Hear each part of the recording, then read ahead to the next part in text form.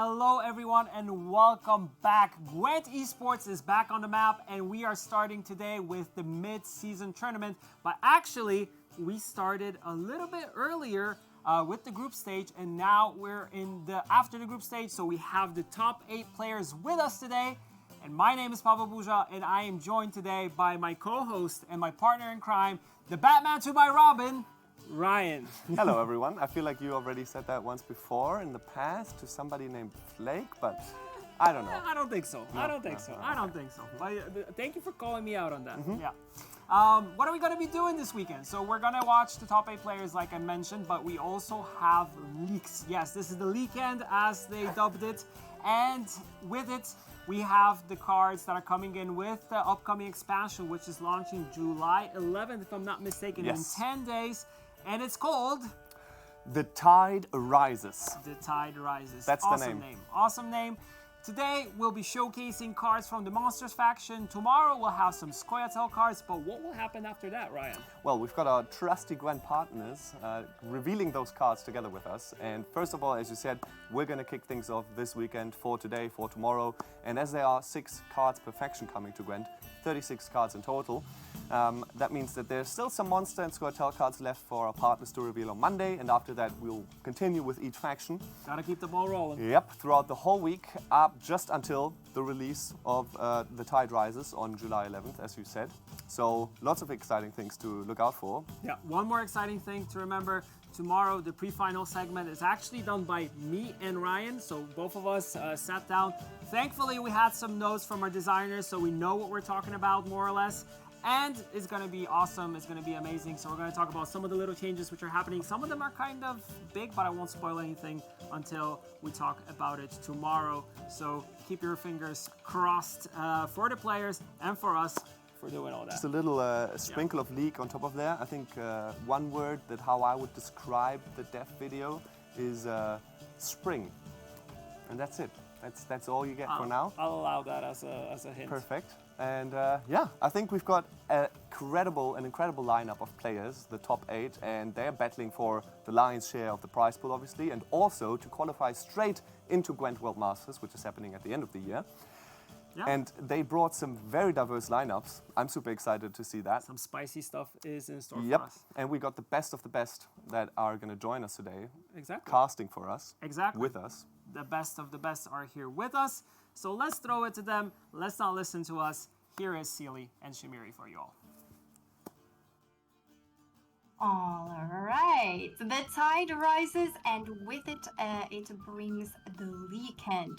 According to the ever so stylish Ryan and Borja, very nicely matching the mid-season tournament logo today. My name is Sealy, and I am here with Shinbury, the one and only caster, theory crafter, streamer. You all know him. How are you doing, Shinbury? Thank you. Lovely intro. I'm doing great. I'm excited to be back here on the big stage. It has been a long time since our last official Gwent esports event, but we've got some of the best 8 top players fighting for the title of mid-season tournament champion for Season 5 World Masters. Exciting times ahead, indeed, and yeah, going to be fun. Yeah, and thanks to the community contribution, the total prize pool of this event was boosted up to a grand total of $21,000 US. Not too shabby, if you asked me. And yeah, let's talk about the format of this tournament. We're still running it online. It will be having a 30-minute delay. Players and casters are going to be connected from home. And Twitch Observer is fully operational, so make sure you take advantage of that. Hover over those cards. We've got some new cards recently that are a little bit more complicated, perhaps, than what was in the past. So make sure you understand and you take advantage of that Twitch Observer. Absolutely. And something else to keep note of is that, as always, we do have some very special rewards for you to unlock in-game when you launch Gwent the next time after watching this event. All you have to do is grab your snacks and get very comfy on the couch wherever you may be watching from home. And for every 2 hours of watching this event on Twitch, you do unlock a new reward. The first reward will be available after 4 hours, but it's a big one. So get excited for 50 meteorite powder, plus the mid-season card back, which you definitely do not want to miss. Then for 6 hours of watching, you do get an ultimate keg, and for 8 hours of watch time, you will get another ultimate keg for some sweet, sweet premium cards in game. So please do remember to claim these drops in your Twitch inventory for every milestone, and don't fret if you can't get everything today. You of course have time to claim these rewards throughout the whole weekend. Yeah, I really like that mid-season card back. A classic, very, very clean. But here we are. We're going to get started very soon with the action. We've got 8 amazing players in our lineup. This event is actually a little unusual, a little extra epic because it's already been going on for a week. Last weekend, we had the group stage where the top 16 players who qualified throughout the first half of the year, were already battling it out in this group stage and had to eliminate half of the 16 down to the top 8 that we have now. And they've seen the deck list. It's been a little bit longer than usual. They got over a week to see the deck list. So they're probably coming in with a really, really strong game plan on how they're gonna dismantle their opponent's strategy. Exactly, 8 players remaining and a total prize pool of 21,000 US dollars. That is really a stacked lineup for today, as we have all 8 players here battling it out for the win. And as you can see here, they are. Our first series will feature Lario versus Kaneki Yamori. Then we have Spelling Bee and Puzzle Express fighting it out in the second series casted by Tia and Lionheart.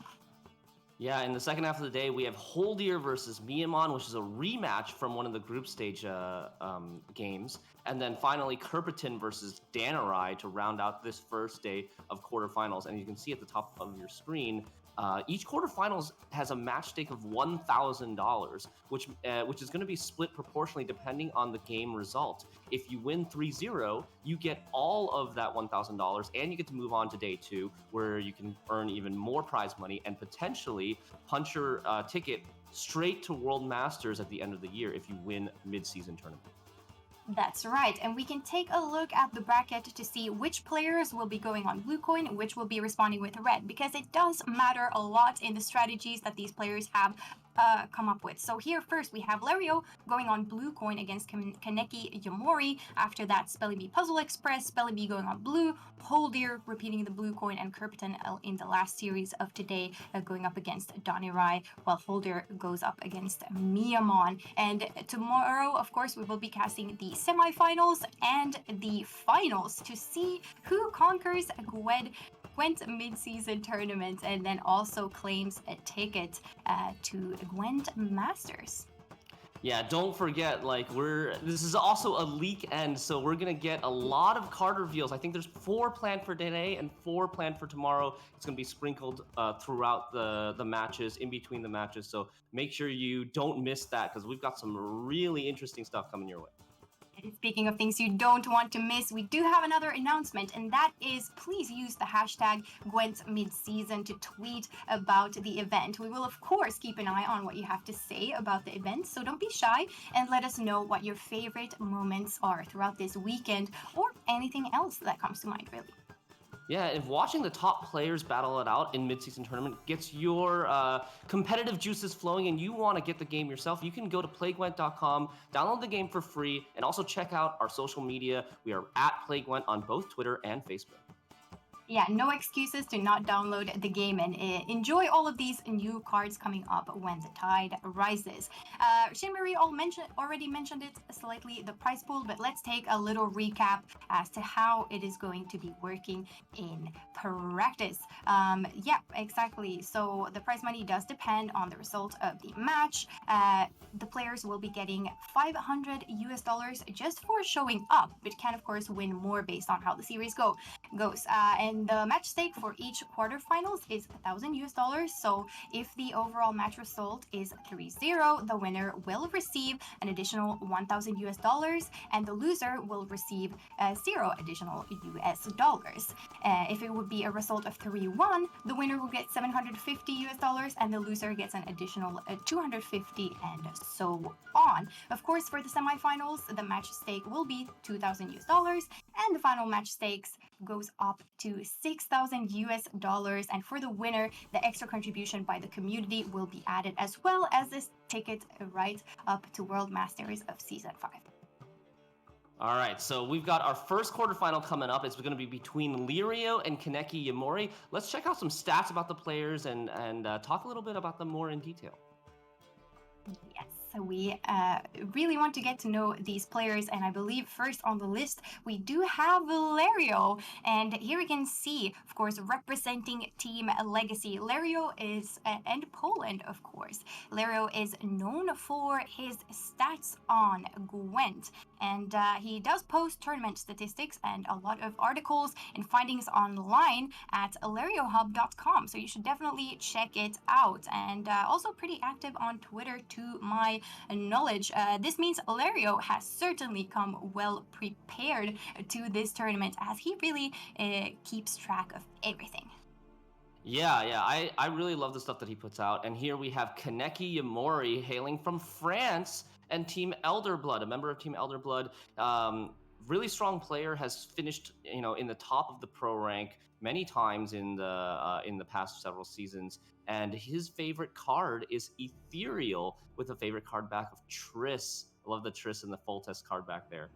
Exactly, and then contradicting this NR favoritism, we also have the favorite faction being Nilfgaard, which I think is quite fun, sort of a best of both worlds moment for Kaneki. And of course, nice little quote here that tells us a little bit about Kaneki's style going into this tournament. It says, "I am a greater believer in luck, and I find the harder I work, the more I have of it." I'm sure Kaneki has put a lot of work into this tournament, and it's going to be very exciting to see how it pays off in the next series. I love that quote. I think, in like all card games, there's a factor of luck involved, right? I'd say it's relatively lower in Gwent, but still, I really love the idea of you make your own luck, because you can do things and you can make certain decisions that help increase the odds of finding what you need to squeeze out a win in those desperate matchups. So I really believe in that as well. Yes, I absolutely agree. The true mentality of a pro player in a lot of competitive games, in fact. But yeah, especially Gwent, and this is how far Kaneki has made it. Now, let's take a peek at the Twitter poll and what you all think at home. Of course, this has been up on Twitter, and according to the statistics of the poll, Lario here would be 65% favored to Kaneki, being the underdog slightly in the upcoming series. Yeah, Lyra is really well known in the community, like you said, because of the stats that he puts out after every tournament, even after every qualifier. I think the thing that really stood out to me, so that he put out something about the group stage last weekend for the mid-season tournament, that something like Arrakis Swarm triple Itter deck actually did very poorly, had like a 25% win rate, and was countered by the control and a lot of the Ursine Ritual self-wound with the Spal Blood that clears out all the drones and stuff. So he really knows these matchups in and out. He knows the statistics, what the numbers say. The numbers don't lie, right?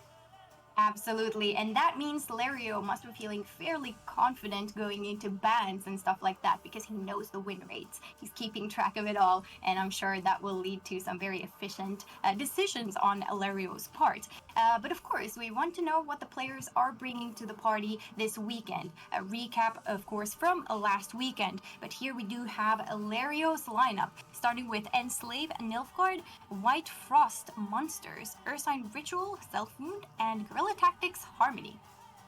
Yeah, so looking at the first list, the Enslave 6 Assimilate list, with a lot of really creative lists, to be honest. I love playing this archetype because every game feels very different. You have to adapt to your opponent's deck to figure out what you can steal from them or copy from them. And a card that really enables this is Taurus Var Emrys, an evolving card that was introduced in, I think, December. And it has the ability to put spying on 3 cards in your opponent's deck, which then duplicates them, creates copies of them in your own deck so that you can play them. And not only that, you can also get them from a card like Terra Nova or a card like Coup de Grace later on. Absolutely, it is a magnificent card, and of course, its second form as well is quite useful if you do not end up playing him in round one, as he plays as an assimilate engine and then picks up a non-doomed unit from your board that didn't start in your deck, and then you can play a card of your choice from the hand. So it can be quite useful to keep him on the board with all of that assimilate value. There he is in all his glory. We can see both forms of Taurus. Really beautiful card for Nilfgaard. And in round one, that amazing reach that you can get with Taurus can potentially win you a round. But that's a lot of the round one points from this list. Yeah, and he does something very different in his phase two, which he evolves after you win a round. And in phase two, he has the assimilate tag, and he lets you potentially replay a unit that you didn't have in your starting deck. You get to bounce it, you get to replay it, get its deploy again. But I think players typically tend to play him in his first form in this deck because it adds so much carryover, so much potential gold value to your deck that you can later draw into. So, I mean, there's different ways to do it, and it depends on if you draw him in round one or not. But I think the preferred way for this enslaved deck is to play him in his first form. All right, and moving on to White Frost Devotion deck. It's sort of on the point slammy side here, and its aim is to get as much use as possible out of multiple applications of Frost. The deck does include an option that can carry over Frost to the next round, and that is the card Tyralia. It also has many bronzes that can reach quite a high point ceiling with many turns of Frost on the board, such as those Foglets and Navigators. And Caranthier and Aridin, for example, are great golds that really benefit out of the amount of turns you get to have Frost on the board. Has potential to put a lot of pressure on your opponent. Quite a flexible deck overall. Again, point slammy indeed. Yeah, classical devotion deck. Devotion is alive, Sealy. Lirio actually has 2 devotion lists in this in his lineup, and he's made it to the top 8 with them. And then next he has Ursun Ritual Self Wound. This is one of the most popular decks in the top 8 at this stage. Self Wound, very, very greedy list with Melusine getting all that carryover by increasing her own base strength. Sigvald is very difficult to deal with since he doesn't actually take damage, and then you have a lot of different ways to resurrect these huge threats. You've got Svalblood as well to deal massive area damage to the entire board. Yeah, exactly. Speaking of Svalblood, high point potential, as you mentioned, it will absolutely destroy any swarm decks with its repeatable effect of damaging the whole board. Ideally, this self-wound player plays only a few units on the board themselves, or mostly units that benefit or ignore the fact that you are taking damage, which is why it fits so perfectly into self-wound, of course. This card makes it so that the opponent has to be constantly aware of the threats and the point reach that Svalblood could potentially apply from a red coin. It can very easily and very fast put those points on the board, and it can become quite scary. So something to keep in mind for the opponents. Yeah, and not only does Svalblood do area damage, it also has this ability where the first time you deal 6 damage to units each turn, it spawns a Svalblood Fanatic on this row. So it generates points for you in that way as well, and you can then potentially in the future or immediately on that turn transform that Fanatic by activating its Berserk 2 into a Bear Abomination, which then triggers Svalblood's AoE explosion again. So we could definitely see situations where Svalblood would nuke the board like 4 times in one turn, and it would be massive point swings potential here with Svalblood. One of the biggest threats, especially to decks that like to swarm their side of the board. And it is so satisfying when it does that. I absolutely love the explosions that this card puts on the board. So I'm hoping that we get to see some of those this weekend. But overall, pretty difficult deck to pilot. Maximizing the points can be very, very tricky. And you have to spend a lot of time on doing maths when you are playing this deck, actually. Now, we can move on to the Harmony list that does include a Shiru as well. The main strategy is that the deck does rely on its Harmony engines to rack up those points in long rounds. The main points of the deck does not only lie in these Harmony engines, but also in the Mysteries of Lock Fiend scenario card, which does become very important to find. And to find that, you can use your Saskia to thin out some of those bronzes early on. And a deck that really, really wants that round control control as well, to be able to go into a long round 3 and perhaps play that Shiru that the opponent also has to be very aware of all the time. You can use your leader charges to set it up, either your opponent's or your own. Boosting is, of course, very nice on this card. But yeah, constant threat that exists, and of course, in a long round 3, you get to really plan it out and how to maximize Shiru's value. Yeah, overall, Lirio brings a really classic lineup, just good decks that he's comfortable with that have been around for quite a while, I'd say. Nothing super new here, but also just something that he's just got a high comfort level. And I think that will help him on the big stage. That's right. Now we can take a look at Kaneki Yomori's list, of course, going on red coin here. Enslave as well, but a slightly different one, or quite a bit different one, actually. Then we have Blood Money Syndicate Golden Necker, as well as Panzer Maneuver Erland Carryover, and Nature's Gift with those Equinox cards. So we can check out this Enslave deck for starters. It is primarily the blue coin deck to start off with for Kaneki, and it aims to thin quite a lot in round 1 while also putting a respectable points of its own on the board with Blightmakers and Magni divisions. There is a Trahern in this deck as well that can prove quite devastating if you manage to discard your opponent's win condition. Imagine if Kaneki would be able to catch the Lock Feint scenario from Lario, or perhaps even Swablood of Skellige that we mentioned being so powerful, can have a huge impact on the game, of course, going forward. Lots of removal and interaction in this deck, and of course, it does have the Erudite here that it tries to grow, which is part of the reason it likes going on the blue coin. Yeah, Erudite is an echo card that damages an enemy unit by 0, but that number grows every time you end your turn with more points than your opponent. And that's a lot easier to do when you're going first in the game, because you're effectively getting an extra turn every time it's checking the score, right? So that's why we think this deck is going to be a blue coin deck for Kaneki Yomori. Erudite, very powerful not only for control, but also for points at the end of the game, can grow up to something like 16 damage, which you get compensated even for overkilling your opponent with this card, which is very, very nice. But right. overall, I think like the big difference between Kaneki's Enslave and Lyra's Enslave is this. Kaneki's playing Enslave 5 and a much more control-ier version of Enslave 5. Not as much assimilate, not really as many points on his side of the board, but aiming to disrupt his opponent's strategy. Absolutely. Some point slam in the end there as well with those Nausicaa Sergeants and Ramon that can go on top of it. Blood Money Syndicate is next up with Golden Necker. Quite the flexible deck that has a lot of bounty and poison. Has answers to basically any threat, while also having very threatening engines on its own side. For example, the Poison Brothers, a good example. The most powerful play, of course, lies in the Golden Necker, as it can apply multiple engines in one turn on the board the opponent easily gets overwhelmed by, or it can enable one-turn poisons, which is really useful with this deck with the Salamander Hideout. So while the deck has a big weakness against veiled units, since it relies on these statuses a lot, there are not too many of those around currently, which is quite nice for this deck.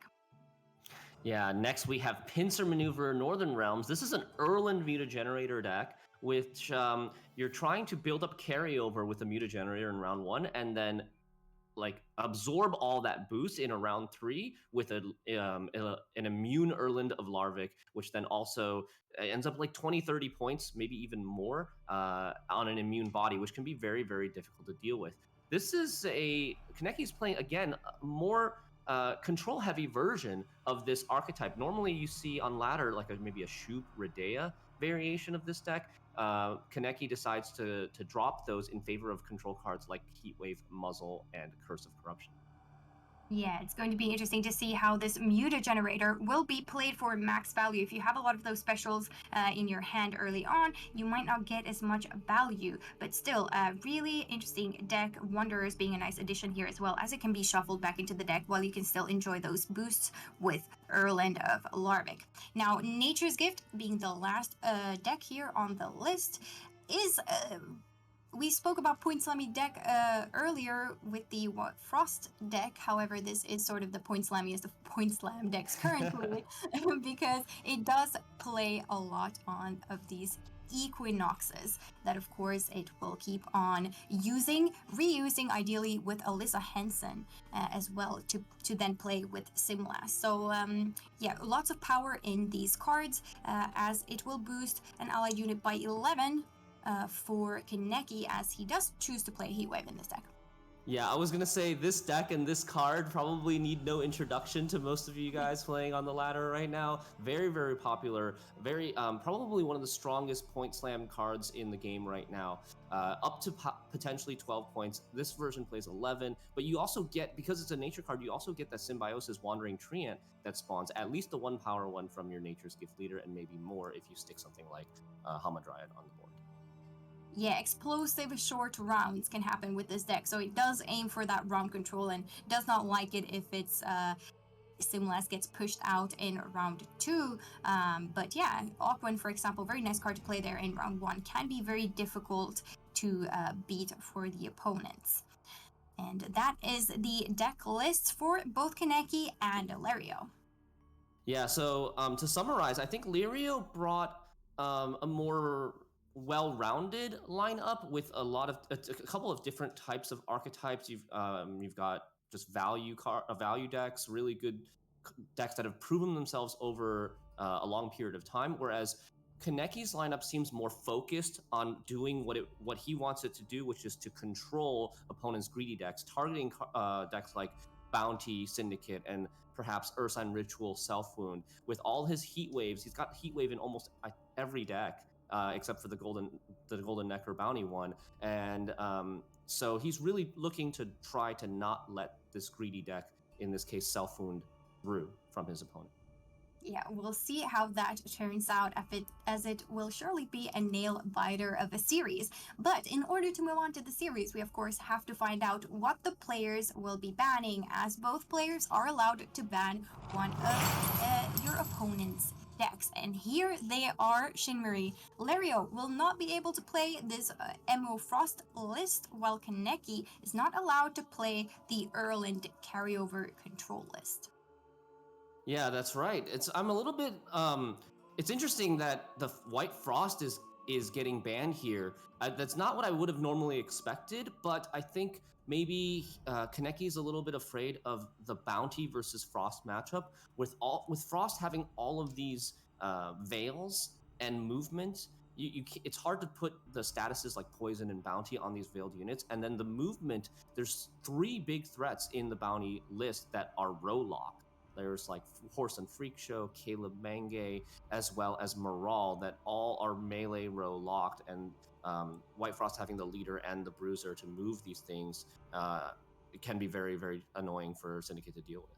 Yeah, overall pretty flexible deck that can adapt nicely to the strategy and can threaten winning those round 1s and then pushing out vital combos. On the other hand, Kaneki here not allowed to play the Northern Realms list, Lario deciding that there is too much control and too much deck carryover happening. Of course, the Northern Realms list might be at a slight disadvantage early on, but as it builds, it has so much power that is really, you cannot do much about that immune Erland potentially coming down late, as it is a immune unit. So it makes sense that Lario decides to ban the Northern Realms list here as well. Yeah, all right, and I think we're jumping into our first game here. It is Lirio versus Kaneki Yamori. This is game number 1 of the first quarterfinal of the Mid-season Tournament Season 5. We have Lirio on Harmony on blue coin versus Kaneki on Nature's Gift Symbiosis on red. Very, very exciting. Of course, Lario bringing this list on blue coin to really help win that round 1. But Kaneki has a ton of points of his own. Has to find potentially an Equinox here as well. Can be tutable currently. And has the chance to potentially overwhelm Lario. And Lario might find himself in a difficult spot if the round 1 is not won. Because ideally, you want to get some of those, or get to that long round really, because Kaneki's list does not have too much control except for that Heat Wave in the Squirtle list when it comes to ultimately a long round. And starting off with the carryover version of Dana here, Lario's whole deck is going to be boosted now unless Kaneki can deal with this Dana. Yeah, and like you said, Nature's Gift Symbiosis has a difficult time dealing more than 5 damage. You've got the Nature's Rebuke that deal 5 damage, but other than that, Heat Wave is your like main answer, and you've got maybe Pawn Keepers if you have a tall enough Wandering Treant to throw at your opponent's targets. But with the early Dana at 7 power, Kaneki has to either commit a Heat Wave, which he doesn't have currently in his hand, and then not have that Heat Wave for the scenario later, or allow this Dana to build a massive amount of carryover in Lirio's hand for later. Now Aquan is being played here by Kaneki, a really nice card that will end up getting a lot of value in a round, as it is not going to really be shut off easily here by Harmony. Harmony, of course, not interacting very much with the opponent's deck, so this Aquan can still rack up a nice amount of points for Kaneki in this round. And for now, that Dana is safe. Lirio potentially thinking about playing out the Saskia, or deciding that it's too big of a commitment and perhaps the round is won some other way. But Lock Feint has been found in Lario's hand, which is really nice. Don't necessarily need the thinning from Saskia right away. Might just want to get some boosts on that. Hope that Kaneki, not being able to deal with this Dana very fast, gives up the round and doesn't let that tick anymore.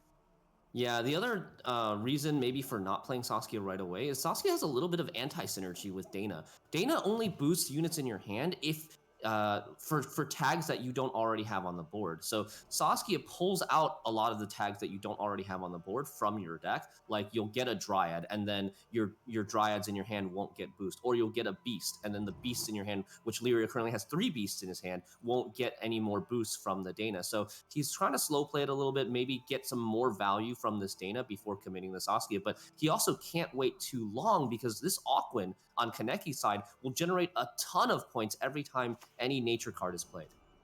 Yep, and of course infusing all of these Dryads with the nature tag, that is what is slowly but surely starting to happen on Kaneki's side of the board, as he plays out this Naiad Fledgling to begin with. Of course, Simlas in hand, Alyssa with that Equinox that is going to go into the graveyard at some point into this round, and Lario, of course, no graveyard removal here to deal with that Equinox that goes into the deck, so can be played here in round 1 and safely put back with Alyssa for Kaneki. Yeah, that's true. I wonder if Kaneki will try to greed and go for like a Seer of some sort to try to double that Equinox and potentially put 2 Equinoxes back into the deck and then play 3 of them with Simlas later. That's right. There is 1 Seer in Kaneki's list to be played. Now, Lario does decide to play out this Saskia, as she will start thinning out those cards. Definitely a threat here from Lario, making round 1 more difficult for Kaneki to overcome. And Lario pulls out a poison, 1 of 5, so it is not the end of the world that it comes out here. But currently no poison finisher in hand, and Lario is going to have to start playing out some of these carryover cards from hand, but Chameleon nicely would be proccing that Harmony, for example, if it were to come down. Yeah, and it's nice that the Dryad, the Forest Whisperer, comes out on the range row, because, it has deploy on the melee row, but when you summon it with Saskia, it doesn't get its deploy anyway. On the range row, it has an order that can give you Vitality 3, so a few extra points there for Lirio with that row positioning. Absolutely, and here we see Kaneki deciding on what to do with this Maxi. Showing the deck, of course, being able to shuffle it or leave it as is. Exactly. And what's really interesting here for the long term of this game between Lirio and Kaneki, there's a really difficult guessing game for Kaneki here, not knowing how much power Lirio's Shiru is at. Shiru is going to be a big win condition for Lirio and potentially can wipe Kaneki's board. But is Shiru at 3 power in the deck, or is Shiru in hand? And if Shiru is in hand, the Dana would be buffing the Shiru, right? So the Shiru could potentially be something at like 7 power right now if he was in his hand, because there are no elves on the board, and Dana would potentially be buffing any elves in Lirio's hand for these first 4 turns. That is right, something that Kaneki has to be keeping track of at all times. Of course, we know the answer, but Kaneki does not. And speaking of no elves as well, nice for Lario to be able to proc this on Sade Saber once some more of those Harmony units are on the board, perhaps for a little bit more additional value. And Kaneki here, on the other hand, is deciding on what to do. Rebuke coming down on this Dana. Now at 5 power, next turn, she is gone if Kaneki decides to spend the other Rebuke on her. But Dana also has Harmony, so like clicking the Chameleon or clicking the On-Shade Saber will trigger her Harmony and boost herself up out of the second Rebuke range. So I'm not sure if Kaneki really intends on being able to kill this Dana, or he's just trying to buy a turn here. Or is there something else at play? Potentially just trying to stay in this round, trying not to lose it, and trying to retain round control. Yep, still a pretty close point gap going on here. Lario now does play a Dryad, and as you said, potentially clicking this Chameleon here, putting the Dana then up to... Okay, not clicking the Chameleon just yet, but rather using the stratagem here, but putting her up essentially to 7 power. Now clicking the Chameleon so that it doesn't come out with the Elf tag early and in Therion even popping out here from Saskia. A lot of stuff happening here on Lario's turn, and as you can see, the point gap is quite big now, and Dana back at 7 power, not within Rebuke range anymore. Yeah, exactly. A big lead for Lirio here, and look at how much hand buff is in his... how much carryover value is in his hand. Dana really doing a lot of work here in her first form. But slowing down a bit now that a beast is on the board, but still, the Witcher and the human are still getting some buffs. That's right, looks like Fob is coming down here from Kaneki on the other hand, continuing to boost the Symbiosis, plays another nature card, and the Seer is an option here for Kaneki to take. As said, potentially now this Equinox could come down on the Seer for a serious threat from Kaneki's side of the board, and of course we know Lario cannot quite deal with it here. The Seer is a serious threat? Is that what you're saying? That is what I'm saying. A serious threat with 2 E's. Yes, this what was a 26-point lead is now kind of child's play for Kaneki with this threat of duplicating the Spring Equinox on this Seer, and we see Lirio has no answer here. It would have to be maybe some sort of lucky Simulus into a double backup plan, or a commitment. I don't think Shiru could even Scorch the Seer at 6 because it would be higher power if it was in hand. So Kaneki can play that Seer with confidence. Yeah, exactly. It is staying there, and Lario knows what is coming up ahead, starts playing some of these carryover cards, still fighting for the round. Definitely whoever wins this round is in charge. Lario wanting to go into that long round 3, perhaps, and Kaneki, of course, on the other hand, wants to keep these Equinoxes, wants them not to go anywhere, and here it is, pretty close still as the Equinox comes down on that Seer, gets played twice. Now Elisa has 2 Equinoxes in the graveyard that she can happily put back for Simlas to use. And this was well calculated by Kaneki. Now he's up exactly 1 point with the 4 vitality that he has on the board versus the 1 vitality that is on the, well, just 1 unit on Lirio's side of the board, the Gnome, Percival, with the vitality. Forces Lirio to play another card, using up more of his carryover, and Kaneki can now decide if he wants to keep going or maybe just bow out at this point. Look at this 25-point Percival, not going anywhere. Of course, no Heatwave there in Kaneki's hand, but it is certainly doing a lot of work here for Lario. Now the question is there still something for Saskia here to pull out, as she has there one should more be dwarves, cooldown. yes. Nice. There are going to be dwarves. Indeed. And a Dwarven Mercenary. There's 2 dwarves in Lirio's deck. The Mercenary just comes down as a 7 immediately, whereas the Berserker takes a little bit of time to get that 7-point value. Look at all of this vitality now as the Caress comes down here from Kaneki and has 5 vitality pings and 2 more for the round after. So that is quite a lot of points. Now Lario can decide what to do. It is starting to look a little bit committal with that Lock Fiend, with the last Antherian, and then again the Lake Guardian. Wait.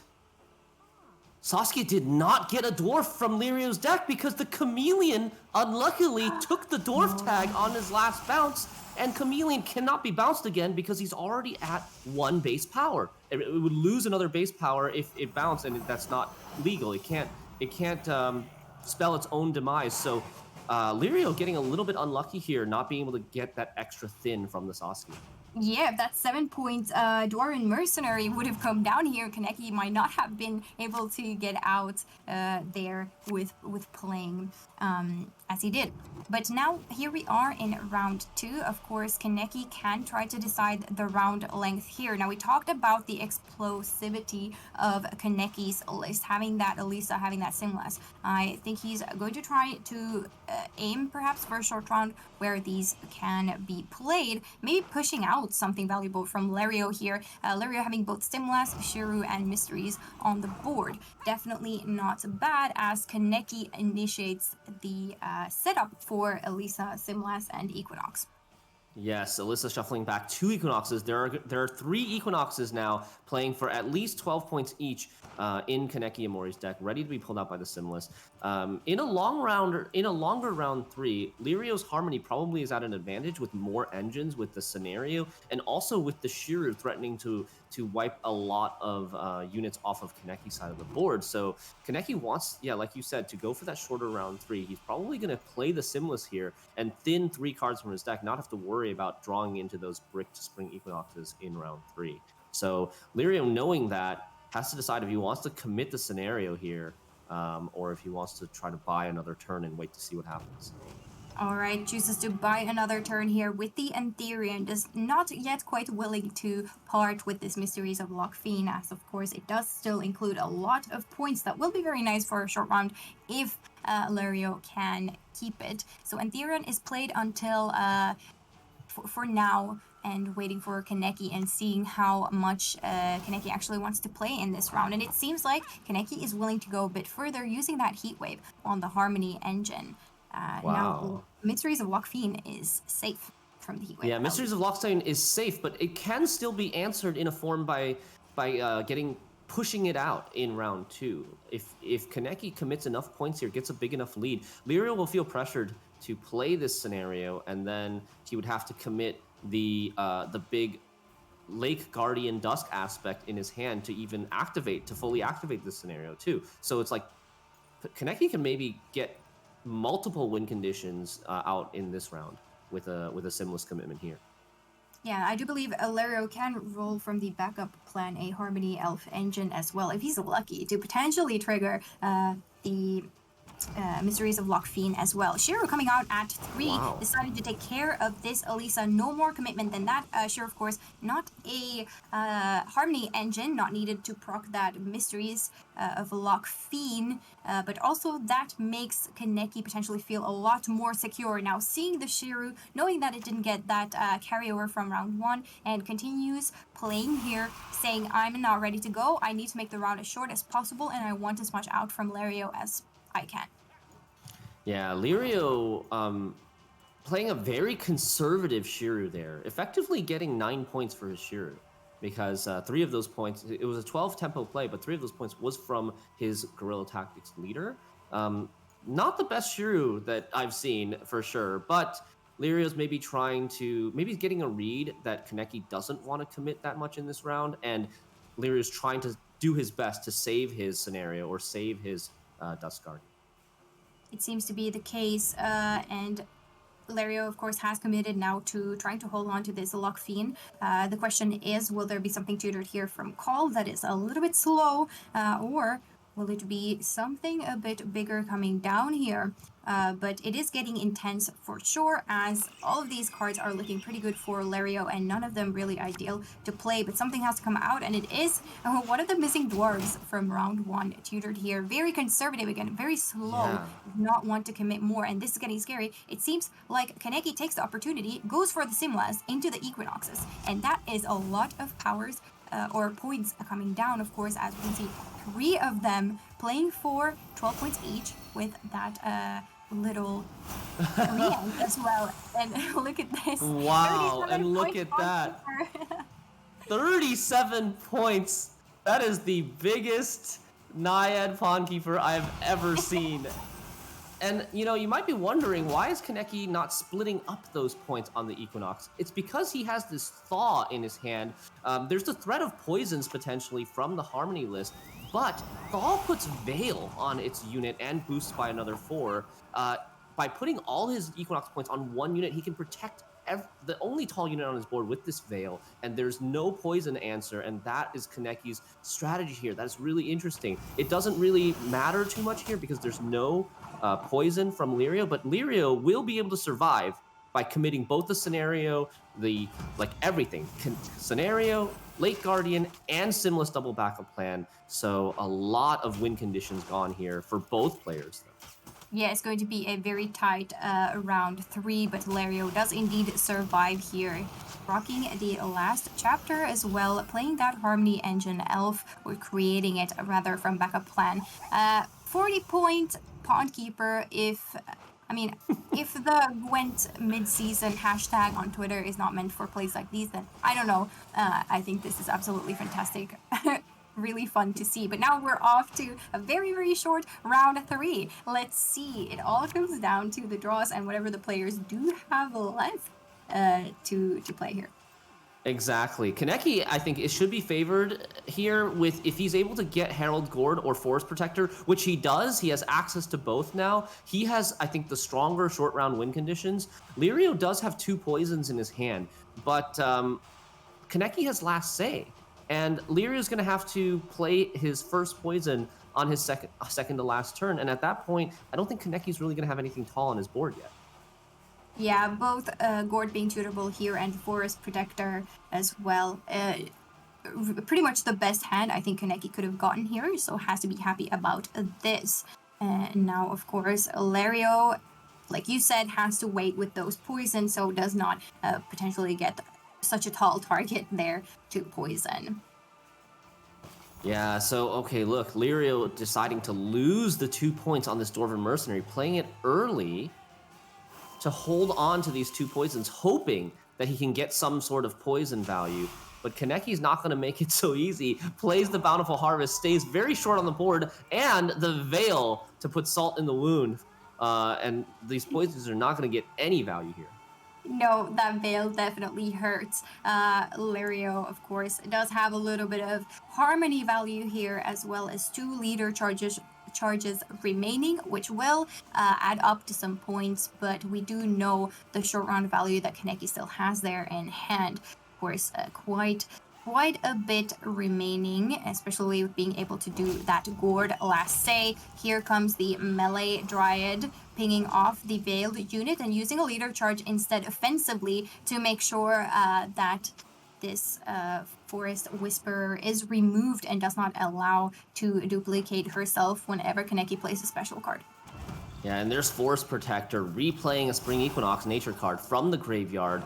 Another 19-point play by Kaneki Yamori, huge here. And Lirio, unfortunately, is going to lose game number 1. His Harmony list not being able to prevail versus the Equinox. Kaneki Yamori up 1-0 in our first quarterfinal. Masterfully played here and really showing what might happen to Squirtle Harmony if Harmony does not get to have a last save. Really scary stuff. Yeah, I don't know what's up with my camera. For some reason, you guys can't see me. I think it's on. I'm going to try to on here.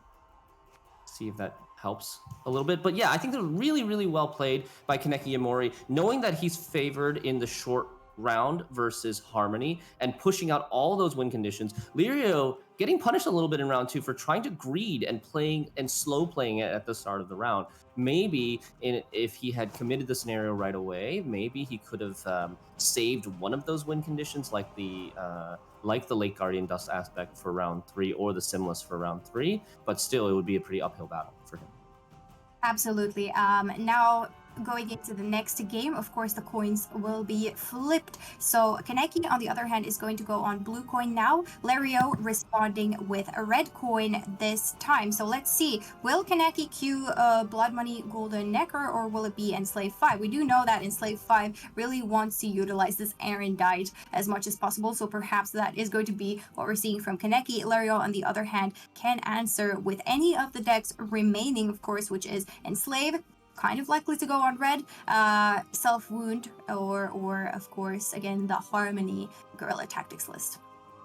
Yeah, I think in a potential Enslave Mirror, that the Enslaved 6 of Lirios will be very favored with all the Assimilate being able to be copy a lot of good cards like Ramon or Arturus Vigo from the Enslaved list of Kanekis. So we could potentially see that because, like you said, both like in Kaneki's Enslaved wants to be blue coin, Lirios Enslaved wants to be red coin, but the players, there's a little bit of a mind games here, right? Because both players can probably figure out what is the standard preferred coins, and maybe they'll switch it up and do something unintuitive to just keep their opponent on their toes.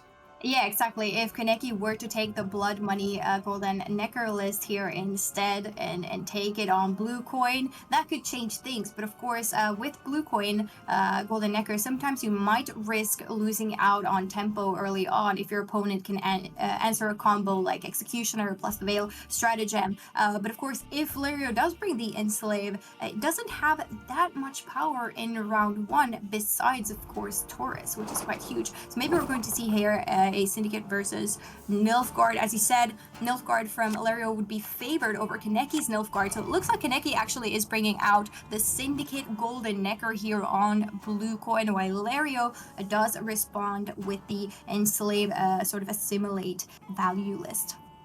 Yeah, smart queuing order by Kaneki, I think, here. Like this, Enslave has a difficult time, Enslave Assimilate has a difficult time against Golden Necker Bounty because there's not that many great things to copy. It depends on, there's only a couple of good targets, and I think most of those good targets are actually in Kaneki's round one hand, so Taurus is not going to be able to get them. Like Moral, like Tunnel Drill, I think are two of the best targets that you can get.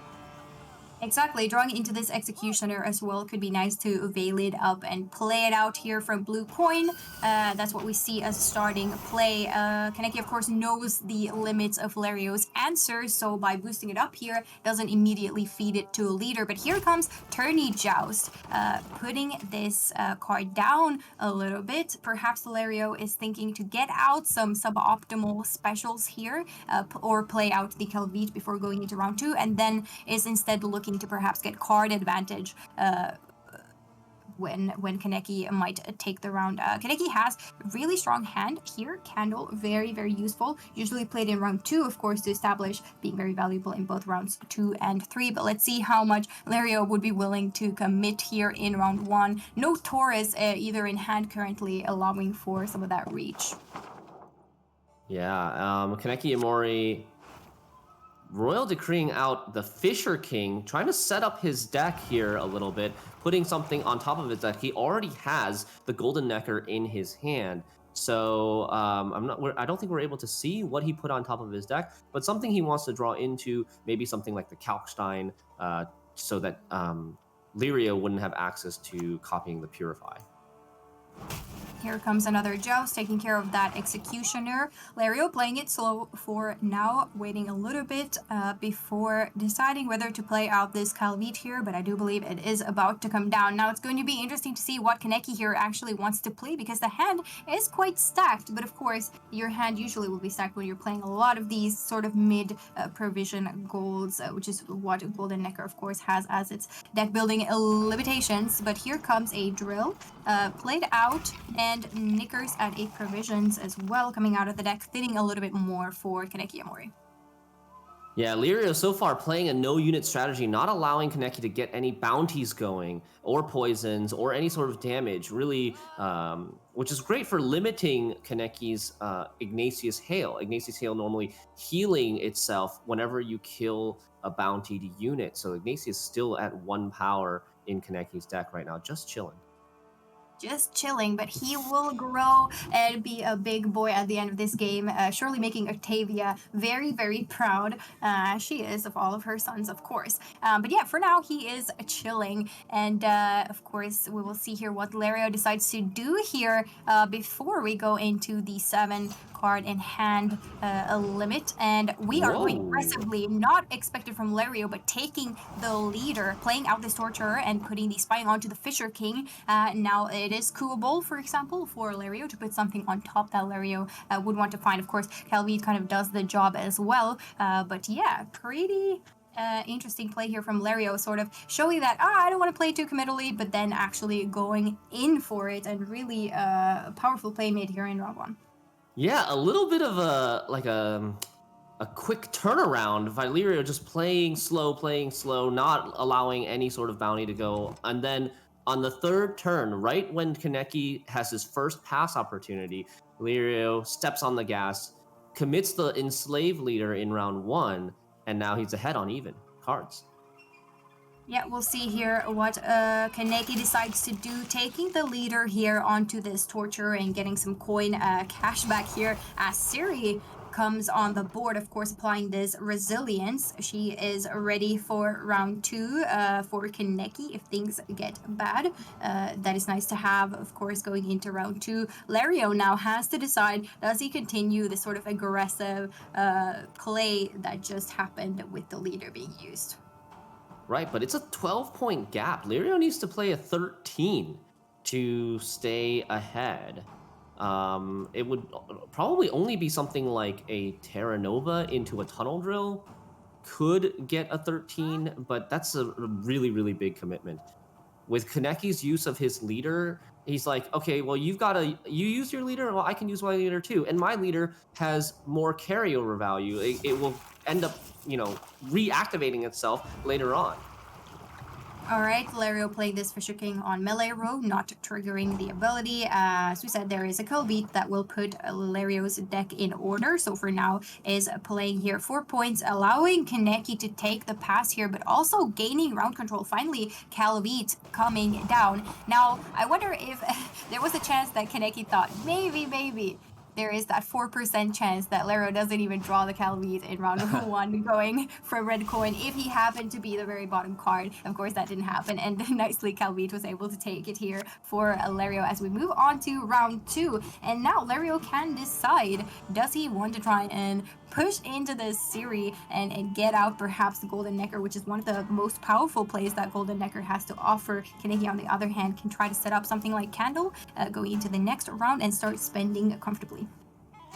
Yeah, unfortunately for Lirio, not drawing the Vincent in round 1, wasn't able to answer this Siri Nova, so Kaneki does have a head start in this round as he tries to defend the bleed with this 8-point body on Siri Nova. Yep, Poison going back here. Some slower plays available. Let's see that Golden Necker, of course, has the hideout available if that were to come down. And then the Fistic that was put down, maybe allowing for 1 turn Poison if things get tight and Kaneki has to commit something like that. But let's see what Ilario as well decides to do here. He wants to commit some cards, of course, very valuable hand now that the Kelbeat has been played. But we'll see. Yeah, and Lirio, we saw Lirio mulligan those bronzes to draw into more golds. I wonder if that means he's going to try to push really deep in this round, put a lot of pressure on Kaneki, and try to force out a lot of those engines. I think traditionally, Bounty should be favored in the long round 3, and as it ends up having maybe too many threats for Enslaved to control here, especially now that the Enslaved leader has been used. So I will really think that Lirio is going to try to push here in round 3. Fall Siri gets played here first onto the Tourney Joust, which of course pierces the shield onto this Siri Nova. And the false Siri, on the other hand, we have some Siri action here going on. But false Siri will, of course, keep growing and then move on over to Lario's side. So it's nice to get that out early. Also not very committal yet. Yeah, so False Siri is a really big engine if it is allowed to return back over to your side of the board. She has a Grace 8, which moves her to the other side of the board. So Lirio's really hoping by playing her early that there will be enough turns in this round to get the Siri back and ends up being an engine for him instead of Kaneki. So what can Kaneki do about that? Kaneki could self-poison the Siri with the Gellert twice over 2 turns, and that looks like exactly what he's doing. Playing the Gellert. Gellert's immune, so very difficult to answer, pretty much impossible to answer for Lirio at this point. And the next turn, this false Siri is going to die before she is able to grow to 8 power.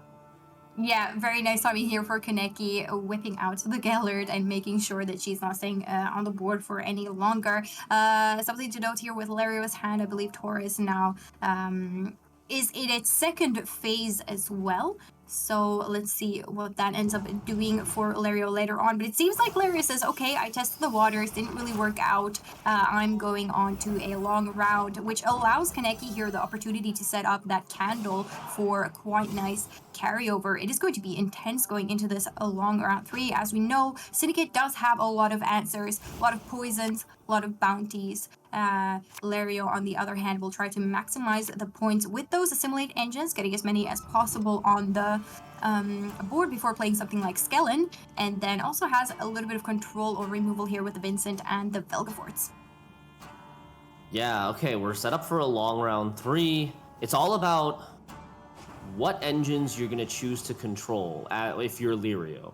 You've got Vincent as an answer. You've got Stefan Skellen doing 8 damage. And then you have a Vilgefortz for a hard removal. But you have no Enslave Leader, and you maybe can find something from a Lydia or a Ku or a Terra Nova, depending on what you're able to copy. I think the key here will be, can Lirio kind of combine some of these smaller potential answers, like a Terra Nova, into a Tunnel Drill or a Ku onto something to answer some threats?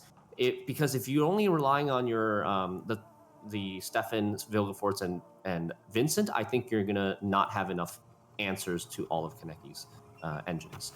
Yeah, that's right. Lydia could synergize there a little bit by creating a spell as well, perhaps giving a crime or some coins for this drill that is currently sitting on our Todd, as Taurus wasn't played in round 1, so not really many spying targets applied in round 1 for Lario. However, lots of engines, like you mentioned, Shin Marie, I believe Golden Necker could keep pulling out some more once it ends up on the board with the Horson's Freak Show, for example, coming down. Yeah. Another threat to really remove some of those assimilate engines from Lario's side of the board. So it is looking quite scary. And of course, we mentioned Ignatius as well. He is chilling somewhere and does decide to come out at some point, or he's staying in the deck, and then, you know, Vilgefortz can do Vilgefortz. I mean, Ignatius currently What still at 1 power. Still at 1 power right. in Kaneki's deck, so not looking great at the moment. Maybe Kaneki just intends not to play him, or if he might get him from the Golden Necker, but we'll see. Yeah, we'll see. And perhaps if he gets to be played on the board, he can slowly grow in peace, as there are more pressing engines for Lario, of course, to remove. This looks like Lirio's Lydia. Yeah. Front row Lydia to create 3 random Bronze Syndicate specials, but doesn't get the very clean answer for killing this Executioner. Instead, decides to take a Confession Extractor that gives him 4 coins and also gives him damage on the next 3 bounties. But will he actually be able to utilize these coins, and will he be able to utilize this bounty aspect of this special? How is he going to put bounties on Kaneki's side of the board as milk card?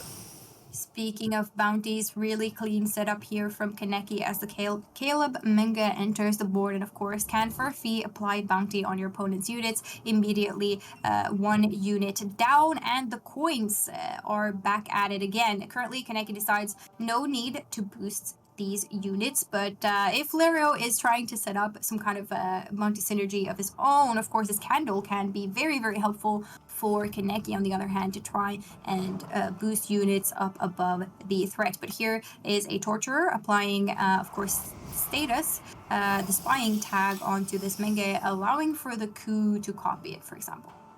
Yeah, both Ku and Terra Nova can get Menge now, and that can be an avenue which Lirio uses to put bounty on Kaneki's units to get some advantage from the Confession Extractor that is now in his graveyard that he created from Lydia.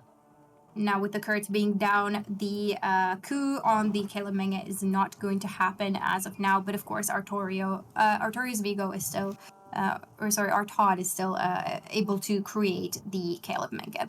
But we'll see how things go. Kaneki taking it slightly slow, keeping a lot of these answers in his hand yet. Not quite ready to play that Golden Necker either, as the timing of that becomes quite important, wanting to get that Salamander hideout on the board. And yeah, either I think it's Ignatius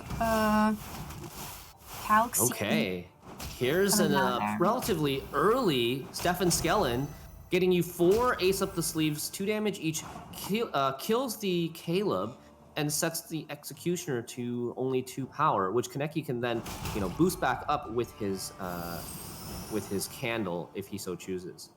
Yeah, probably has to do that. Otherwise, that one instead would fall into coup range if Lario wanted to do that. But yeah, very, very fast boost there coming down from Kaneki. Yeah, and we saw the Tesha Mutinous Sword using to kill that, I think, 9 power Torturer. Because the Torturer has Veil, it's actually a downside here with the Tesha Mutinous Sword dealing an extra 5 damage because of that Veil status.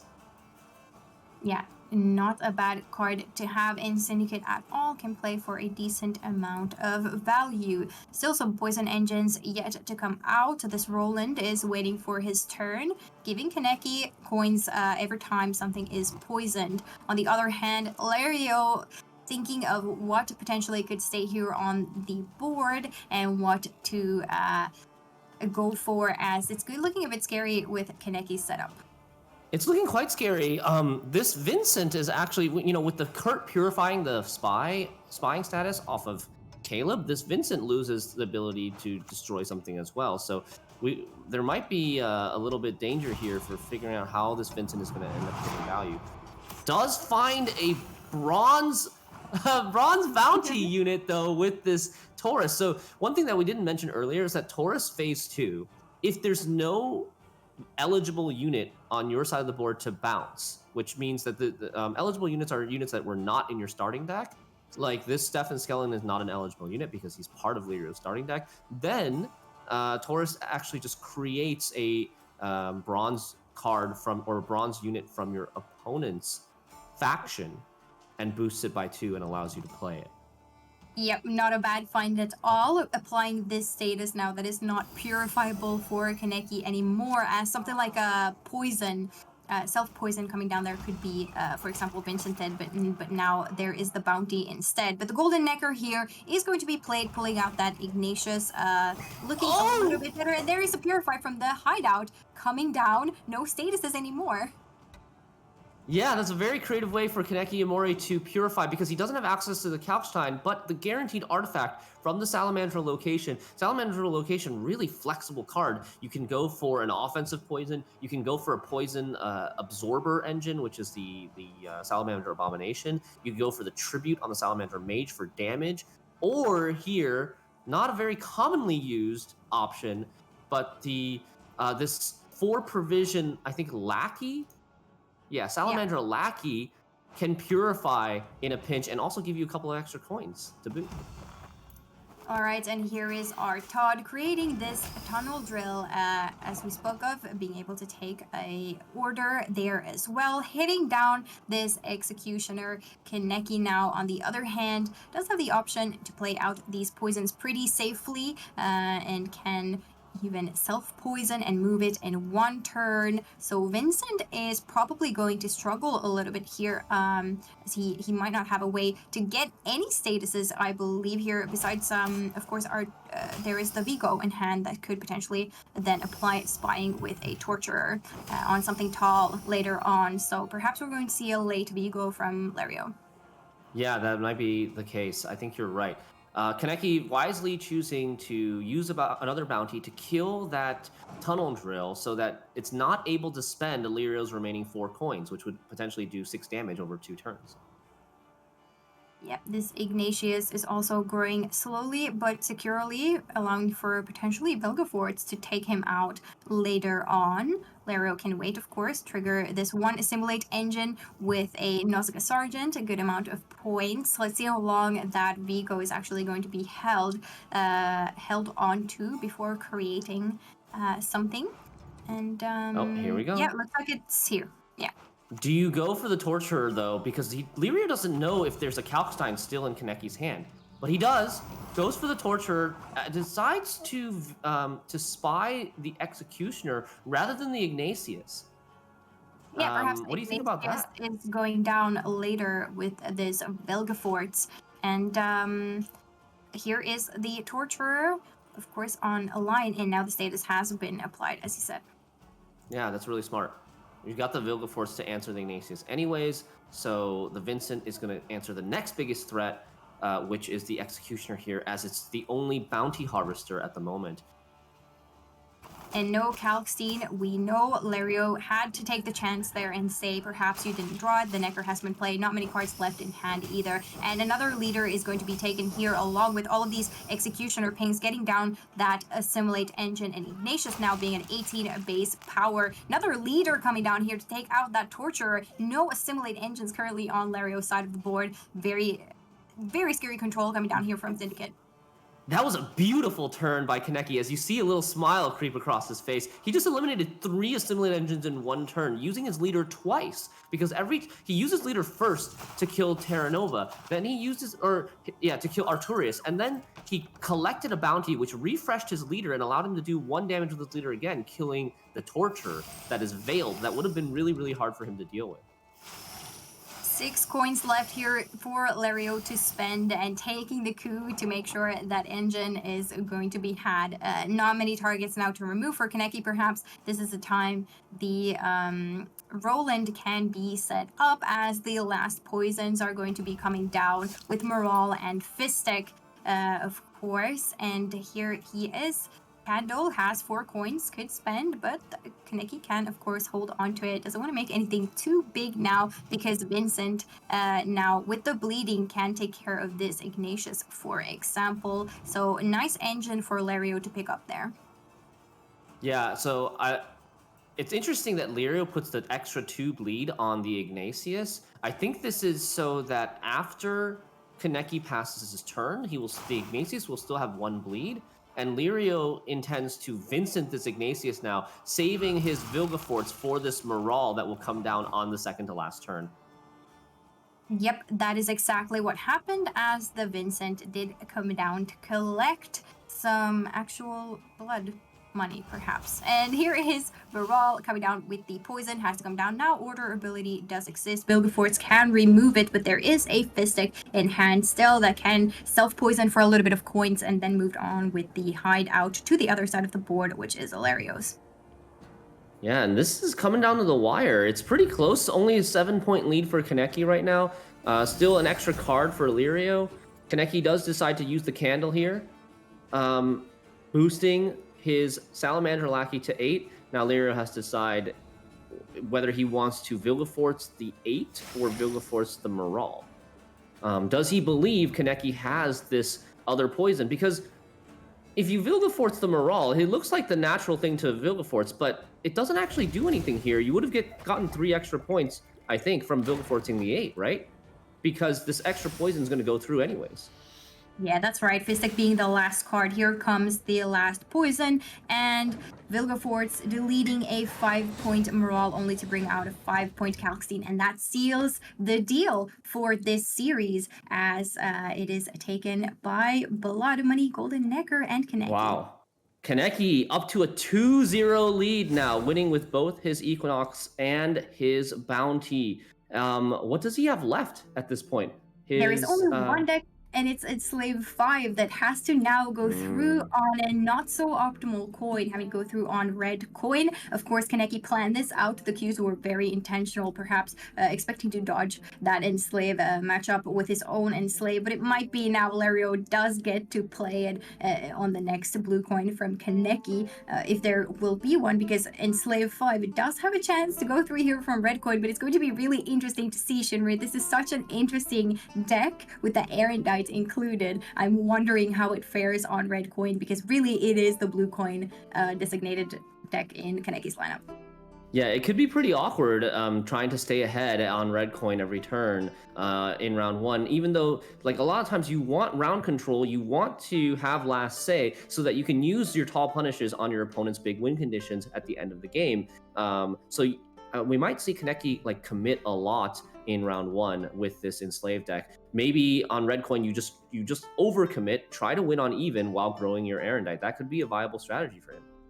It's going to be interesting to see, but of course, Lario can now decide to bring any of the 3 decks available. Probably not the Enslaved from red coin, I don't think. We do have the option of Harmony, or of course Self-Wound from blue coin. Then it would be for Lario again. Yeah. There's going to be, I think the easiest matchup for Lario, if he wants to take a win here in game number 3, would be the Enslaved Mirror. Okay, interesting. We might see it then. It's blue coin, so It's the Scoia'tael Scoia'tael. list does go first here from Lirio, perhaps wanting to get that red coin instead. And now Kaneki here has the red coin in this game and has to ideally thin the deck quite a bit.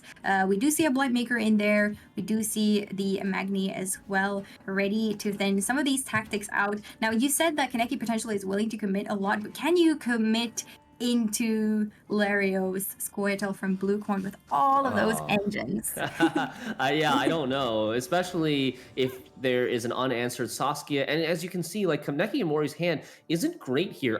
In round one, having double Nausicaa's Sergeant, they're not really playable in round one because they only play for 4 points. And yeah, so with those two kind of semi bricks in his hand, I don't know if he's going to be able to stay in the round long enough to actually contest to win on even. Especially against things like Saskia, Dana, and potentially the threat of Shiru. Yeah, that might allow Lario to play slightly more conservative here in round one as well, knowing that Kaneki kind of has a list that might struggle just a little bit in terms of making up for those points here in round one. Can wait for that Saskia. Of course, the thinning is nice because you do want to find your Luck Fiend later, but Lario might have a bit of an easier time here actually getting round control, which is something we didn't see from Lario in the first game, but something that this deck really, really wants. So perhaps Lario is able to get it here. We do see the Call of the Forest coming out, tutoring out this Saskia, of course, so that it allows to thin the deck, and again on range throw, nicely placed, allowing for this for the order ability to be used on the Dryad. All right, and here we see a Magni division with an assassination being played. And notice how Kaneki does not decide to use the Ramon on the Magni division. Magni division really being the only realistically copyable soldier for Ramon in round one, as we talked about those sergeants not really being round one cards. So I think that's a indication that Kaneki is looking to pass this round maybe relatively early, since now he has kind of like extra Ramon that's not great in his hand either. It's going to be interesting to see what the last card from Kaneki would be, because the Slave Driver could not really, I mean, there are no tactics anymore. You have the War Council, but you don't want to play right? War Council in round one. So, because so what you want else to would you save play that. here? Huh. That's a Just because great there are no question. more Magnis for that Slave Driver to hit, no more tactics in hand, which is the unfortunate part. So something kind of committal might have to come down here from Kaneki that he's not hoping to play. Yeah, I'm not sure. You don't want to play the War Council and then lose round one, and then Lirio wants to go into a long round three anyways and not really play round two. I think Lirio is happy to go into a long round three with Harmony and all of its engines. And it's like Kaneki does have answers like Heatwave for the scenario, but from my experience, I think Harmony is favored in the long round in this matchup just because Kaneki's answers aren't that efficient and Lirio's threats kind of spread out their points a little bit. And so here we see Kaneki actually just throwing away the Slave Driver, not even bothering to copy the Magni division, copies a Blightmaker instead and just plays it for 3 points. Yep, that's right, and that seals the round as Lario can play this Chameleon down here for a little bit of added carryover onto the Lake Guardian Dusk aspect, and moving on, as you said, very likely into a long round three where Harmony and this Shiryu gets a nice moment to shine. And Kaneki, on the other hand, of course, not really developing this Erendite. Keep in mind that is somewhere in Kaneki's deck, which might not be a card he actually wants to even see, depending on how things go. Yeah, Erendite only at 1 power right now. Very, yeah, very, not ideal. very sad Erendite. Lirio taking his time here, he could just pass. I wonder if he's thinking about playing anything extra or if he's just using this time to plan ahead and figure out his round 2 and round 3 strategy. Yep, might be the case. The rope is there for a reason, and you can use it all if you want to. Lario really having to think a lot, because if Kaneki gets this deck through, he has won the series, and Lario cannot let that happen. But yeah, progging more carryover here and playing out that second Forest Whisperer as well out of the hand before really indicating to us that indeed it's what's going to happen. We're going to see a long round 3.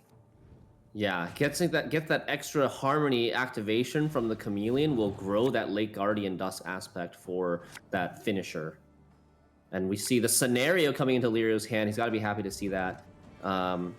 That's a card that's difficult to draw. You don't have a tutor for the scenario, as the Call of the Forest isn't able to get artifacts. But with the scenario in hand, Lirio's got to be feeling really good about the long round 3 now.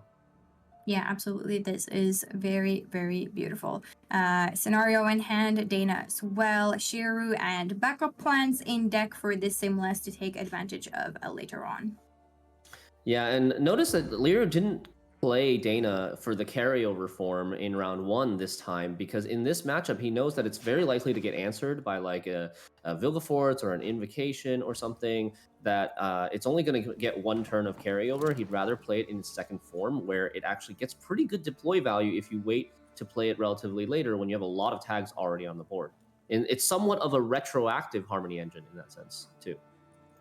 Yeah, absolutely. And yep, getting ready here for that round 3 as we speak. Dry Pass, of course, coming along. Kaneki here can decide what to do. There is the Blightmaker, could still thin something if need be.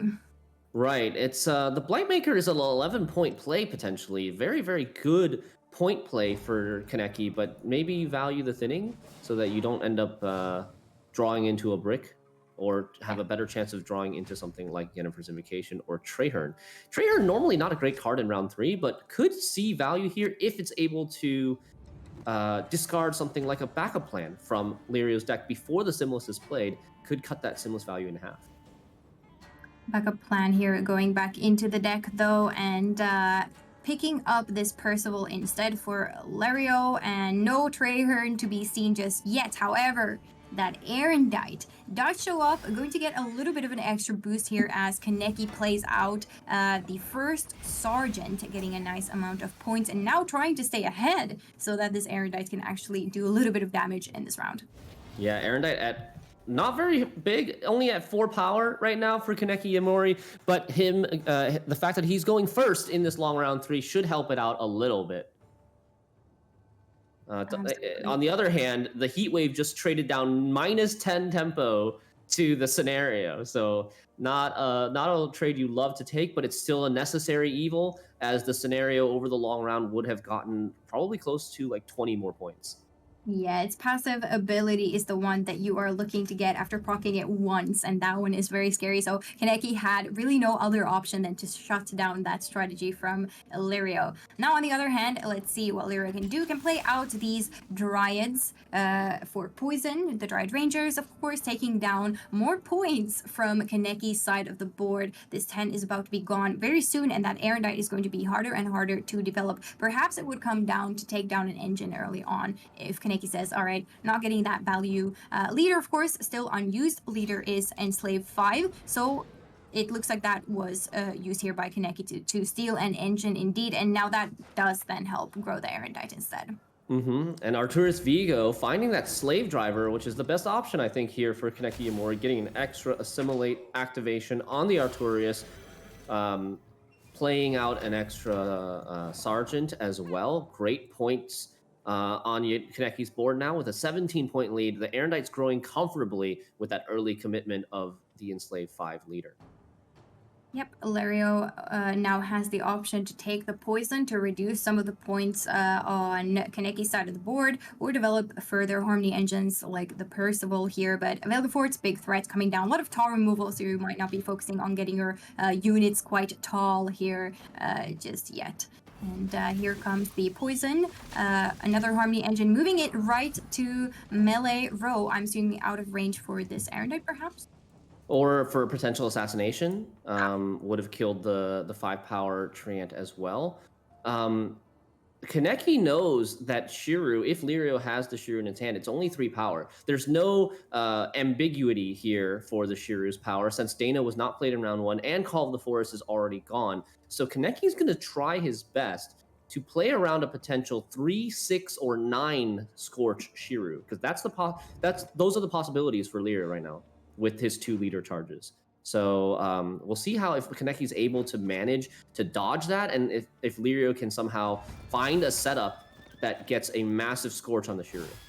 Yes, a game within a game. That is what Shiru is all about. And boosting this Nazca Sergeant even higher up here, deciding to go for the Ramon for even more points. The point gap is quite big. It's going to take some time for Lario to actually catch up, and that Erendite, of course, will continue to grow while Lario is establishing some more engines on the board, while also, of course, keeping an eye on that Shiru. Yeah, and I think part of that was part of boosting the taller unit even taller. Normally, not great decision against poisons, but knowing that like 3 out of the 5 or 4 out of the 5 poisons are actually gone now, that there is no possibility for another poison pair. That rather going tall is better than maybe opening up the possibility of getting like giving a big Shiru to your opponent. All right, here comes the War Council. Will we see the play that you mentioned, Shin-Marie, as the Traherne can come down and remove a backup plan, but no backup plan has been shown here for Kaneki, shaking his head, disappointed in knowing what could have been, but wasn't. Yeah, but I think a lot of viewers will probably be rejoicing here, seeing that Traherne getting punished and not getting any value and end up playing as just a 5. But from Kaneki's perspective, that was definitely the way to go. The Tourney Jousts aren't really playing for any better, and this is a potential really high value if he was able to hit the backup plan from the Traherne. And now the Ranger is coming down here just for melee damage. Lario slowly but securely, of course, setting up all of these Harmony engines left so that they can be happy whenever a new tag is going to be placed on Lario's side of the board. Meanwhile, Kaneki is sitting on an impressive amount of points, but the point gap is slowly getting a little bit smaller. Now we do see a Blight Maker come down here for that big point value that we didn't see for example, for thinning there in round 2, putting this point gap even higher. And Shinri, what is that Erendite at currently? It is at 8 and still growing for the time being. I think this Erendite might end up being used to kill something like Dana. We also have, and then the Vilgeforce can be saved for something like the Treant. The Weeping Willow is going to be one of your threatening engines here. So you're going to end up having a lot of tags on your board by the end of this game when the Weeping Willow is clicked. Little bleeding coming down here from Lario's side of the board, perhaps hoping to set up this Nausicaa Sergeant to a 9, but unlikely as the Artorias Vigo, of course, keeps on growing. But it is a fun little play that comes down here with a bleed, and Kaneki does have to observe what is going on currently. Now, using the Lydia here to create a card, perhaps it will be this Waylay, perhaps it will be some carryover still there, but I do believe we might see the Waylay, perhaps. Decides to go with the Orb. Interesting. Orb yeah, there's is, the Order ability from the War Council as well, right? And the Erendite, and then another and then the battle Sergeant coming from the Sergeant. Yeah. Yeah. So actually, just enough specials left for Kaneki Yamori to reactivate this orb, and it ends up playing for probably 8 points. But I think the reason he doesn't take the Waylay is the Waylay would make a 3, and there's already 2 3s on his side of the board with the Dryad Ranger and the Blightmaker at 4 power. Very easily gets leadered into 3 power. So like I think Kaneki Yamori's not happy to make more 3s, fearing a Shiru on all of them later on. Yeah, that's a good call for sure. Avoiding as much of that Shiru, constantly having to be aware of it is very making Shiru a pretty interesting card here. Now Lario goes ahead and plays both of the backup plans from deck as they have not been removed yet. Playing out some more elves here. Looks like he got the Harmony engine as well, which is a nice find that will get a little bit more value once Dana and the Dusk aspect decides to come on board as well. Maybe setting up for a Shiru turn after this, pinging the Dryad Ranger down to a 3. Maybe that is something Lario considers here over the Artorias. Now, Lirio has a couple of 3s on his side of the board as well, so he has to figure out how to manage that if he does intend on Shiroing and scorching 3s. Yeah, that is true. Leader could be used. Nice little boost here on the melee row. Treant as well, of course, benefiting from all of the different cards being on Lario's side of the board with different tags as well. And yeah, that Dryad Ranger, I suppose, on Kaneki's side won't be growing to a 3 anyway. So here is the Vilgefortz taking care of that big unit on the melee row. And Lario perhaps really just waiting for that 9-point Shiru from the Artorias, but as you said, Shinmuri, Kaneki is trying to avoid it, and with that battle prep, it looks like this Artorias could be past that range, so let's see what kind of target Shiru actually finds. Just going super tall on this one Nautical Sergeant, reminiscent of that first game with the Naiad Pawnkeeper, and Kaneki doesn't really get a great, Lyra doesn't really get a great Shiru, but it doesn't matter. He's just got enough points with all his Harmony engines in order to take that win, and now he's survived game number 3. It's a 2-1 lead for Kaneki, and we're gonna see a game number 4 in this first quarterfinal.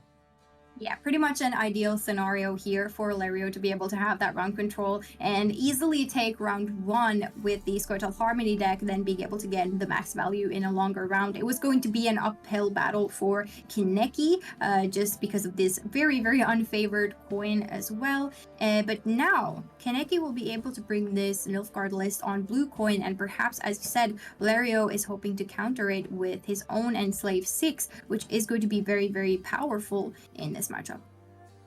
Yeah, the Enslaved Mirror again should be favored for Lirio. Kaneki's Enslaved Control really looking to punish the greedy list, and Harmony and Enslaved Assimilate aren't greedy enough. They don't play enough like low point value engines or threats for Kaneki's Control to really trade up to.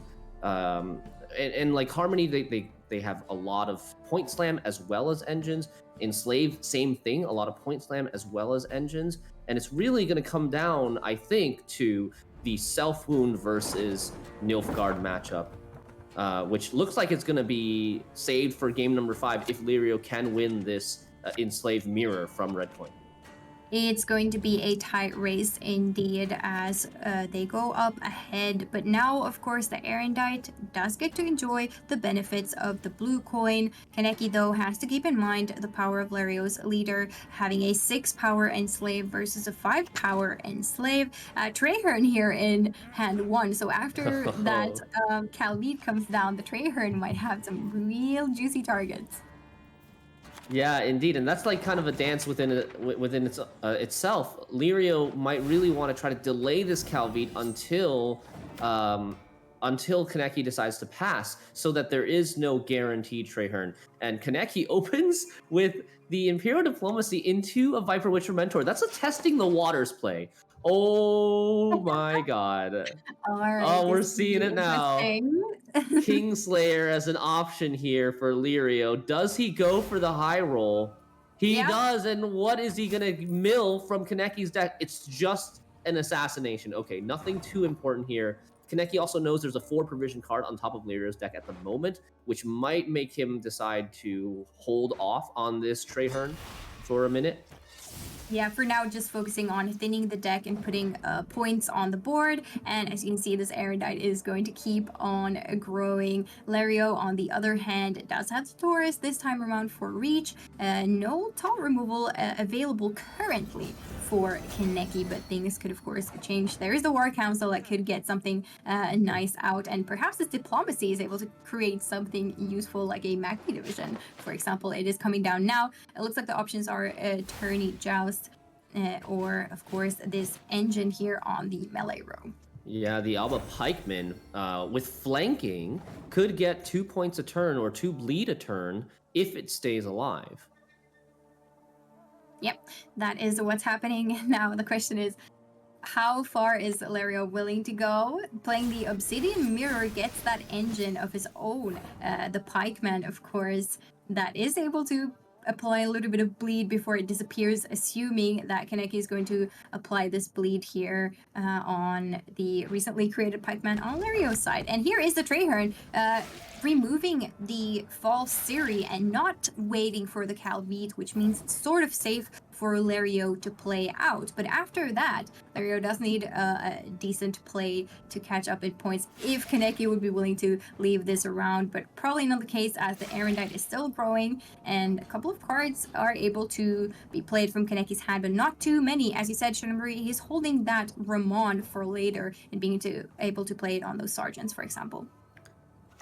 Yeah, that's right. Lirio still sticking around. has the option to take a mentor of his own. Let's see what it is here. It's a 6th provision unit on top of Kaneki's deck, which is probably going to be something like a Sergeant, a Nausicaa Sergeant, or a Blightmaker, I think, are the possibilities here. Yeah, one of the two. We'll see what it ends up being. Kaneki now can decide to play further, but it's of course getting a little bit more committal judging by the hand state here. Some golds coming down, but just a simple battle prep coming down first, saying that the point gap is so big, don't have to worry about playing anything too big for now. Lario, on the other hand, does have the Taurus still for reach, so there is that. Yeah, and Kaneki choosing not to get the extra 2 points from the battle prep to on the soldier because the soldier is already very tall and doesn't want to play into something like potentially a Vilgefortz. And with that battle prep, Kaneki's got to be very happy to be able to win the round cheaply, build his Erendite, get a little bit of carryover value from discarding Lirio's False Siri. And we're going to go to round number 2 now with Kaneki and Mori in control. Let's see if he decides to push or if he...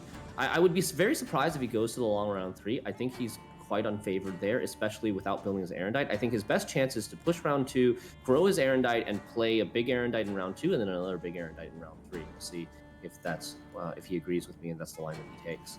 Yeah, and not to mention this Calvite wasn't able to be played by Lario here in round 1, meaning that the round 2's draws are not as great as you would like them to be. Perhaps Lario would hope here to gain card advantage by being able to respond to the very likely bleed that is coming down here from Kaneki.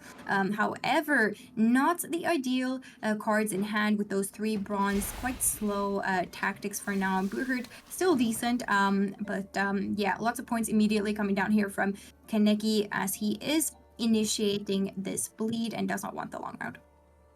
Yeah, losing the 2 points on the Mage Assassin is unfortunate, but sometimes you just got to do it, especially with Kaneki's list. Very few proactive plays. And so the Blightmaker comes down thins, and Lirio puts Spying on the Blightmaker. Okay. Yeah. And here comes the Erendite, just taking care of one of those smaller engines, continues to grow as it moves over to the graveyard. Lario, on the other hand, has to catch up here a little bit. Taurus still very nice to have for reach, but of course Kaneki now has drawn into both the Heatwave and the Vilgefortz, getting rid of anything very tall. So Lario might want to hold on to that Taurus until, things get tight and he has to commit it and knows exactly how many points he gets out of the Taurus as well.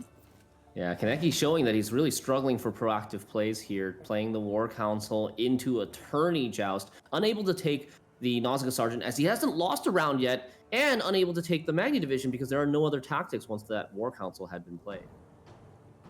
All right, let's see what Lario chooses to go for here, as he doesn't want to commit anything just yet into some of that removal, perhaps hoping that Kaneki will give up in this push with no proactivity, but something is going to have to come on the board.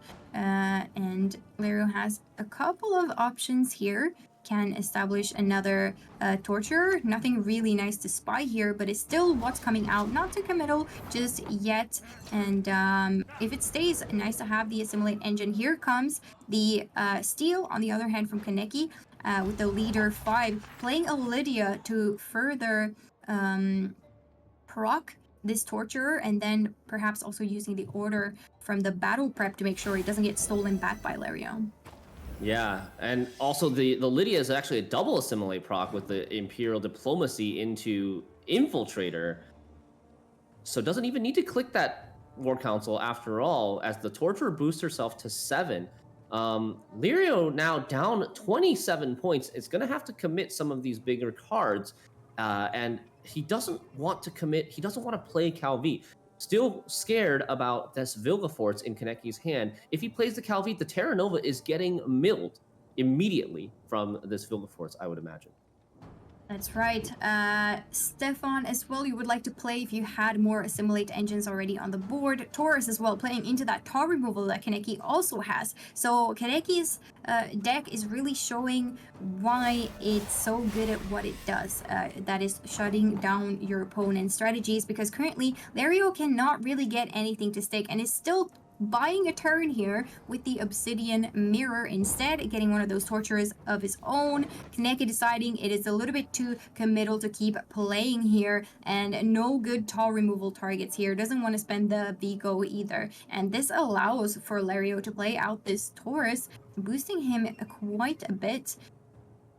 This is a really tough place for Lirio, and props to Kaneki for finding this such a nice line against the unfavored matchup, because Lirio has to make up 25 points, but he also wants to play his Calvi, because if you don't play your Calvi now, you're not getting a lot of your goals in round 3. So Lirio's gonna have to go 2 cards, like an extra card down. He's gonna have to play 2 cards here. There's the option of playing Taurus into like leader, Taurus and leader to do this in one, but then you don't get the opportunity to set up your top decks with the Calvi. I think that is what we're seeing here. Taurus deciding which cards to copy from Kaneki's deck. You can get a pretty big Taurus. I think about an 18, 19 point Taurus here. 17 exactly Taurus.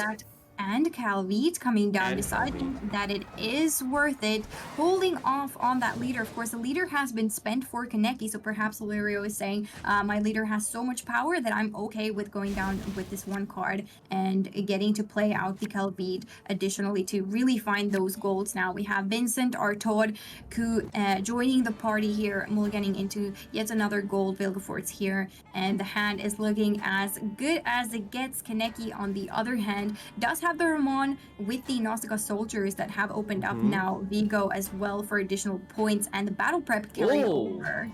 Okay. Yikes. The infiltrators, I was gonna say, in round 2, both players had infiltrators on their boards, and they ended up going into each other's decks, and Lirio with the last mulligan draws into one of those infiltrators. You gotta be upset to see that as a Lirio fan. I wonder, he mulliganed away the Vincent. Was he thinking that it would brick, that he wouldn't find statuses? But he did put spying on 3 units in Kaneki's deck, and there's potentially the Arturus Vigo that could get spying. Yeah, I think this infiltrator is a really unlucky top deck, and maybe he was hoping to get something like a Sergeant or a Lydia. What happened to the Lydia? Yeah, exactly. I believe that could have been pulled out, the Sergeant as well. I'm not sure if Lydia was played yet or not. No, I don't think so. The Lydia's still in the deck. Remember, Calvi was played in round 2, so there were still quite a few golds left in Lirio's deck, and he was probably expecting to draw into the Lydia, but instead got the Infiltrator. That is very unfortunate for Lirio here. Kaneki has to be happy about it though, and this round can afford some proactivity with these Nausicaa Sergeants, and the Ramon, of course, doesn't have to struggle as much in finding those proactive plays. Lirio is looking to set up some value of his own with these assimilate engines. Artaud and Vigo ideally on the board before the Skellen can steal anything. Now, I wonder if Kaneki can try to deny this leader from Lirio. I think it'll be pretty difficult. He does have, however, double last say in this round, Kaneki. So, but he doesn't have that many uninteractive plays. You've got Heatwave is an uninteractive play. But like even Erendite isn't really uninteractive unless you find a really. I mean, I guess you could Erendite this Nausicaa Sergeant and not care about losing the boost potential. So you could get an extra uninteractive play that way. But I think with 4 cards that represent units that all give some enslave value to Lirio, I think it'll be very difficult to brick this leader. Yep, it could happen though, as we do see the heat wave coming down for that uninteractivity, getting rid of the Artaud for now. There is the battle prep order that can be used by Kaneki to potentially deny anything getting into the range of Lirio's leader. Here comes another Sergeant, of course. Nice find here from Vigo, putting quite a lot of points on Lario's side of the board now. And let's see if this assimilate engine is staying for now. What Kaneki is going to decide to do now as the Ramon, and looks kind of ready to go with that Sergeant as well. Yeah, so Kaneki still has the option to stay uninteractive if he's willing to play this Erendite here for 10. knowing that Lirio will suffer a little bit, because look at Lirio's hand. He's got a Stefan, a Vilgefortz, and a Ku. Like, everything's very interactive. You're not really going to want to Vilgefortz your own unit, as both of your units are relatively valuable. And you're going to bring out, if you do Vilgefortz your own unit, you're going to bring out your Lydia, which is going to be 5 power. So Lirio decides to just discard the Ku. And now Kaneki, what can Kaneki do? Is Kaneki able to win here by discarding 2 more cards? It's actually possible. He has the 6 points on the War Council on his board. And the Lirio's Vilgefortz would play for like almost nothing. Yeah, Lirio's Vilgefortz would play for almost nothing. The Stefan would play for like 9 points, I guess. It looks like that is actually doing it. He's going for it, and there is not going to be any cards played for a while until all of Lario's cards have been played out. But here is a little bit of extra symbolic value, of course, from the Stefan, as you mentioned. But insane to see Kaneki actually take this line, but perhaps he's calculated it and is sure that this is the line to victory. Now Kaneki's playing. Huh. All right, here is the one after all battle prepping as well, allowing for this Vilgefortz to take down one of these, but not giving Lirio a leader. So perhaps that was what Kaneki was trying to avoid all along. But yeah, big points still coming down here from Kaneki. Slave Driver, pretty small unit now. Lirio does get to steal it because he comes out with Vilgefortz. Now that's spicy. It's an 18-point lead. Kaneki. What happened there? Kaneki loses by 1, and he gets up from the seat in frustration. Was that a super low roll on the Arcturus Vigo? There was a Mage Assassin, a Slave Driver, and I didn't even, it was so fast, I didn't even see what the other card was. Magni Division, Slave Driver, and Mage Assassin? It was very, very fast, and the Mage Assassin was whatever was picked from there, so perhaps it really was the best option, which is not ideal, and a 1 point short there. I mean, 2 point short for the victory, but 1 point short is not a win that Kaneki so dearly hoped for. That was intense. That was intense. That was a really, really innovative line by Kaneki. I thought, like, with the big tempo push in round 2, forcing Lirio to go an extra card down, and then getting that double last say, being able to play uninteractive for a while, trying to break the leader.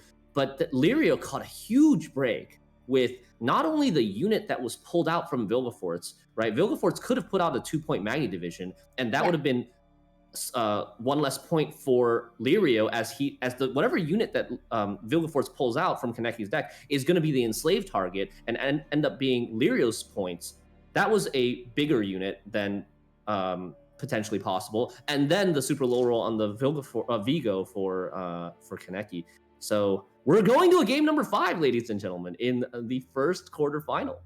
This is intense, and I bet Lirio is very happy about this, of course. Self-wound left here for Lirio to get through. Meanwhile, Enslave 5 has to go through from the coin that it doesn't quite like having, which is the red coin, and that is going to be very intense. Of course, Self-wound, quite a flexible deck for Lirio, the only one left. So doesn't really mind either coin, but Kaneki having this blue coin designated deck definitely takes a bit of a hit here, having to go on red coin. But of course, not all is lost. It is going to be a very, very intense game that we are about to witness. Yeah, and this is the target that Kaneki's looking for. It is Self-wound is one of the targets for his lineup. This enslaved deck should be very favored with things like Invocation, with Heat Wave. Both of those cards essentially banish the card from Lirio's Self-wound deck because there's no resurrection possible with either of those interactions. Then you got the Vilgefortz, that's also a tall punish, and you have Enslave, which seizes over to your side, so there's no graveyard interaction possible for Skellige there either.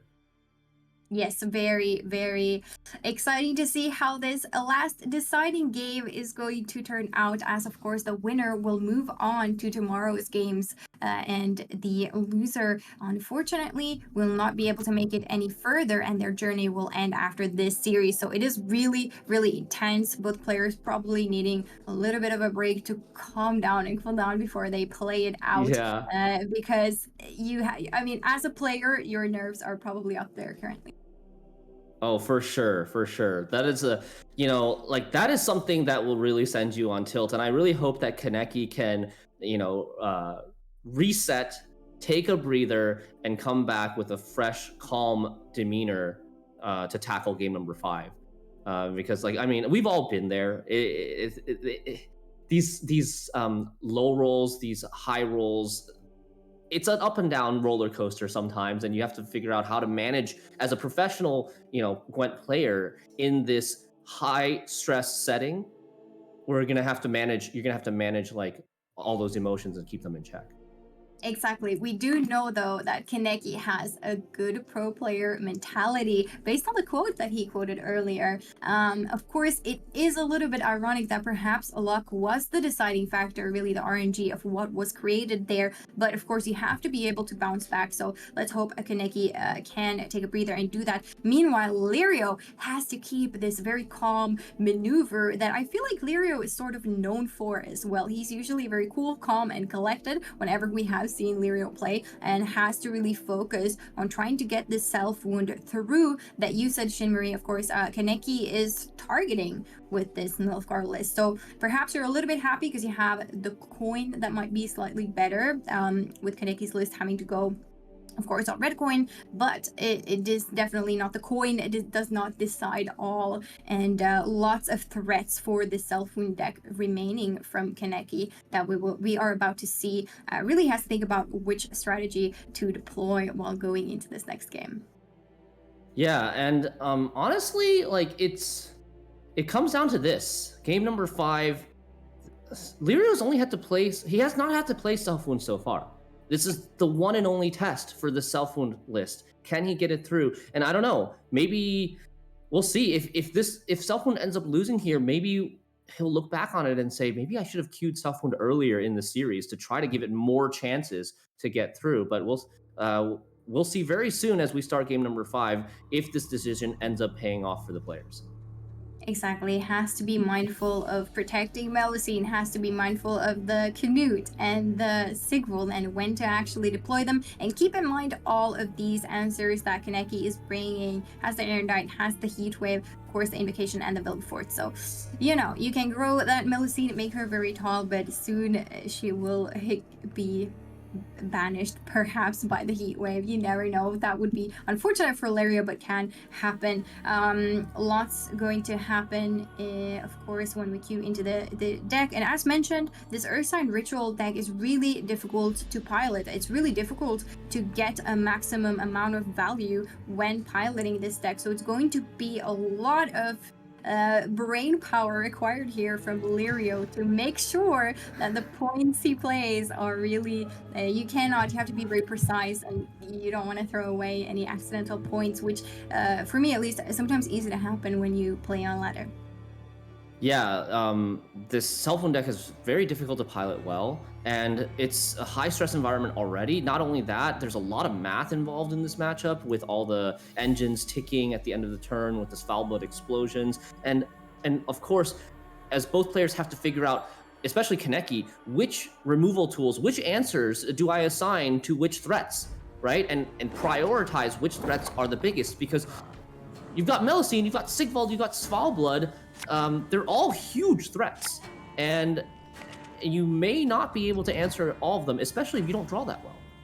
Exactly, and can be resurrected potentially as well by Lirio. A couple of options there with Fukushia and Sigdrifa's right. But here we are. Round number 1 is about to start. Lirio versus Kaneki Yamori. This is the decider. Now, we do see a pesky little Traherne there in Kaneki Yamori's hand, which can be pretty scary, but Lirio does have the decree, can tutor something out. Melusine and Sigvald both still in deck, and Fukushia now being drawn, so not a threat for Traherne to banish. Svalbard luckily here in hand, and Melusine now, so it's only Sigvald really that Kaneki could hit and get super lucky with here. Would be quite scary. Yeah, the good news for Lirio is that even if Traherne hits something, Traherne is not a Kingslayer. He doesn't banish. He only puts in the graveyard. So even if he does hit something like Sigvald, there is still the potential to resurrect Sigvald at a future point. Yep, no graveyard haze here from Kaneki, no squirrels, nothing like that, of course. So Skillgate really getting to play to its strength and its faction identity of resurrecting cards that are already dead. But yeah, Svalbard potentially would have been a big one, but that, of course, is in Illyrio's hand currently. Kaneki, on the other hand, is looking for thinning here in this round one. As Shinmiri mentioned earlier, of course, the Sergeants are not yet... you cannot yet play them as the condition for them has not been met yet. Lirio playing out this Melusine straight away, saying, all right, can I perhaps grow it? Maybe your Heat Wave is not so easily found yet. Yeah, interesting decision by Lirio to play it in the range row, not playing it next to the Mask of Ouroboros, which spawns the crows in the melee row. That would allow Melusine to start growing, but maybe he sees that as a negative in this matchup because of the threat of Yennefer's Invocation that can steal the Melusine after it grows for Kaneki's own deck. Yeah, that's a good point. That Invocation, of course, will allow you to draw into the card that you have just stolen, but Melusine is still the opening play. Meanwhile, Kaneki has to decide what to respond with Blightmaker in hand and one Magni Division as well to thin out one of these tactics. Yeah, it looks like it's going to be the Blightmaker first. Will damage this Melusine, which makes it less attractive of an Invocation target, while on the other hand, potentially giving it more Restore value. Restore is a card that we haven't talked about so far. It is in Lirio's deck currently. It's only a 5 provision alchemy card, but it can get upwards of like 30-something points if your Melusine is able to grow. And I can't help but notice how efficiently this is lined up here. The 3-2-1 damage coming down from the Broker Warrior. Pretty nice card for Lirio to play here for its maximum amount of value, not having to play anything too committal just yet. Discarding the Gremist. The Gremist. Not intending to purify anything, saying there's nothing really to purify, and this Melusine potentially not looking to resurrect it multiple times, and there is still Pellar if that opportunity would arise. Yeah, that's true, and there's no locks in Kaneki Sumori's deck, so you don't need the Pellar or you don't need the Purify for lock either. Oh wow, there seems to be an Necromancy that Traherne could discard. So speaking of targets, I mean, that could go into the graveyard, allowing Lirio to only use it once. Of course, it is an Echo card. Will be coming back to Lirio's hand next round. Yeah, that's true. Lirio's already drawn a lot of his important key cards, and so with the Royal Decree and the one use of Oneiromancy, that's still 2 tutors, and he only has kind of like 3, maybe 4 crucial cards left that he needs to access in his deck. So chances are good that Lirio will find everything. Yeah, that is very nice, as the Self-Wound player, of course, needs all of the key pieces and combos. It is slightly a combo-based deck. I mean, I would argue that Knut and Sigvald could be one of the most powerful combos in the game, but the question is, Kaneki, with all of this control, perhaps is able to stop it in its tracks and doesn't get to quite shine the way it wants to in this specific matchup. Assassination here coming down, removing this Drummond Berserker here from the melee row nicely. Little engine that is removed. No Arendite value just yet, but things are starting to get a little bit more committal for Lirio once we get deeper into the round, because there are a lot of good cards that, you know, ideally you might not yet want to play them. Veteran could nicely still come online, as well as the Mardrum could be used. So a little bit of time before Lirio has to think about anything too committal. Yeah. Lirio, making a tough decision here, is going to play the Veteran next to the Melusine, which will help it proc its Berserk and heal fully to 8 power. Melusine is growing now, slowly, not too much. Lirio's been, you know, mostly conservative with putting units next to Melusine, but now Melusine is going to grow at 1 power per turn. It's currently at 10 base strength, so Kaneki Amori may be looking to kind of just play some bronzes, stay in this round a little bit, play for reach, let the Melusine grow, and then when it gets to like, oh, actually, no, never mind. He's just going to pass. I was going to say maybe he's thinking about using the Invocation to steal it, but he's going to pass here on 7 cards after playing 3 and just saying, I don't need to win the round. You can go to the long round 3 if you want. I have enough answers for your threats.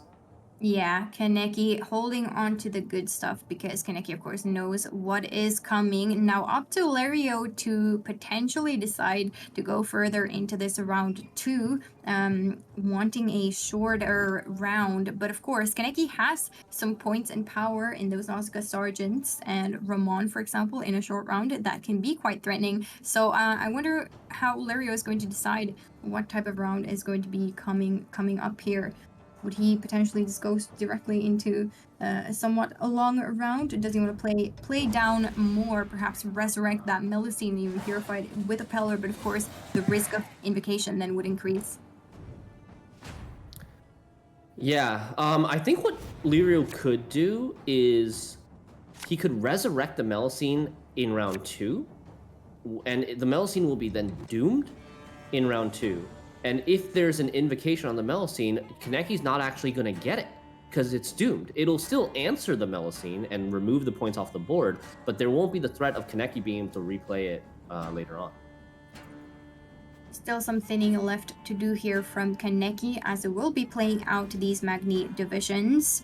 On the other hand, Lario does have quite a lot set up if he were to really play into this round. Both the Sigvald Knut combo available, there is a Resurrection available, and Neuromancy now put into the graveyard is quite helpful here for Lario in round 2. It is looking pretty interesting. Perhaps you could see Lario really go into this round. It would be interesting. Yeah, look at how many threats Lirio actually has. He has like at least 4 huge threats. Kaneki, has the Invo, but currently doesn't have Vilgefortz or Heatwave in hand. He could still draw them. He's got quite a few draws in his, like with the Magni divisions, with the Slave Driver into a potential Magni division, and Arturius into another one. So potentially up to 4 draws right now for Kaneki. All right, looks like this Magni division is going to come into this diplomacy because, of course, Sigvald here that Lario opened with will not be taking any kind of damage. We see the options here going for the Priest as an engine on Kaneki's side of the board that will keep on taking. Quite fun, especially with some of the armor that could be coming down here from these Nausicaa Sergeants. This Priest could get some pretty solid value in a long round. Yeah, as well as maybe even we see like an Enslave onto a Drakkar could pair this Priest and the Drakkar together in the same row. Could be some interesting combos that Kaneki does with this Priest, but it's also going to grow very tall, and we see that Lirio has a Heatwave ready to go. All right, Melusine coming down, slowly starting to grow, is doomed, and perhaps not something that Lario wants to undoom, but has access to that Peller if that invocation would perhaps go on some other target. Now, depending on whether Kaneki will actually draw Heatwave or Vilgefortz with the Magni division. Of course, none of the two were found with the previous Magni division that came down, but can at least spin one more time. Arturius also able to potentially create another Magni division if there are enough tactics, which currently there are 2 of Slave Driver as well. So still some opportunities for Kaneki to find some answers, but Lirio is holding on to many different plays and kind of tests the waters here, sees how Kaneki responds, and will act accordingly. Okay, invocation committed.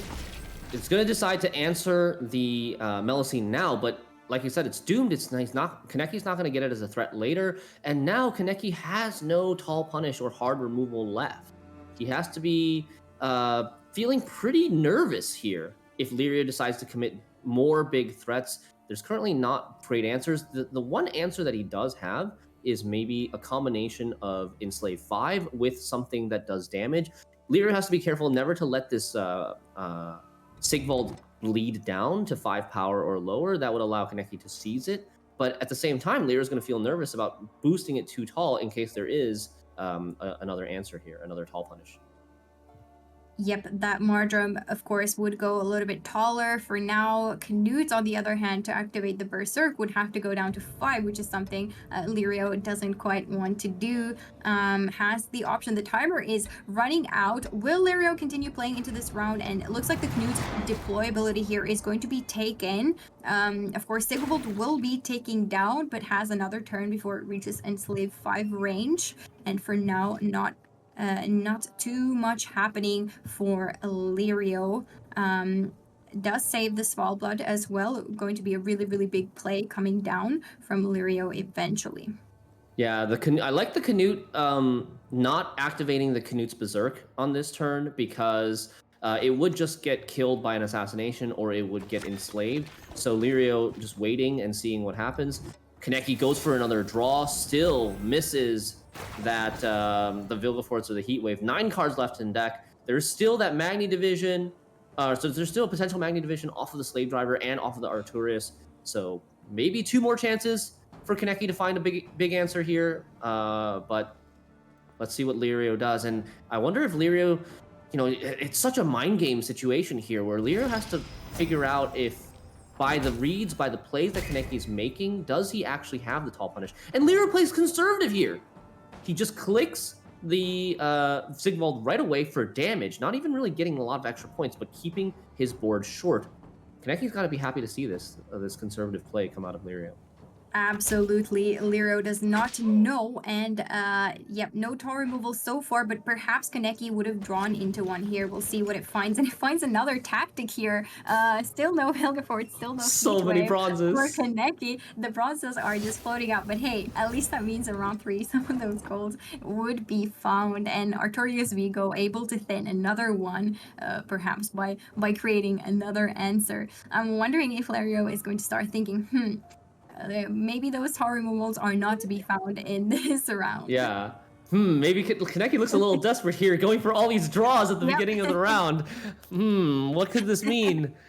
But, I mean, the Sigvald's already been clicked, so you don't really have that much, you can't really get that much greedier from here. Maybe you go for a Bride of the Sea into a Mardrome onto the Sigvald again, but you can't click it anymore. Yeah, it looks like perhaps we are seeing a Fukusia here looking at the graveyard now, putting on brain value instead and playing this veteran down using leader charges because, of course, otherwise it would be in enslave range, and Lirio does not want that. Nicely placing it on the range throw there. Assassination, of course, would do too much damage to this veteran and it would heal right back up, so it's safe to place here on the range throw. Exactly. Very, very well positioned by Lirio, and Kaneki now down 15 points, and the rain's going to be ticking for quite a while. And I think there were 5 total turns of rain as he resurrected a 5 provision unit. Now Arturius comes down. It is going to be a Slave Driver into another Magni Division, the 4th and final draw. Oh, Kaneki does not look happy. He looked away in the camera. We can't see it yet, but I think he already saw the card, and he drew a brick. Wow. Wow. That is intense. This Svalbard is looking even more threatening currently in Lirio's hand. I wonder if Lirio is able to read the situation eventually and decides to really go all out in this round, because there is potential, but of course the point gap not yet too big. Would have to wait a little bit before deciding on this one. There's still 2 Nausicaa Sergeants, and there's still the enslaved leader. Lirio has to make a tough read here because, the board doesn't look that good for Svalbard. It doesn't look that good for Heatwave. It doesn't really look that good for Armored Drakkar either. But it is coming down. I like this. Lirio is sensing. I think his senses are tingling a little bit as to what is going on with what is happening on Kaneki's side of the board, and saying that I'll just play it sort of safely now, not committing anything too big, but I can if I want to. And of course, these sergeants are going to have to come down soon to catch up with this point gap, and then that opens up perhaps the best heat wave that Lirio can get. I also really like the positioning of this boat next to the veteran. If the veteran was left alone on the range row, the On-Kite Raider could have done 2 damage to get it to 6, and then the Assassination would have finished it off in 1 swift blow, which wouldn't have activated the Berserk at all, and that would have been able to kill it. But with the boat kind of protecting the Veteran, giving that adjacent unit, the Assassination will only do 5 damage, and it won't be enough. Yeah, here comes the first Nausicaa Sergeant really catching up with the point gap. Lirio can decide to further go into this round. Still a little bit of rain on the front row, but of course that is being tanked by some armor happening as well. Leader still unused. Quite a big point swing still for Kaneki. Currently 2 units on Lirio's side of the board are in range for that. Yeah, and I wonder at what point Kaneki decides to just leader this boat. Maybe it should have been this turn, because the boat maybe gets Mardromed now with a Royal Decree into Bride of the Sea. Into Mardrome is a possibility. You know, Kaneki doesn't really want Lirio to stay in the round much longer. If Lirio goes all in, and here we see the Svalbard commitment.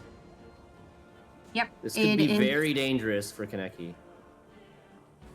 Really scary. Perhaps decides to hold on here a little bit with the pings, not allowing anything really to be ranged for this leader, except for, of course, the abomination or cultist popping off of that Svalbard for now.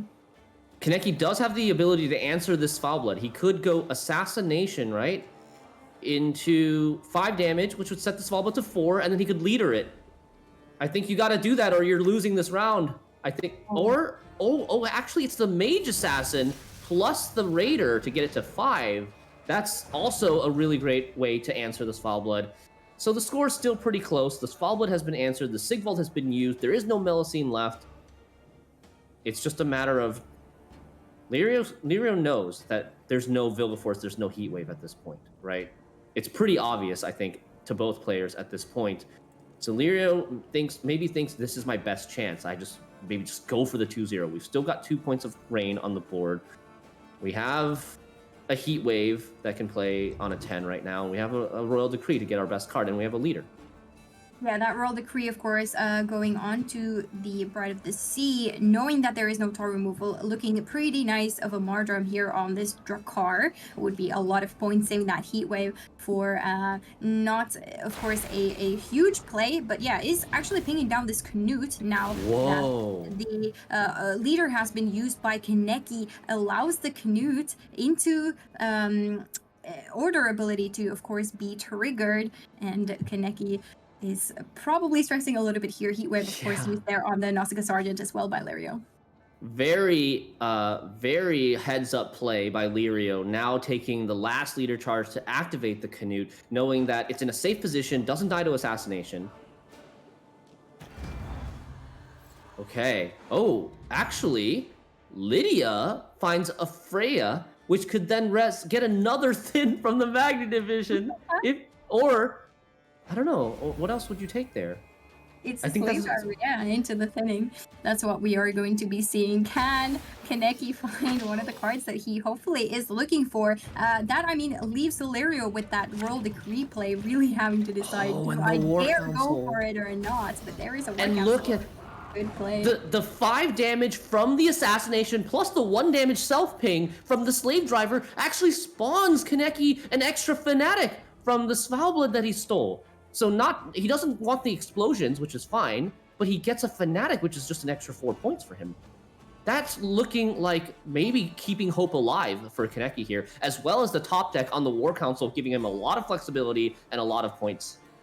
Exactly. Lirio now has to decide, do I really go all in here and perhaps play the best card out of my deck, being that Bride? He doesn't know what Kaneki drew into, just knows that Kaneki drew into something. So Lirio has to decide here. This is really a pivotal moment. Does decide to take this Royal Decree. Kaneki is looking really stressed currently. Bride of the Sea going onto this Mardrome and, of course, onto the Drakkar. And Kaneki really has to believe in this War Council with that 60-point Drakkar on the board currently, and the Canute. Here on the veteran because of the Canute as well. And okay, look at all these golds. It's a big lead.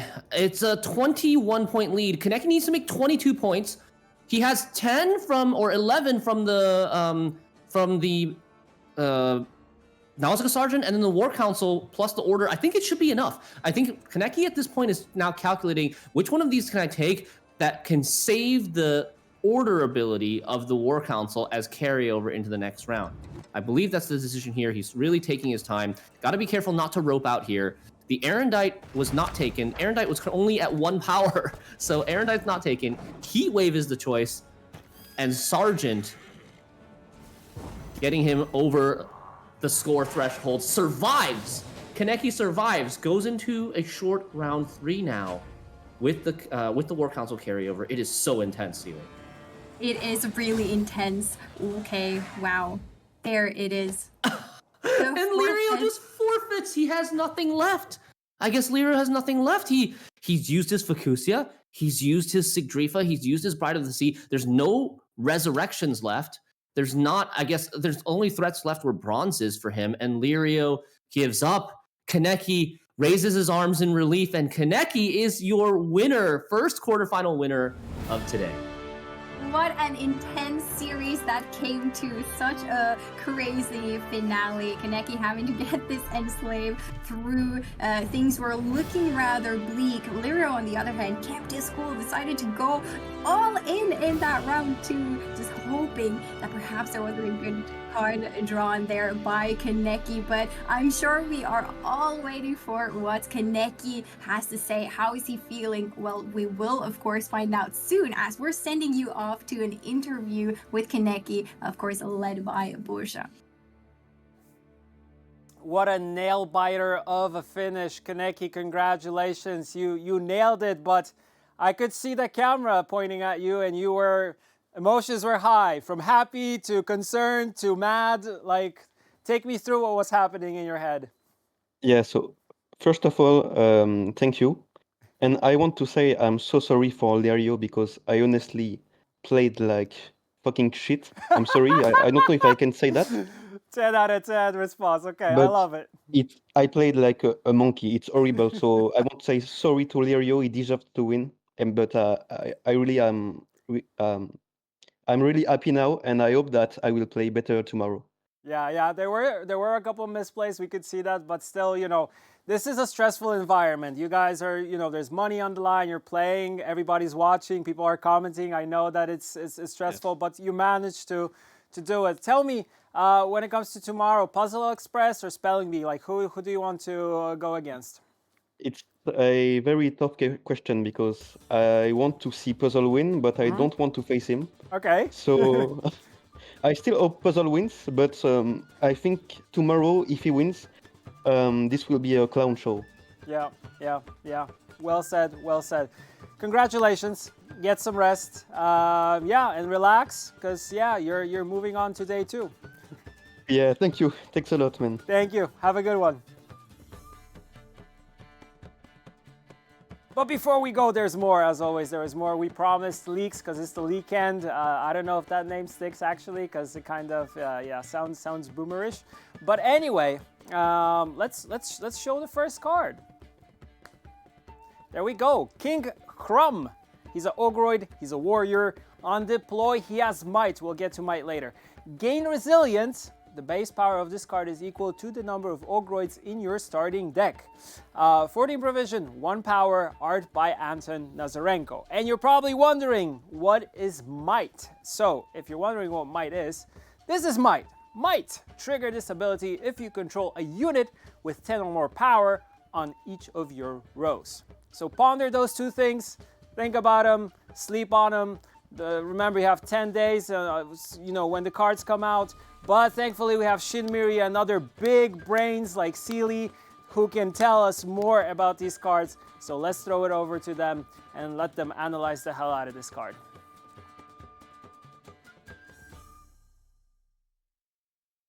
All it's right. King Crumb.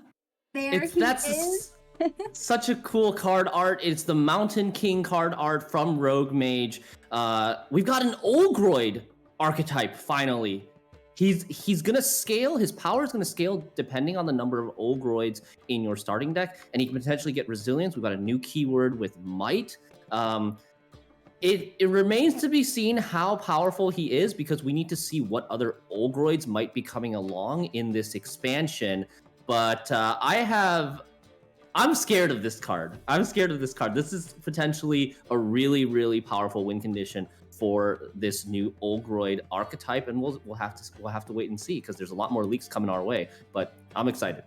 Exactly. I mean, it's cool. It is hinting at something, right? And it is hinting at some more Ogroids. And this guy, he's the king of them all, King Crumb. You know, the Crones have She Who Knows, and the Ogres, they have King Crumb, able to take on that resilience. And I love how much we are leaning to what Monsters essentially is known for, playing big, tall, chunky units, and boy does that feel satisfying when you're able to do that. And King Crumb, hey, if you put enough Ogres in your deck, depending on how many you could put, imagine if you could put 25 Ogres in your deck.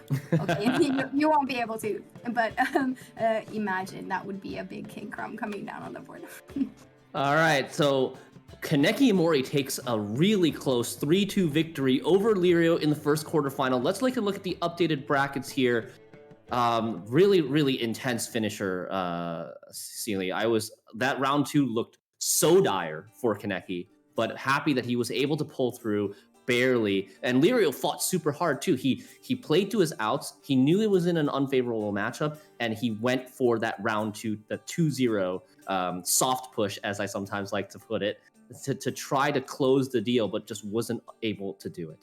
Yeah, but really made some cool decisions there, deciding to go for some risky plays. Of course, Kaneki was able to turn it around toward the end and winning the whole series there. But amazing players. Kaneki sounded very humble, but hey, he won the series, so surely a lot of things went right for him. But of course, we are curious after such a tight series to see what the prize pool situation is after our first series has been played. Lirio here earning on top of that 500 base, a little bit of extra 400, totaling up to $900 that he gets to walk away from by having participated in this series. Kaneki, of course, here adds it up to a total of $1,100 and can rack up even more tomorrow as he will be moving on to the semifinals.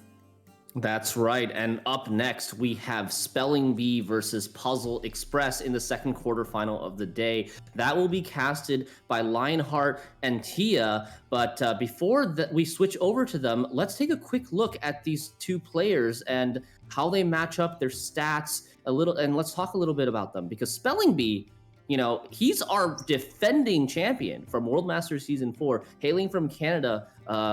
Definitely a force to be reckoned with. Yes, reigning champion, of course. Nilfgaard, the favorite faction. Favorite card back is Shoop. And if we know a thing or two about Gwent, it is that Shoop surely brings a lot of luck. And I believe Spelling Bee might have a Shoop hidden there in his lineup as well. So really believing in a Shoop here, which I think is amazing. And of course, representing Canada and North America. Let's see, can he do it again? Can he win another mid-season tournament and perhaps another Masters in the future? We don't know, but we will find out, of course.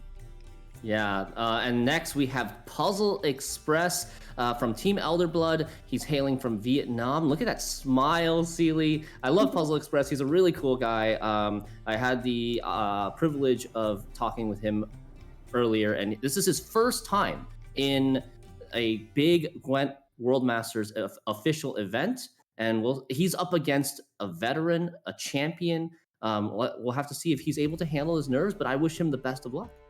Absolutely. I was wondering a little bit about this quote here. Yesterday, I woke up sucking a lemon, but hey, turns out it is actually from a song, if you might be wondering as well, chat, and it is from Radiohead, a Radiohead song called Everything in Its Right Place. And of course, yeah, representing Team Elderblood and Vietnam as well, which is going to be really fun to see Puzzle Express in action this weekend. But that is all for us from me and Shinmuri here in the first series, as of course the wonderful Tia Beastie and Lionheart will take it away for the next series. So have fun with them and make sure you give them a very warm welcome, and then we will see you for series number 3 with Shinmuri. Hello everyone, thank you so much to Shinmuri and Sealy. We are back for the second quarterfinal of GWENT Mid-season after an incredible first quarterfinal. We've got so much to live up to. Joining me is Tia Beastie. Tia, welcome in. Thank you so much, Lionheart. I agree, that was some riveting gameplay we got to see. Hopefully it's going to get even better from here on forward, because we are going to see our previous Masters winner, Spelling Bee, face off against Puzzle Express. So I look so forward to this, and we got to see some of their gameplay last weekend as well, so seeing if they changed their strategies, that's going to be everything for me today. But for those of you who are watching from home, remember there are some Twitch drops that are available to you if you are watching live on Twitch. At 4 hours, you should receive your 50 meteorite powder plus a nice looking mid-season card back. And at 6 hours, you will receive a ultimate keg. You will indeed. Now remember, you have to claim the first one in order to start progressing towards the second one. So after that 4 hours, make sure you click to get that gorgeous card back if you want the 6 hour ultimate keg, because again at 8 hours, there is another ultimate keg there for you. Amazing drops as always. I have to remember to get that card back myself, Tia. Every Masters card back up until this date. I can't afford to miss one. Every time. Every single time. But we have got an incredible series ahead of us, as you just mentioned. It is the reigning, defending World Master that is Spelling Bee against a first-timer on the scene, Puzzle Express. And I know everyone at home will have been looking at this. I know people have been voting away on Twitter, right? So I'm curious to see if Spelling Bee's current... oh, wow, okay. That is very interesting. Yeah, I didn't see that coming. I'm going to be honest with you, Lionheart. Spelling Bee, I thought would be the obvious winner here, but no, the underdog, Puzzle Express, coming there with 53% of the votes. It is indeed. Now, one of the things that's a little different for this, and indeed may have affected those votes, for the first time, certainly in my memory in a GWENT tournament, everybody, you, me, the players, and the community have had access to those deck lists because, of course, we had the first weekend last week. Perhaps the GWENT players at home have been looking, maybe they've been testing and scrimming those lineups as well, and maybe that's had an impact. I think it might have. We have talked to the players, but let's first take a look at their lists. Let's take a look at the bans, and then we can form our own opinions about what their chances are today. And first, we're going to go into Spelling Bee's list here, Lionheart. I see a Nilfgaard list. Yes, indeed. And he starts off with Renfrey Nilfgaard Soldiers. Now, this is quite a coin-flexible list with a couple of intentional texts for the fact that it is being played in the Conquest format. That cheeky profit in there doesn't usually sit in a Renfrey Soldiers list typically, but is able to lock every single card in your opponent's hand, provided it's played before its adrenaline. Past that, of course, this list is great into a long round or can be useful in a short round as well. It will stack those soldiers, get plenty of value typically on a single row, and use Triss Rocks, Triss Meteor Shower, she'll be Triss Rocks forever to me, so that you can get all those extra points. Your leader ability, you know what? You can use it almost at will because Renfrey is there to give you a whole extra one. Plenty of tool removal as well, of course, that Vilgefortz and that Geralt Igni, really useful into some of the expected lists that you would see across the tournament. A pretty powerful list, one that he is very, very aware of and has played well. His next one, oh well, this one's been doing well, it's Self-Wound. It is Gallagher Urson Ritual. Now, normally a very powerful list. We have seen it many times throughout the last weekend. But today might be Spelling Bee's Achilles heel, as he himself admits that getting this list through is going to be everything. And Puzzle Express has a lot of control and is going to hard target this list himself. We have a lot of win conditions in this deck, like that of Melusine. You have your Knut and Sigvald combo. If you can keep those cards alive, good for you.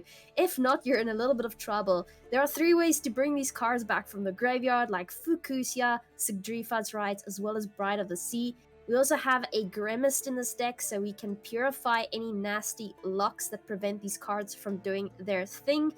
But you can't do a lot if your opponent runs any sort of a graveyard control. Other than that, one of my favorite cards right now is Svalblad. If you have last say with this deck, oh, your opponent is in trouble if that Svalbard starts going off and damaging any decks that go wide. Other than that, you have your basic bronzes here, like that of your Squirrel, your Malcolm Ale, Touristic Veteran, Restore, and Maxi for some more consistency. I also see a 6 provision Dargarade there as an extra bit of control in the form of a lock, and you also have Heatwave. All in all, a very nice list, but we have to go on here to the Northern Realm list.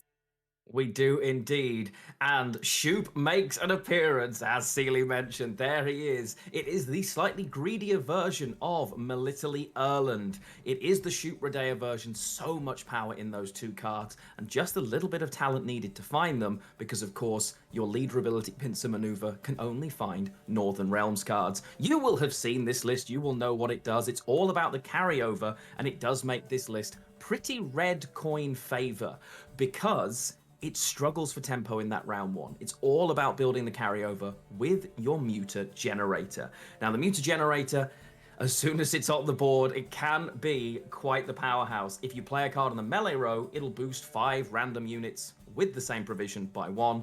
And on the range row, you will typically see the cards played there in order to boost in the deck for later, to allow that Erland to really bring some power.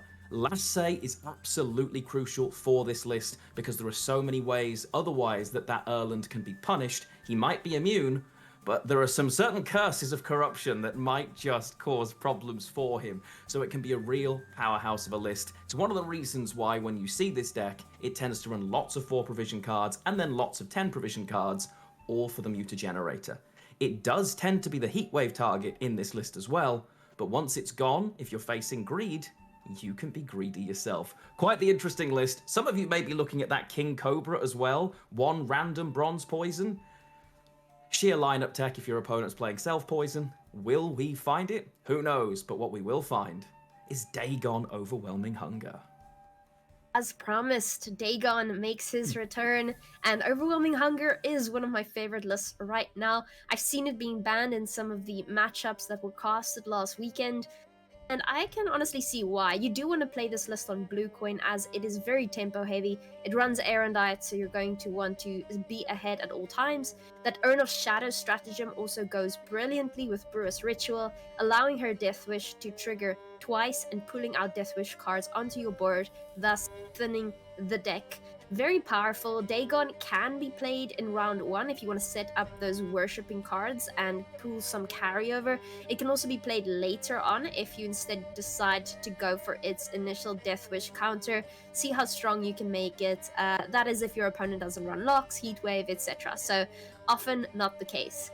Aracha's Queen allows you to make more of your win conditions if played correctly. That would be your Deadlaugh or your Succubus. Now, Succubus is playing for a lot of points these days. You can make more than 2 that are currently in deck with that of the Doldur Luck artifact. Very nice when you can pull it off. You don't have a lack of consumes in this deck either, except for that of your leader ability. You have Andrega Warrior, you have your Kalino Harpies, Giant Toads, and then you have ample Purify, not only Pallor in the 4 provision slots, but also Siegfried.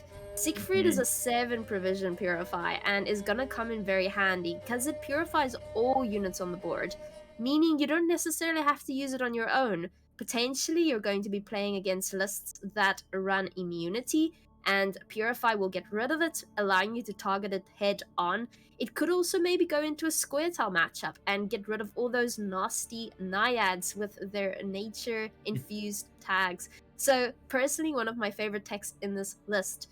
Let's see if it's going to find any value, Lionheart. I think it's time to go over to Puzzle Express's lineup. Yes, we'll take a look at Puzzle's lineup as it comes up. I will say as well, it is the best animation Siegfried in all of Gwent, so you might not have seen it. It's not too common. Beautiful if it comes off. But Puzzle Express, now this Enslave list might look a little bit familiar, as you've seen something very, very similar from Kaneki just now. It is an aggressive Enslave 5 list. Now, it is Enslave 5, not 6. There is no Calvate, so you're not guaranteeing to draw your golds. It doesn't make the mismatch against Enslave 6 awkward for things like your Vilgeforts. It is very, very powerful, and while it can be flexible, because of that Erendite, you particularly would like to take this on blue coin. You want to be able to get that Erendite growing as quickly as possible here. It is quite control heavy and it is quite aggressive as a lineup, very similarly to, honestly, most of the lists he's bought. They've taken some very different styles in terms of their lineups here. We've just seen Spelling Bee taking a more sort of a mid-range approach. Puzzle Express is going hard with the Heatwave, the Erendite, the Yen, and the Vilgeforts. I will say nothing about Traherne. And of course, this list, as you've seen, those short round Nausicaa Sergeants, they just keep on coming now, don't they? Much like the pincer maneuver lists, dear. Yeah, another very control heavy list here. Immediately Heatwave catches my eye. You have Curse of Corruption, you have Vigo's Muzzle, not even to mention all the cards you could potentially make with Temple of Melitele.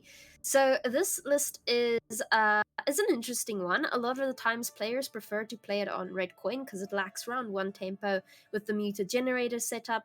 But I do see Sunset Wanderers here, and I can't help but imagine that's going to help you with your lack of tempo round 1 if you ever have to play this list on blue coin instead. Otherwise, a pretty powerful list because you do have that pincer maneuver leader ability, allowing you to draw the cards that you need.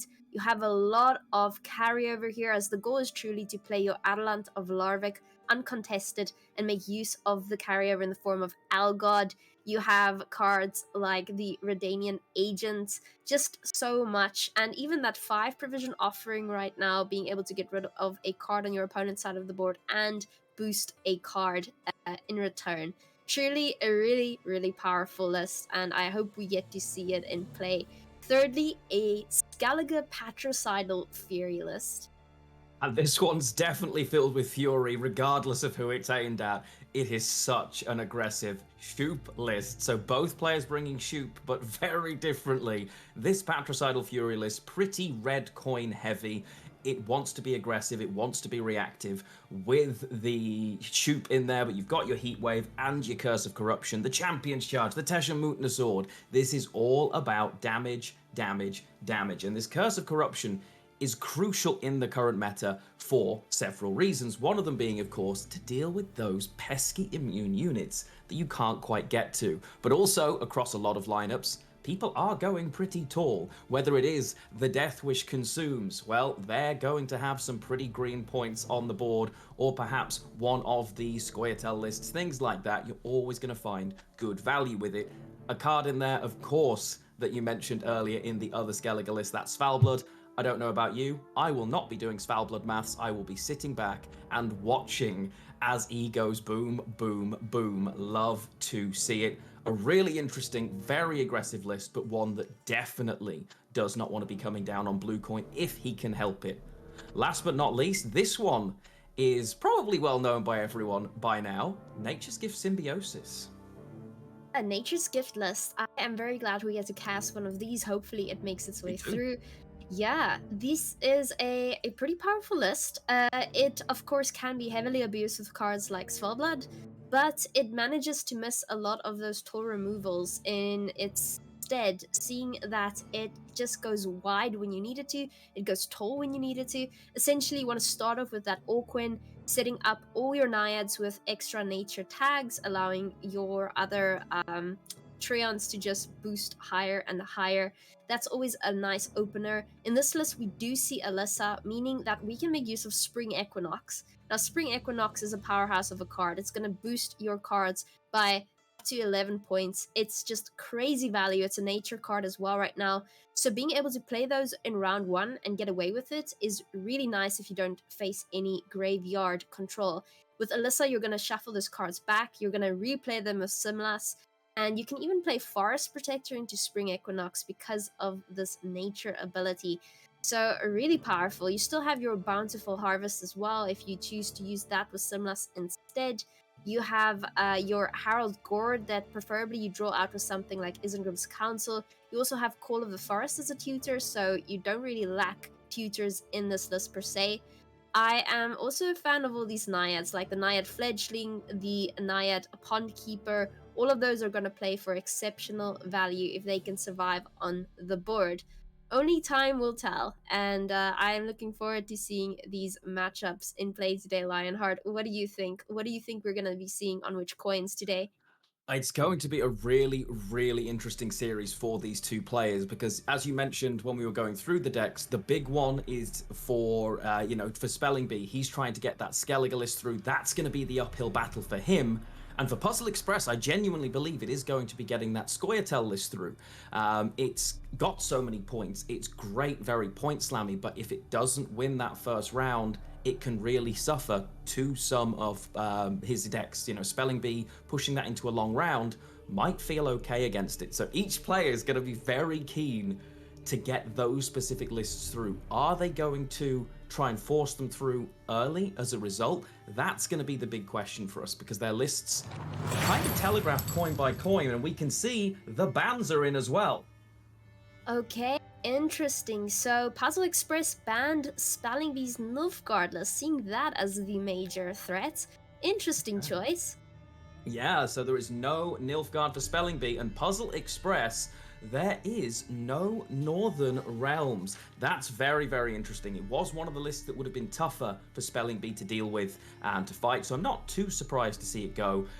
A really interesting set of bans. The players have them in. That is going to be quite the series here, as we can see that Spelling Bee, he is on blue coin if I am not mistaken, so he is going to be going in first then. Now, I feel like Spelling Bee's lineup is much more predictable than that of Puzzle Express. Right now, Puzzle's lists are very flexible, but with Spelling Bee, you want that monster deck on blue coin, you want Northern Realms on red coin, which makes it pretty predictable.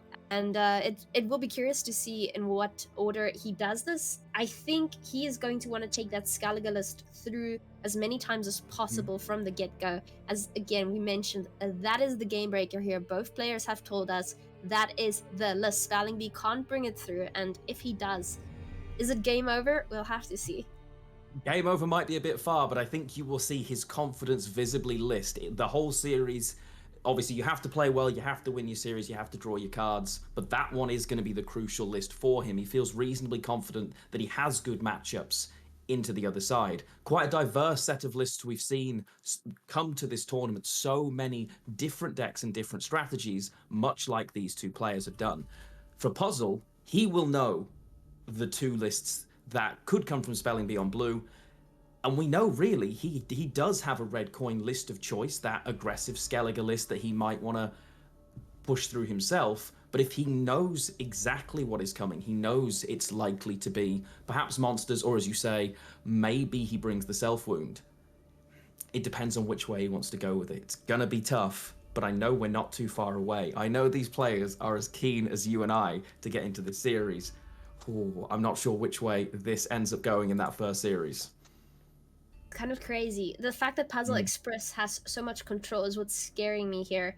I'm looking at Spelling Bee's lists, and I mean, Spelling Bee played against Piable, for those of you who didn't watch all the games last weekend. Piable, our other Masters winner, and he was able to beat Piable, throwing him out of the race. So really, the fact that Spelling Bee didn't get more than 50% of the votes says a lot to me, but I guess it does come down to the decks that were brought.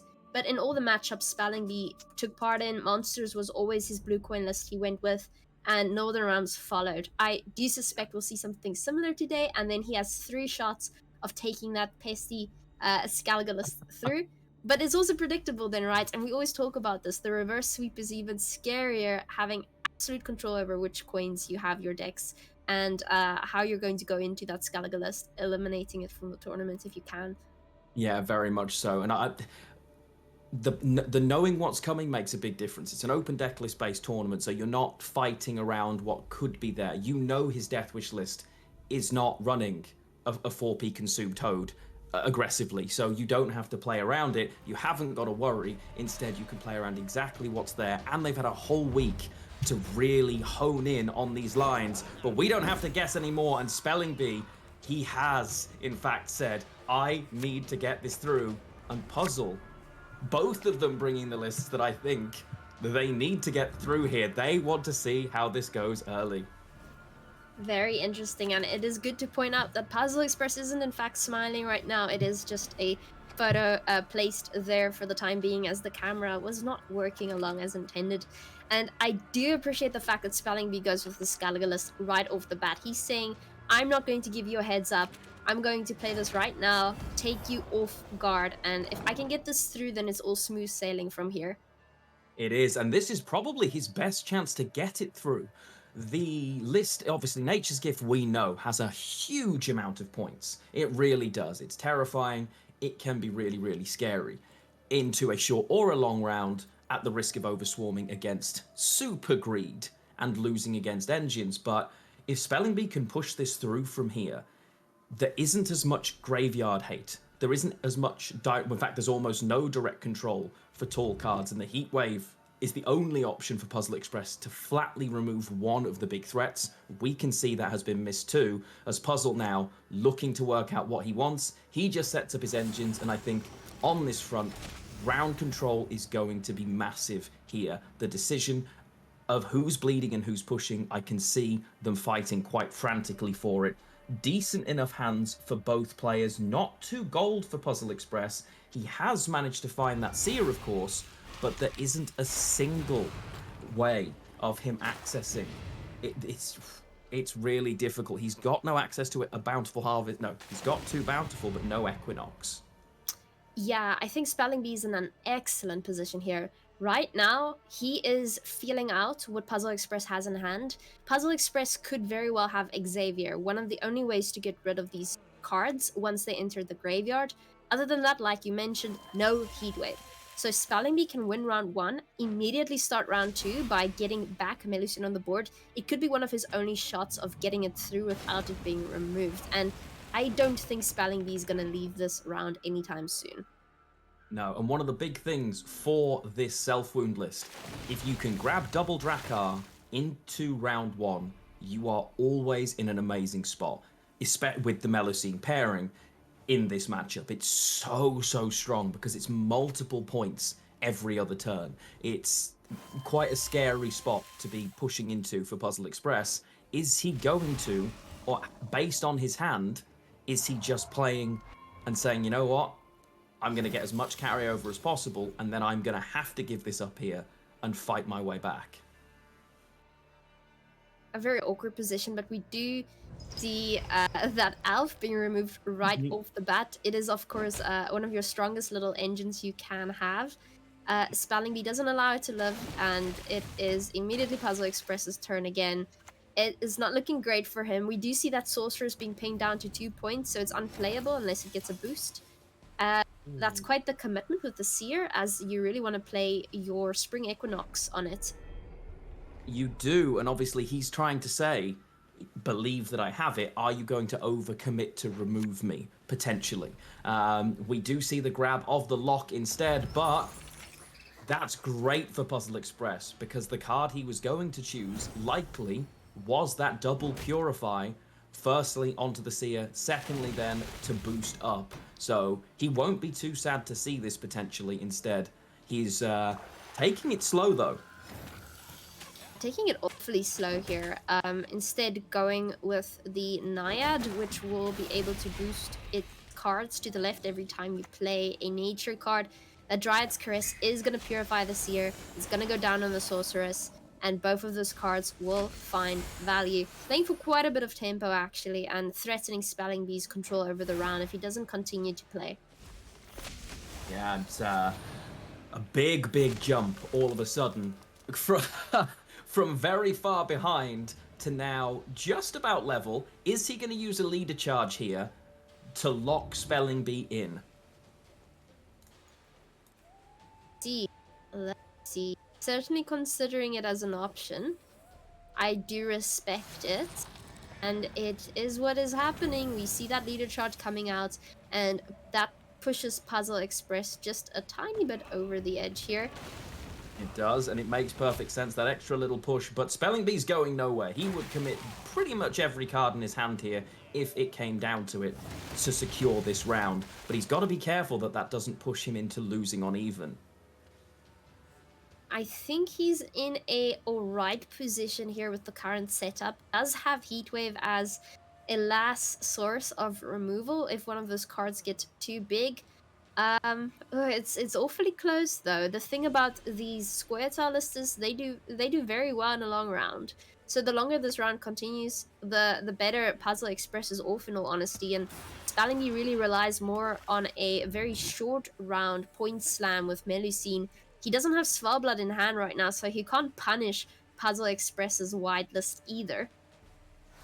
No, that's a good point. And we do see that extra leader there. Necessary because, of course, the Melusine going to give extra value. I'm not sure that was enough, though. I think he still had a pass. Spelling Bee not messing around. Takes it. He's not worried at all. And we do see a leader charge as well to get the extra armor breakdown and 2 more points. Still ahead by 8. No more rain, though. All of that rain value has now gone. All the rain value is gone, and Puzzle Express once again ahead here. What are we gonna see here? Are we gonna see that Bride of the Sea potentially coming down? Yeah. Going Yeah, into it the has value. Madrome. Not bad. Could be better, but it's not It's bad. great. Yeah, it's not bad point value there. I don't think he does choose to click for the rain just to give him that extra bit of reach. We can see there so much happening so very quickly, and plenty of cards in the deck that are still to come. Ooh, now that's not what Puzzle was going to be hoping for, but he gives us the Gourd early. He has decided that Gourd boosted by 7 plus another 2, it is a lot of value. The Mardrome and the Bride earlier, they made perfect sense because you bet that the heat wave didn't exist. But he doesn't. Oh, it's a lot of points here. That Forest Protector will beat. Oh, there are no Equinoxes. Is it enough? It's really risky for Puzzle Express to play this. Full leader has gone, which means he needs 11. I'm pretty sure he's guaranteed to get it, right? Yeah, I mean that heat wave on the Gourd was a must, and he didn't know if Puzzle Express was bluffing here or not. Puzzle Express gets ahead though, and he Whoa. wins on even. That's not what you want to see. It is not. Now Puzzle in complete control of this. No Equinoxes have turned up yet. It is the Solstice, not the Equinox, but it did not matter. Yeah, it did not matter. That's very true. It's not looking good here for Spelling Bee. He is now in a danger. Puzzle Express is round control. Puzzle Express can decide whether he wants to start punishing that graveyard. He draws into Heat Wave, guaranteeing that he's going to get rid of one of the bigger targets there.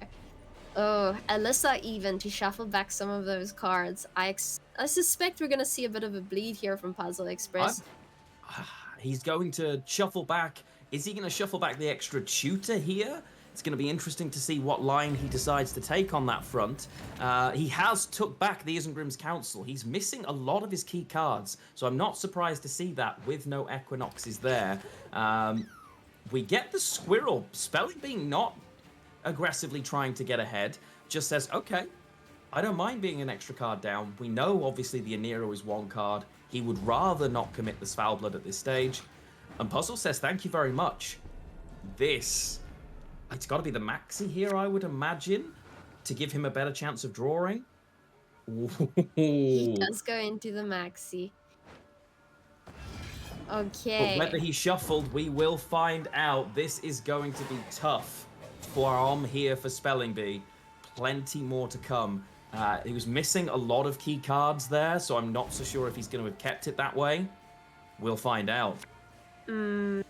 It's looking pretty brutal here for old Spelling Bee. Something you really want is that last Ace Svalbard, so you can punish Square Tile's greediness with all those chunky treants, but it's not going to happen today. Puzzle, I suspect, is immediately going to start punishing that graveyard, just in case Spelling Bee is sitting on something like Sigdrifa's rights. Yeah, Xavier would be the play. He's missed so much, though. He did shuffle, but he still managed to miss Fukusha and Sigdrifa's right. That 22-point Melusine is not there. I mean, if he had access to it, it was coming straight away, but you're completely right. No reason not to open that way. Pretty sad. We see Svalbard coming down. But it's surviving much longer, in all honesty. And Spelling Bee's gonna try and get the most value he can out of it right off the bat. Putting Knut there on 5, so it can be used again in the next turn. Will we see that heat wave coming down from Puzzle Express? It is the logical choice in my opinion, as you're denying your opponent anything to interact with, and Possibly. seeing Foul yeah. Victor Rebuke works pretty well too, though, because you can remove the Canute. It's so much of the threat, and a 2-point valve is. You know that you've got a heat wave on the Svalbard at some point, but that Canute is the one that pairs for the value. I always used to make the mistake of trying to deal with something but the Canute, and he would absolutely beat me. So I'm happy to see that line there, but I don't think it's going to be enough. We may not have seen the Alcuin, and he may not have had any of the Equinoxes in round 1, but Puzzle Express may have just too many points here. Even Okran coming out there, giving just tremendous value to those Trions with 5 on the board. That is just okay, wait, there's a lot happening here. Spelling me getting that last bit of value out of Svalbard, giving it restore value. Oh dear gosh, what was that? He is, and it might look like he's a long way away, but I have a feeling our old pal Simless is going to come down and do some serious numbers here. This is going to be big. And Puzzle Express, by the look of it, if my maths is even within 20, looks like he might just have got the list through that I was most worried about.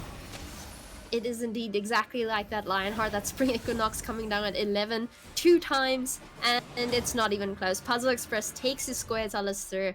Spellingbee's not happy with that result, but he tried, he gave it a fair shot. He wasn't able to take it through in round 1 and just lost from there on out. And that's the thing, he pushed really hard into that round 1, completely the right decision. Both players missing some really key cards. The one thing with this self-wound list, it's super strong, but it's also not the most consistent of lists. It doesn't thin really at all the Aneromancy and just finding your cards. If you get all of your graveyard access in the first round, but then none of the cards, it can be really, really awkward. Other side, no Alcuin, no Equinoxes, but it didn't matter. Symbiosis, a powerhouse right now, and he did manage to push it through. Pity for Spellingbee. Again, the So Skellige list is going to prove a problem for now. But now it's chance for a red coin, and with red coin, you're going to want to play that Northern Realm list. I don't see any other list he's potentially going to want to play in the red coin slot here, if I'm going to be honest. Unless he gets really greedy and thinks, you're not expecting my Skellige list right now in red. I'll just push it through a second time. I mean, the difficulty is he's likely to be facing the Nilfgaard Enslave 5 list, which is really not the best matchup. In fact, it's one of the worst he could find. This is where the 5D chess is going to come in. Puzzle Express will be thinking, I can't queue the Nilfgaard list because I want to snipe that matchup. He might then queue it as a result, but then not queue. Well, you know what? I guess we're not going to have to guess too much longer because I think the players are ready. And Puzzle has taken that Enslave 5 list. Oh, here we go. You were right. It is the Northern Realms. Yeah, you do want to play this Northern Realms list on red coin. It doesn't pack a lot of tempo, and it's not something you want to lose on even with. The hand's looking pretty good to me. You're going to want to mulligan that Anzi's away, as that is your Melitele target. Yeah, always the Melitele target, the Anzi's. When you open up this way, doesn't have Mutagenerator in hand, but of course, with this, it is a Northern Realms card. You have access, and 2 of those crucial neutrals are up there. Not messing around though. Puzzle Express straight in here, creating himself a little bit of value. Not great choices. No, exceptional, honestly. Get some value there nonetheless. It's I haven't seen Redanian Elite in quite a while, if I'm being honest. For those of you that haven't seen one in a while, it's boosted itself by 6, but if that armor goes and he's exposed, back to 1 he goes.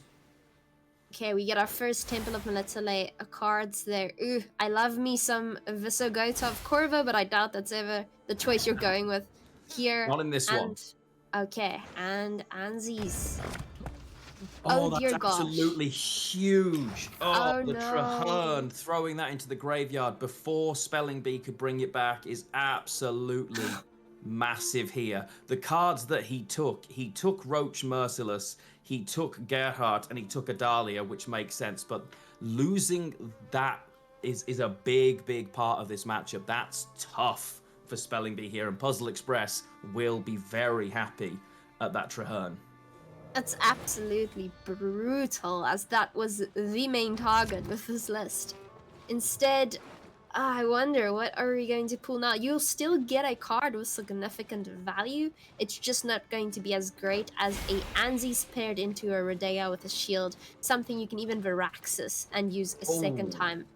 And he hasn't clicked it now. He hasn't chose to bring another card. So he's just holding on to it now, losing a turn of boost each turn that he does that. And obviously that boosted Anzi's, you're getting double the value of the boost because it's on the card and is being used in a duel as well, as you mentioned. So losing that's pretty big. He's decided just to drop the Mutagenerator and hold off on his decision of what to pull boosted instead. Decides to go with a Rot Tosser there, along with the Blight Maker. That's going to be poisoning that card. Interesting selection. Yeah, although I don't think the poison's going to be too much of a threat, as we do now start to see those points coming in, that bit of carryover from the All God dropping down, goes onto the back row to boost all of the others in deck as well. Spelling Bee is now going to start pushing for the other win con, which is an uncontested Adelant. Getting as much carryover as possible is the goal, and we see that Heatwave coming out, immediately getting rid of the Mutagenerator. Yes, we do that, and it makes perfect sense. It makes perfect sense. Getting rid of that Mutagenerator, you can completely understand why you would go down that line. It is the Heatwave target in this series very, very often, as it's the carryover that you're denying. So far, this is going really well for Puzzle Express. Puzzle Express certainly happy here. He is going to start running into his golds though, so has to be careful, depending on what he's willing to commit. I don't really want Radovid there to survive, I'd say. It's a pretty neat target. Even if you want to steal it, in my opinion, it's not too shabby. It's a difficult pair though, because with Enslave 5, he can't steal it directly, and he doesn't want to do 4 damage to steal it. Goes for the Lydia instead here, but not the best choices. Is he going to go for the... He takes the 2p damage to build himself a Revenant. Okay. The Revenant is a really nice little slow play because, of course, it will kill the All God and then make the Assassination worth 6 again. Really nice, but better late than never. Certainly.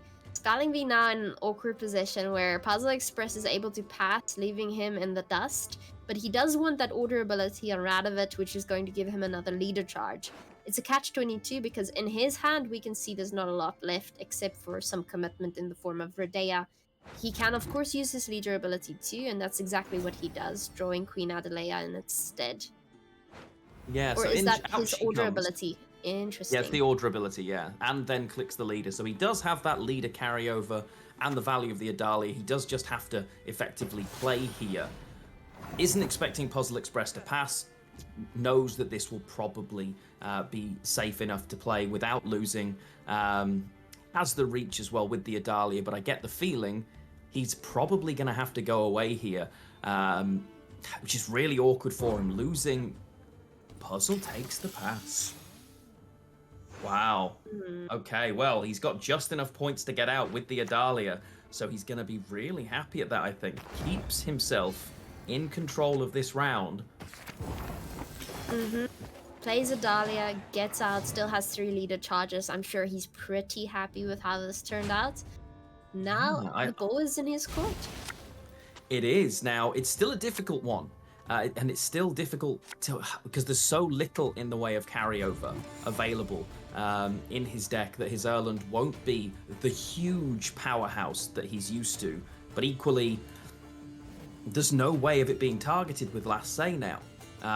Well, this list can't anyway. You just want to be in charge. The Yen is there. The Erendite is at 7 so far already, and is the first version of it. So lots of removal, and it grows here. He takes the pass for that long round to maintain his Last Say.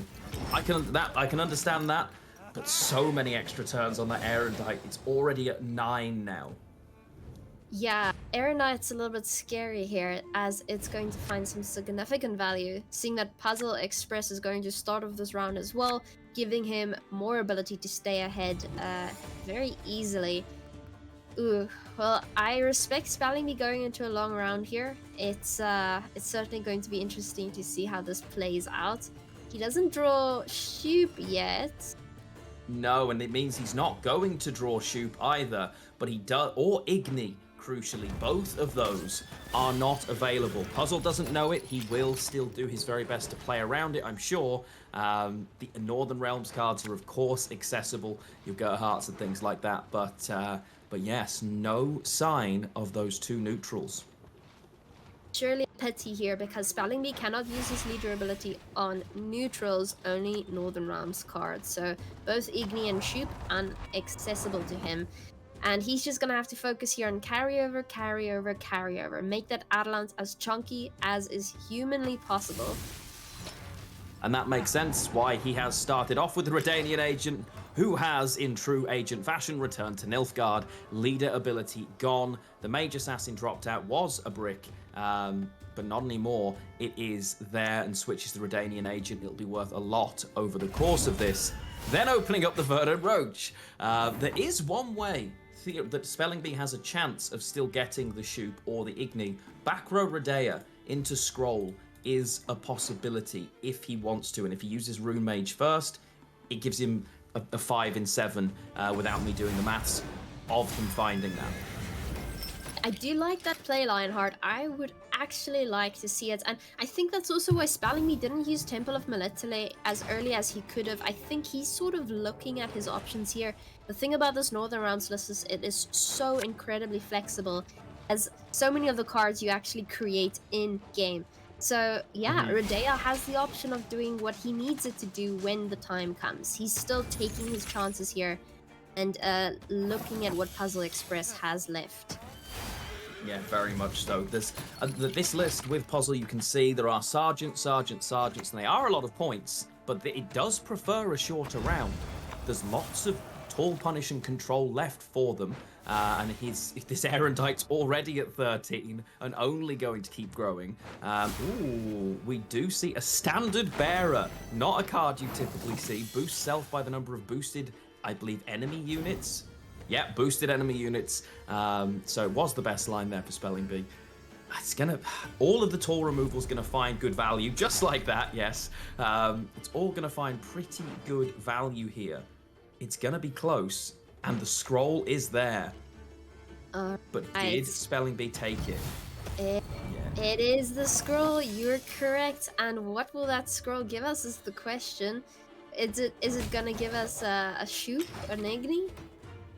Shoop is traditionally very good, very versatile, can play well. The Igni is not currently active on either row. Back row is 21, front row is 18, and the Igni will only ever play, in theory, for a cap of 12. It's unlikely that Puzzle is going to play into being double Igni'd. The Shoop, as a result, most likely to be slightly better. That can play for 14, even 16, normally with random damage. Armor will get in the way of that, of course.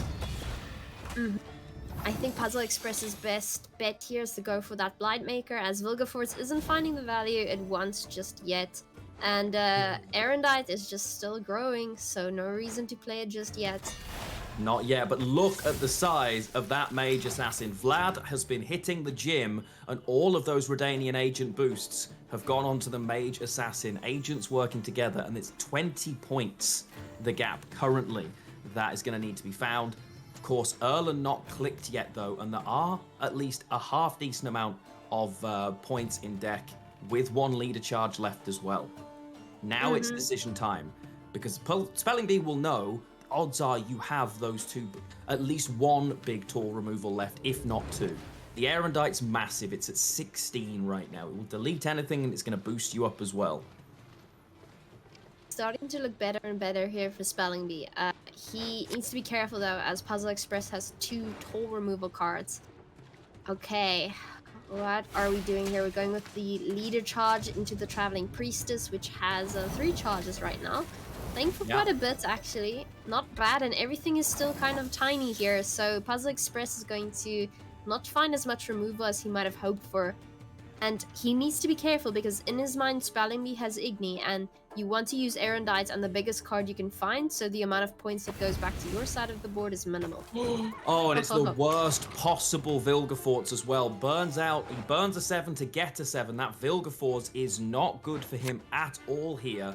The best you can say is it took a little bit of carryover from the Erland. But all of a sudden, as you say, things are swinging in Spelling Bee's favor. He might be 13 behind, but that is going to evaporate pretty quickly as he does also choose to instantly click this Gerhardt very sensibly, preparing, of course, for that impending Erendite. Mr. Shoop, what are you going to give us today?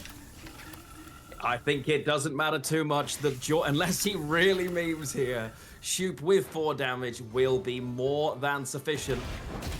And it is now 1-1. These players definitely have no intention of sending anybody home early. Great series. Incredible, incredibly done. Yeah, Spelling Bee deciding to opt for that long round paid off in the end. He didn't even find his Igni, wasn't necessary. Very nicely done. Now, Spelling Bee going back to his chance to take that Scaligulus through potentially. Or going with monsters, we'll see. Yeah, I think it's a difficult one because once again, he's going to be looking and thinking, okay, my opponent now, he's got his first list through. I need as many chances as possible, right? I need to get this Ursine Ritual through. But now, I'm going to be facing that Patricidal Fury list probably, and that is just... It's so difficult to try and fight that list. It has so much toll removal. It's so punishing that just nothing is going to sit on the board. The Heat Wave, obviously Curse of Corruption for removal as well. It's a really, really tough potential lineup here to be facing. Which way they'll go, I don't know. But that last series, that was so much fun. The Redea didn't guarantee he found that shoot, by the way. I think he won either way, but it was a really nice line to get to see in action. I agree, and it's just nice because of all the options you have at your disposal when you're playing this Northern Realms list. It kind of just adapts as the game progresses, which is very fun to see. And we already going into the next round here. We're gonna see that monster list on a blue coin finally.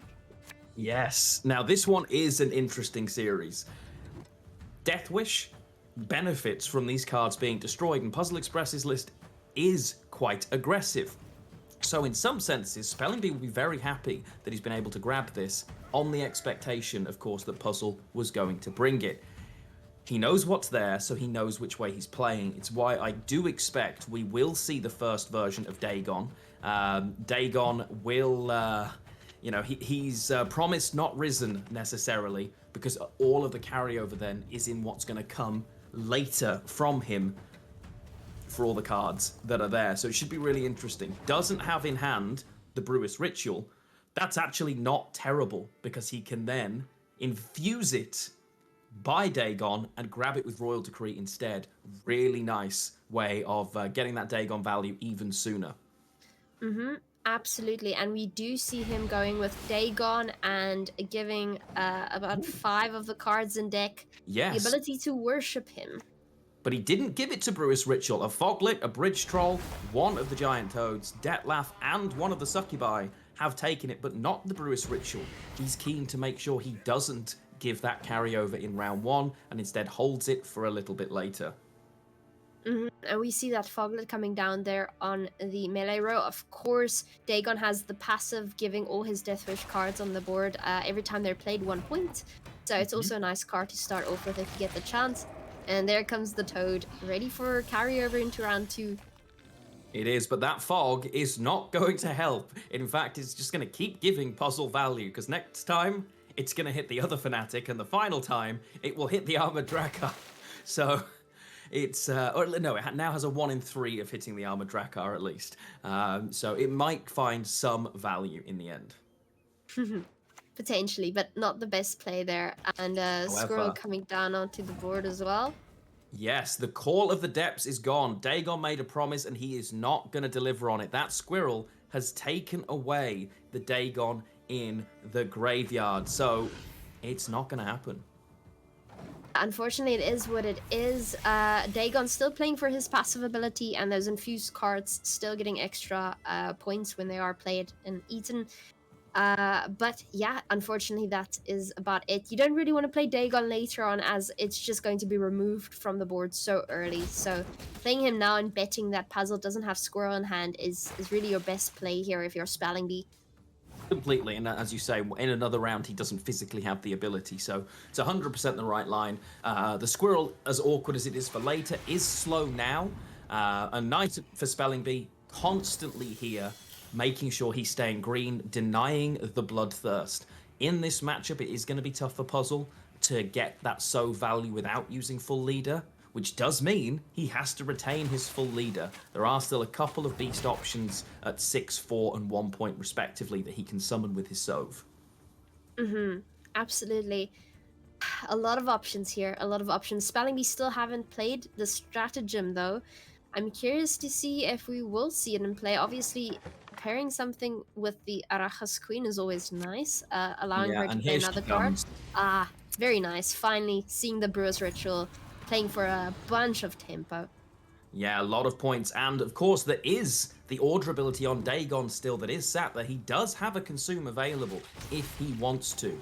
Does use it, such great value. Although pulling out that giant toad, it is now of course out and on the board, but didn't get the first consume from it.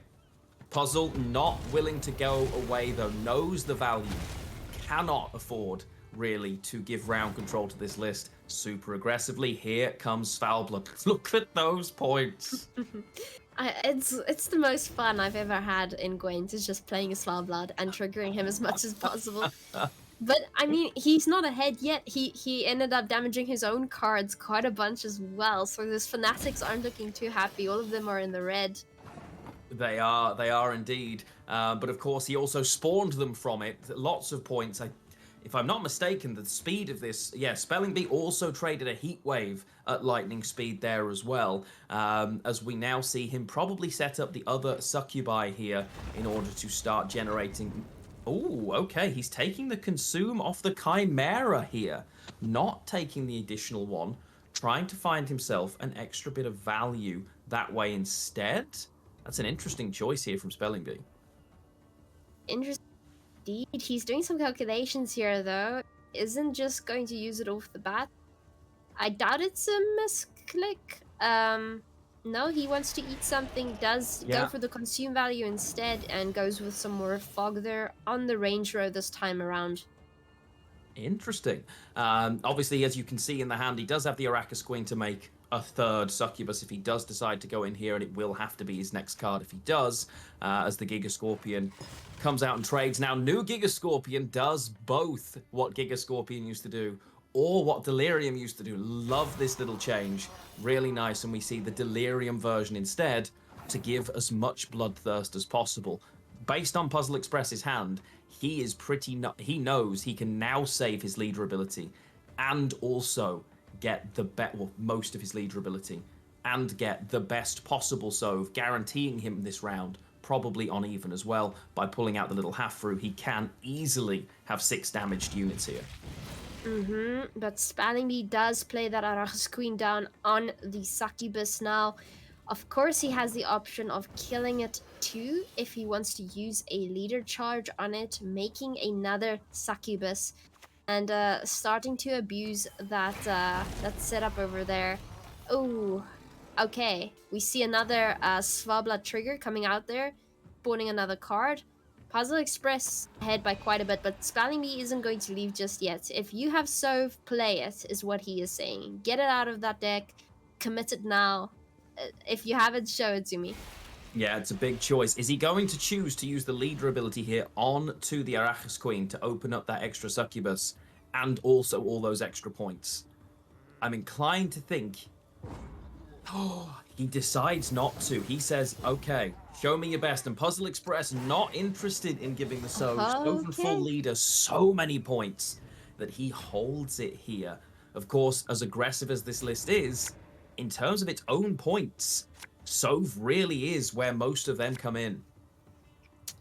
And I see, I see Siegfried being mulliganed away there, as we already saw that Heatwave commitment earlier, I believe, even though it happened very fast. If that's the case, then Sove can't be removed here on Spelling Bee's end, so purifying it with Siegfried isn't exactly worth his while.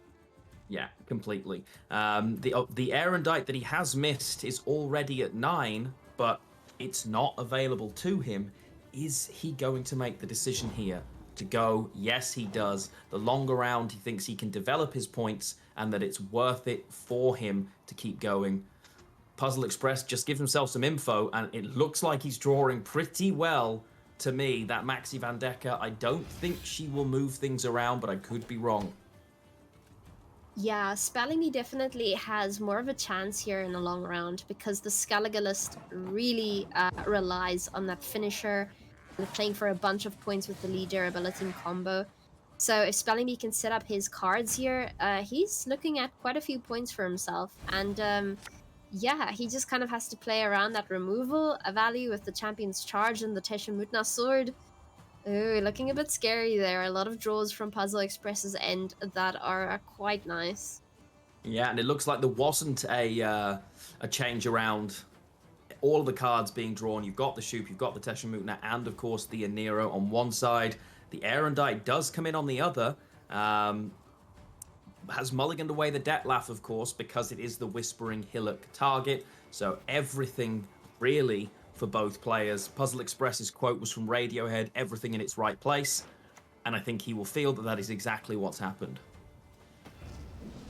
You see that sort of storms coming down, very telling. Puzzle Express not having a lot of proactivity, and Spelling Bee might just abuse this knowledge. Yeah, it's a shame really for Spelling Bee. He's so unit heavy. He knows he doesn't have the points to start discarding, especially with this many turns to go. And instead, he's just in a bit of a difficult spot. He has to play and give value. And are we going straight in and just seeing the Sove right off the bat here? I mean, I see no reason why not. And with 4 damage and that fog stacked on the melee row, the Sove can pull out the 6 instead, because as it flicks turns, it's going to damage, right? As a result, he can get the absolute maximum. Because it will only damage by 4. Oh, that's a lot of points. Yeah, that is scary. That is very scary. Something you never want to see in a short round, which is why Spelling Bee opted for the long round instead. But whether he can catch up here is a different question altogether. Yeah, it is not going to be so easy. The Erendite now, I think it's fair to say, is capped where it is, which is at 10 points. Still very respectable as 10 points go. This Chiron not going to get a huge amount of value. It is a single consume on the Detlef, but you already have the leader for that. This is looking tough here.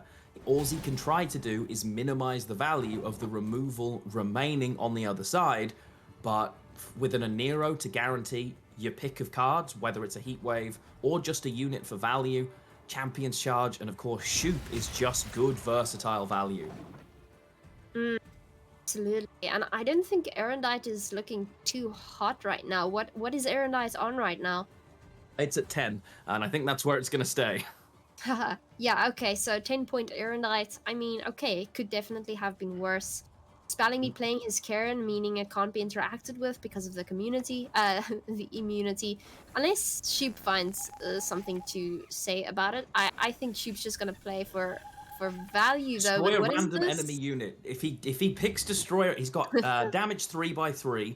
Obviously, lots of 1-point units.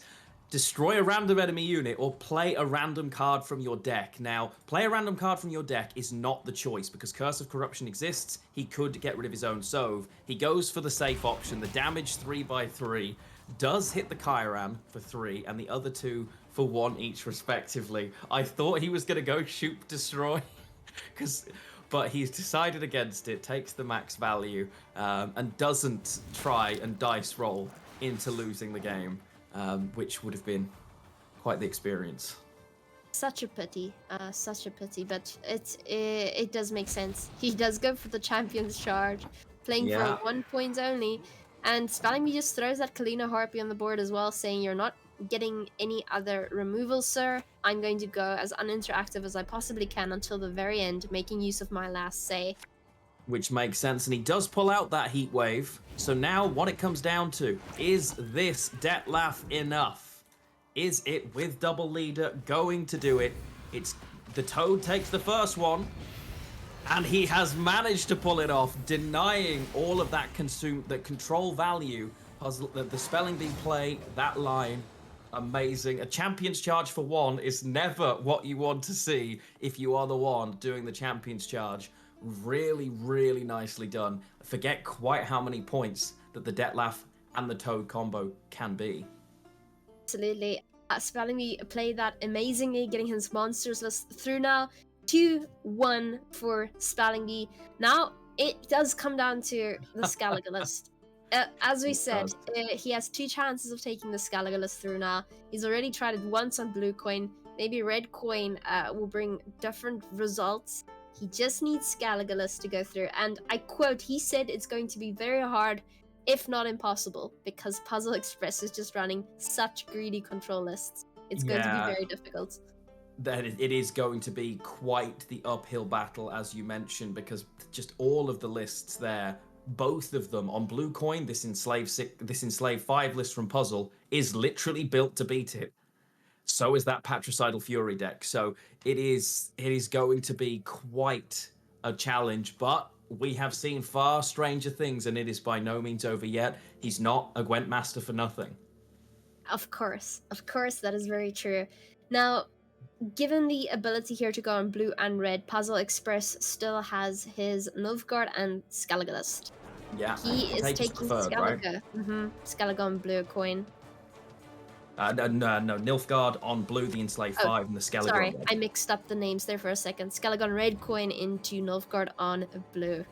Yeah, and they are zooming through this series. They are not messing around. They want to know the semi-finalists just as badly as you do. It is game 4 already. Spellingbee is in a good position. He is ahead, but he has got the list we were worried about getting through into 2 very unfavored series. Can Puzzle Express do it with a pretty bronze-looking hand here? See, starts off immediately there with one of his many few proactive cards. Spellingbee going with the Hound Snout setup before playing Melusine. Makes sense, and if you can get some of this this value in early, it does make sense for him. You never really want to be dropping the War Council into round 1. You'd rather take that into 2 or 3 if possible. These Magni Division, in theory, should be adding consistency, but right now, he does not have Vilgefortz, Erendite in round 1, Yennefer's Invocation, Heatwave, or Traherne right now. So all of those tall threats, the things that would stop you, are not available to him right now. He is certainly, going for whatever options he has. Wow. That Lydia, that grab is absolutely massive. Finding the stunning blow to destroy that engine is big for Puzzle Express here. Okay. Spellingbee purposely not playing Melusine this early on. Very interesting. Doesn't want to commit it just yet, and now he can. Now he can do it without having to worry about it being removed, and having first say into the next round will also pretty much guarantee him that it can't be removed in the graveyard. But he is going a few cards down here, though. He is. He's going to go all 4. He's going to try and improve his draws as much as possible, probably take the Maxi Van Decker here and go for that long round. He has put almost nothing in his graveyard and has access as a result to almost everything. That Melusine is going to be there, has multiple turns grown up to 15 base power. This is going to be, I think it is the best line to go in. Getting his cards down into that long round, forcing more proactivity instead from Puzzle, and again trying to deny the removal value. Have those big points somewhere towards the end. Multiple ways of getting in and out of the graveyard now with Fukusha and Sigdriffer available. Oh boy. But he wants to get his good cards in hand, as I have a feeling Traherne might have something to say in this pass. Puzzle Express actually doesn't have any cards that can remove cards from graveyard in the form of Squirrel or Xavier, so Melusine's safe, but not with Heatwave. Puzzle Express is going to have to decide where he's willing to commit those cards, and I think really the biggest threat is simply stealing Melusine with your Enslave ability if you can ping her down enough. Yeah, it could well be. The stealing it with Yen as well is particularly tough if you can then find a way to get it. In the long round 3, that's much, much tougher. When we consider the Magni Division, the first one has already gone. There is only one left.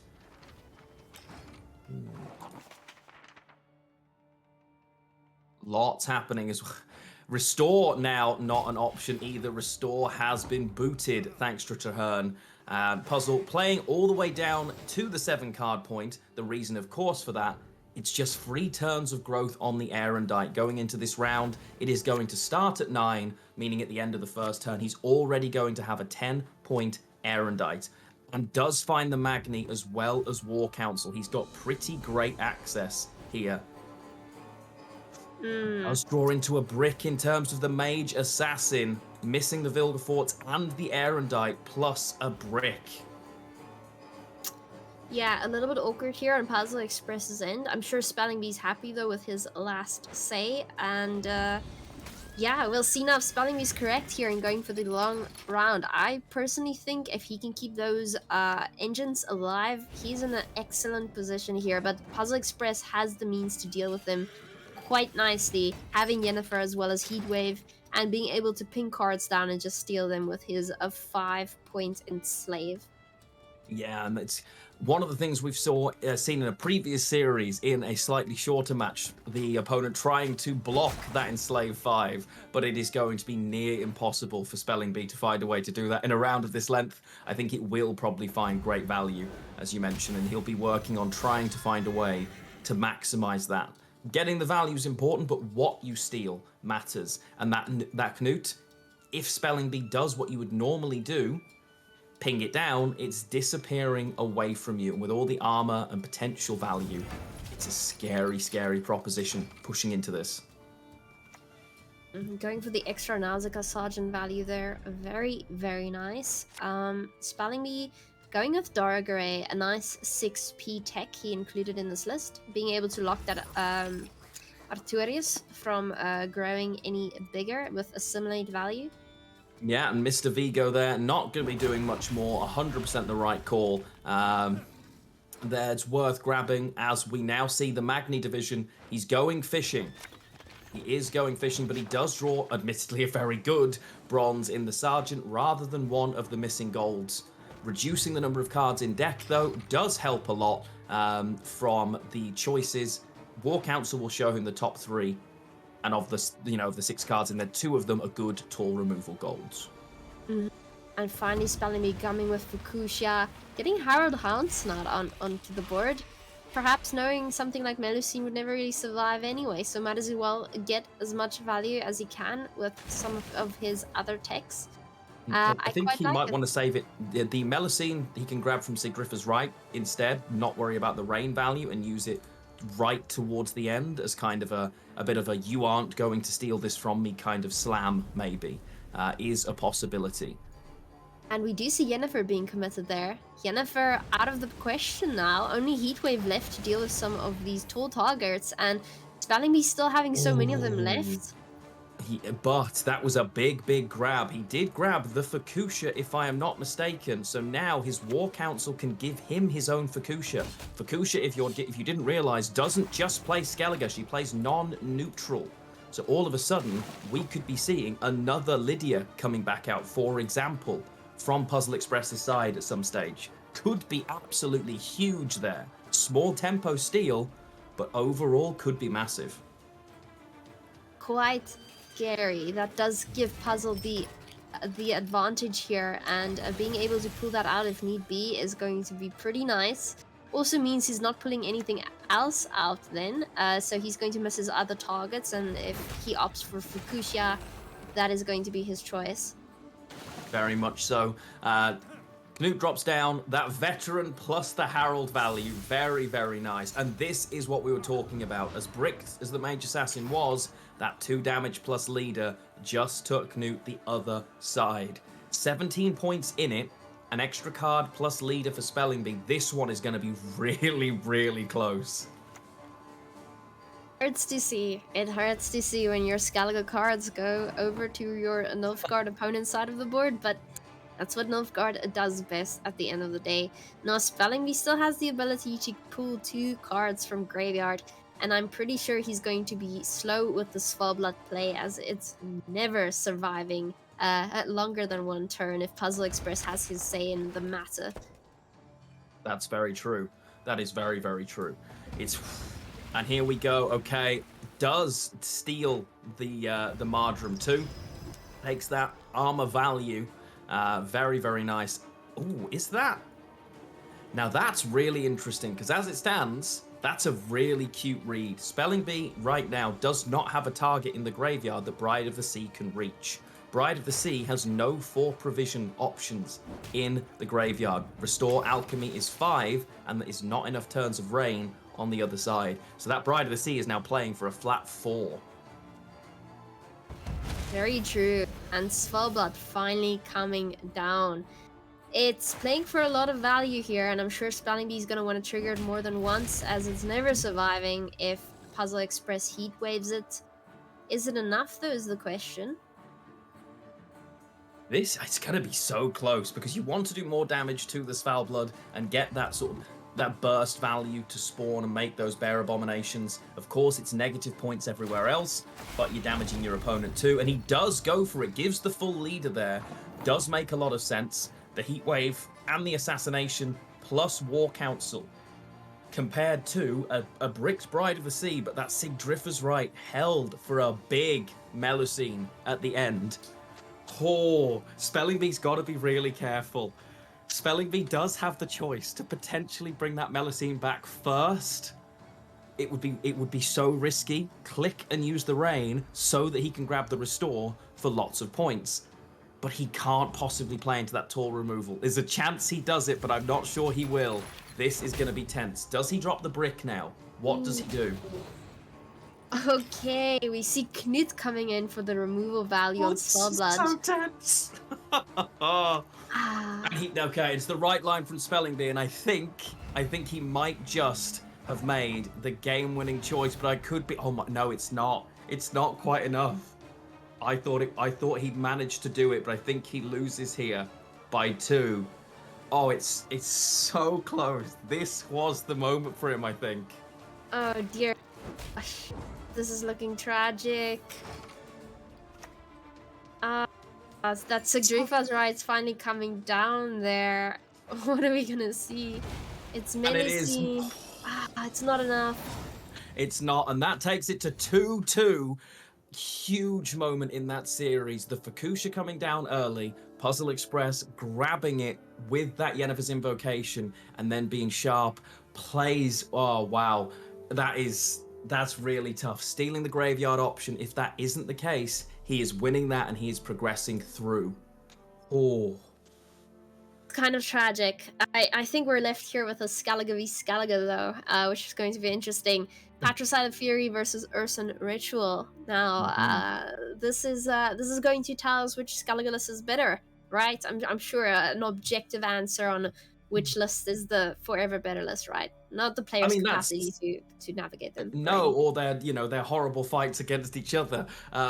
This one again is a real uphill battle here for Spelling Bee to get this through. Again, it's a super aggressive list that has lots of ways of dealing with the threats that Self Wound has.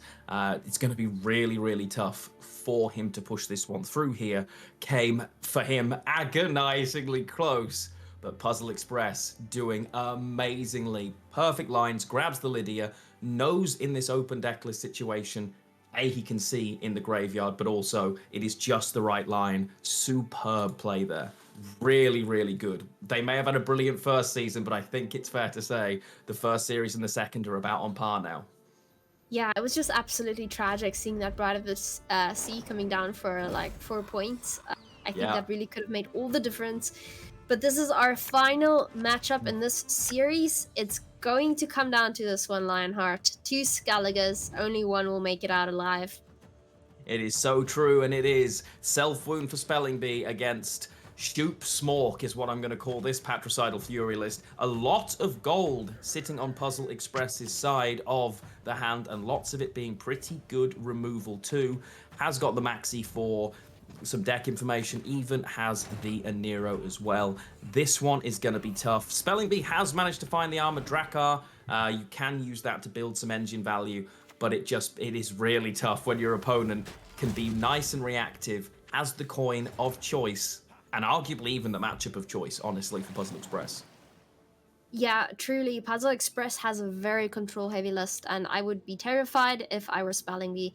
I mean, the Teshamutna Sword, Champion's Charge, you have Shoop, you have Curse of Corruption, Heat Wave, all of those are just extremely scary if you're spelling bee, and you can already see Puzzle Express is drawn into most, if not all of those cards.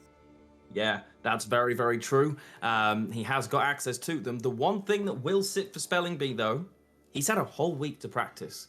This exact lineup, this exact matchup, he will know, he already knows that he's unfavored, but there are, of course, lines in Gwent that you can win. One of the beauties of this is, even in super unfavored situations, sometimes there are potential lines that will open up that you can try and navigate and press your way into. And if anyone can find them, well, it's the existing world champion. So he is by no means out of it just yet. Certainly is the case. If anybody can do it, it's going to be Spelling Bee. Again, he's kind of just taking it slow here in round one, trying not to give away any unnecessary value. Just potentially hoping Puzzle Express starts committing some of those cards earlier than necessary. Yeah, trying to get the removal and get the round control for Spelling Bee will be important here. Can he develop points while committing low value cards, get more than he can from Puzzle Express, or just convince Puzzle you don't want to be here? It's a very aggressive hand at the moment for Puzzle Express, and he will be looking at it with some temptations. Takes the Shoop right now. Okay, Goes very in for the Shoop. interesting. Is he going to go? He's trying to roll carryover, but he has found resilience, but he takes 4 damage instead.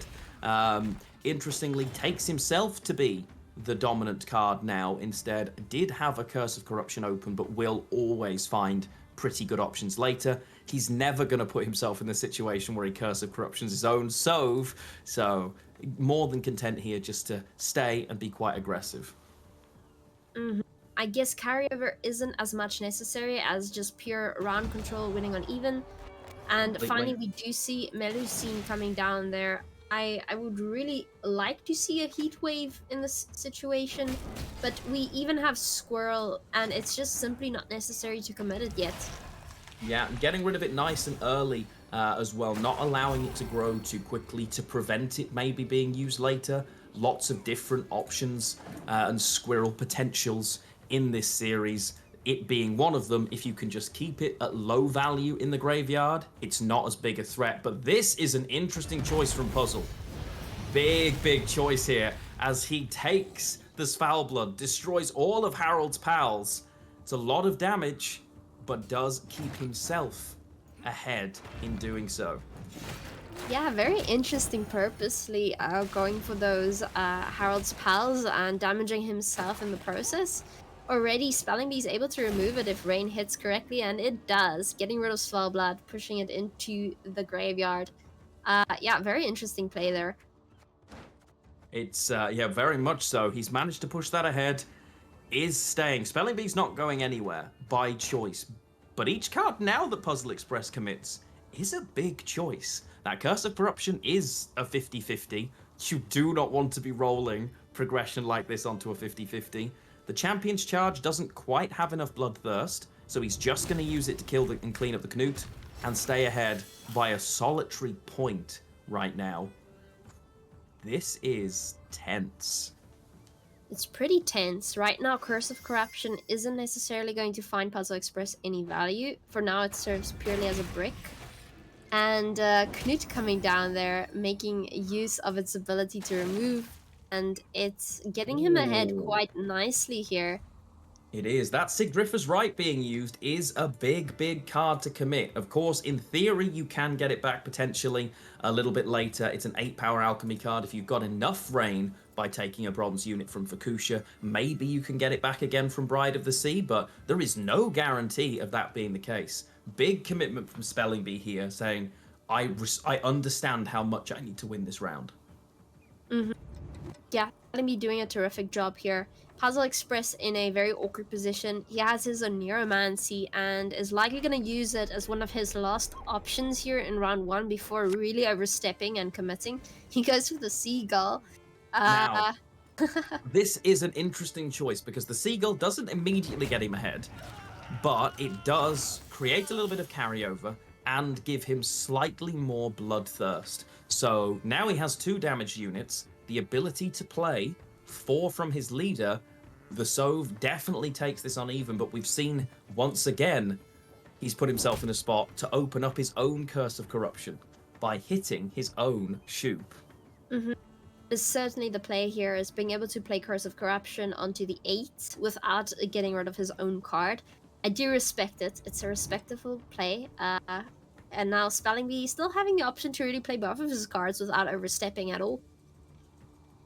He does, but he's also got to be careful. He knows if he goes and plays the Mardrum, and he chooses to play the Mardrum here, that's just going to get burned, but it is another burn gone. And, very crucially, it doesn't get ahead. The Curse of Corruption's 13, he's only ahead by 13, so it would be level here.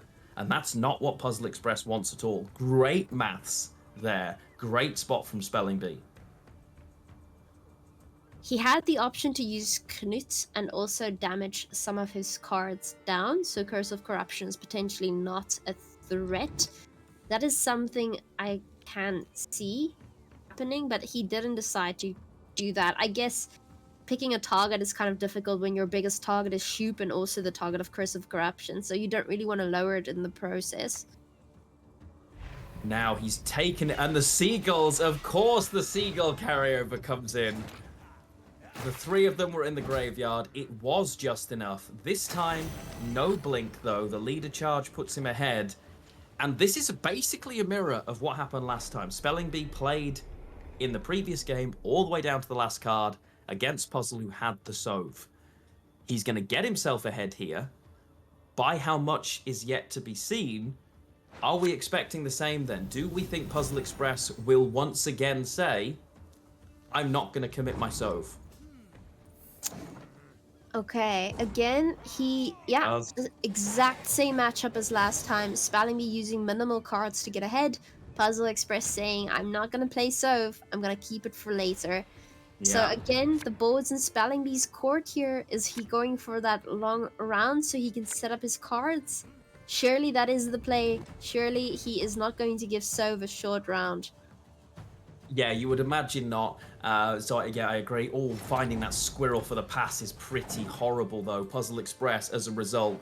The Melusines not amazing. It's only at 8 power as we can see, but it is another option not available. It is the card that was removed as well. So we go in. This did not pay off for Puzzle last time. He did end up not being able to generate quite enough points. Puzzle Express had kept Spelling Bee had kept a massive little point play in his back pocket. This is it. It is 2-2. It is round 3. The winner of this is progressing to tomorrow. The loser is going home. Yeah, pretty tense. Pretty tense here. I feel a little bit better about Spelling Bee's options this time around. I feel, looking at the hands of both players, that Spelling Bee has more options at his disposal at this point in time. However, it's not over yet. Question is whether the Svalbard is going to find value, and I certainly think it might. It will find some value, but is it going to end up finding value for Puzzle Express with those 2 fanatics? It's going to be interesting. The Sove not guaranteed to, as a result, get damaged, because it can and will, of course, take some damage from something like a Svalbard. If he greeds, the Sigvold is there, but Heatwave hasn't been played yet. The Aneromancy can access it. Oh, what do you Heatwave for Puzzle Express is such a big call right now. Yeah, exactly. Not knowing what is in your opponent's hand also plays a big role here. Not knowing whether you should commit it now or wait a little bit longer. You don't know what the draws are like, but you do know that Aneromancy is in the play, so both players has access to at least 1 card from their deck. Is he going to take it now? If he's going for it, it's got to be the moment, right? It is the Heatwave. The Sigvold is saying goodbye. Huge choice. Makes sense. And of course, the new version of Svalbard Totem, well, newish, but you might not have seen it, it doesn't just damage the 2 adjacent units and go away. It's now a location, and every turn can damage an allied unit by 2. The Armored Drakkar, as a result, is just free real estate. Not passively, but each turn, 2 more points. Very true. And keeping those Svalbard cards there without triggering them is really useful if you are potentially hoping for, Svalbard to trigger into them. But the rain does it for him. Yeah, the rain does it for him. Triggering them now already, so Svalbard will find more value if it keeps on ticking the way it's going right now. He will, and Harold's pals are all here and going. Manages, of course, to find the kill on 1, and Cataclysm on that row, as a result, is going to ping damage backwards and forwards. This is a true Skellige matchup. Okay, Svalbard finally coming down here. Now, is it going to play the way in which Spelling Bee intends it to go down from here? Does he want to trigger it immediately? He still has Harold, which is going to play for more points too, and could come in quite handy. It could. This Sove is so many points, though. He has got all 6 of the cards he needs as targets, but of course has already played the Hafru in round 1, so is only going to get a 4-power unit here. He did use the 2 leader charges, whether he perhaps forgot that before he got to the click or not. Sove only 20 as a result, is a couple of points shy. Wow. Okay, Puzzle Express is purposely keeping his leader ability in hand. Doesn't want to give Spelling Bee that Heatwave value. He can't target Sove because of its immunity. Okay, Spelling Bee. So close. But of course, the 13 points are the Heatwave target. And the leader as well. This is tight. I'm not doing Svalbard maths. I refuse. What is it going to be? I think this is enough for Spelling Bee. Well, the thing is, it's going to trigger the Berserker as well, putting it on 6. It's... Oh my gosh. So close. It's so close. He wants to use... The Harold only does damage to the Fanatic by 1, so the problem is he has to use the leader ability first, right? Okay. And it's not quite enough. No. It's so close. The lines are right, the play style, and that is that Spelling Bee just unable to get that list through, probably to his expectation, but we now know the winner of that series. Wow, Puzzle Express played that well. Yeah, Puzzle Express excellently played. Didn't allow Spelling Bee to take that Skellige list through. He tried 3 times, didn't manage it. That was just absolutely fantastic, honestly. What an incredible series. 2 3-2s in a row. And that means we're probably nearing the point where you can trade and click to get your first drop as well. Keep your eyes on that if you've been here with us since the beginning. But Tia, what a series. Incredible. And just like that, Spelling Bee, our former Masters winner, is not guaranteed a spot in the end of the year just yet. He's going to have to try again. And a Puzzle Express making it through to the semi-finals. Now, we're going to see if this heavy control list actually play the same way in which he intended it to. It might find value against Spelling Bee's list, but maybe not against his next opponent. Well, it'll be really interesting to see, and of course, all of that will be coming up tomorrow. But that, so far, has been the series. Puzzle is, I believe, standing by now for an interview with the very sharply dressed Paul Bourgeat.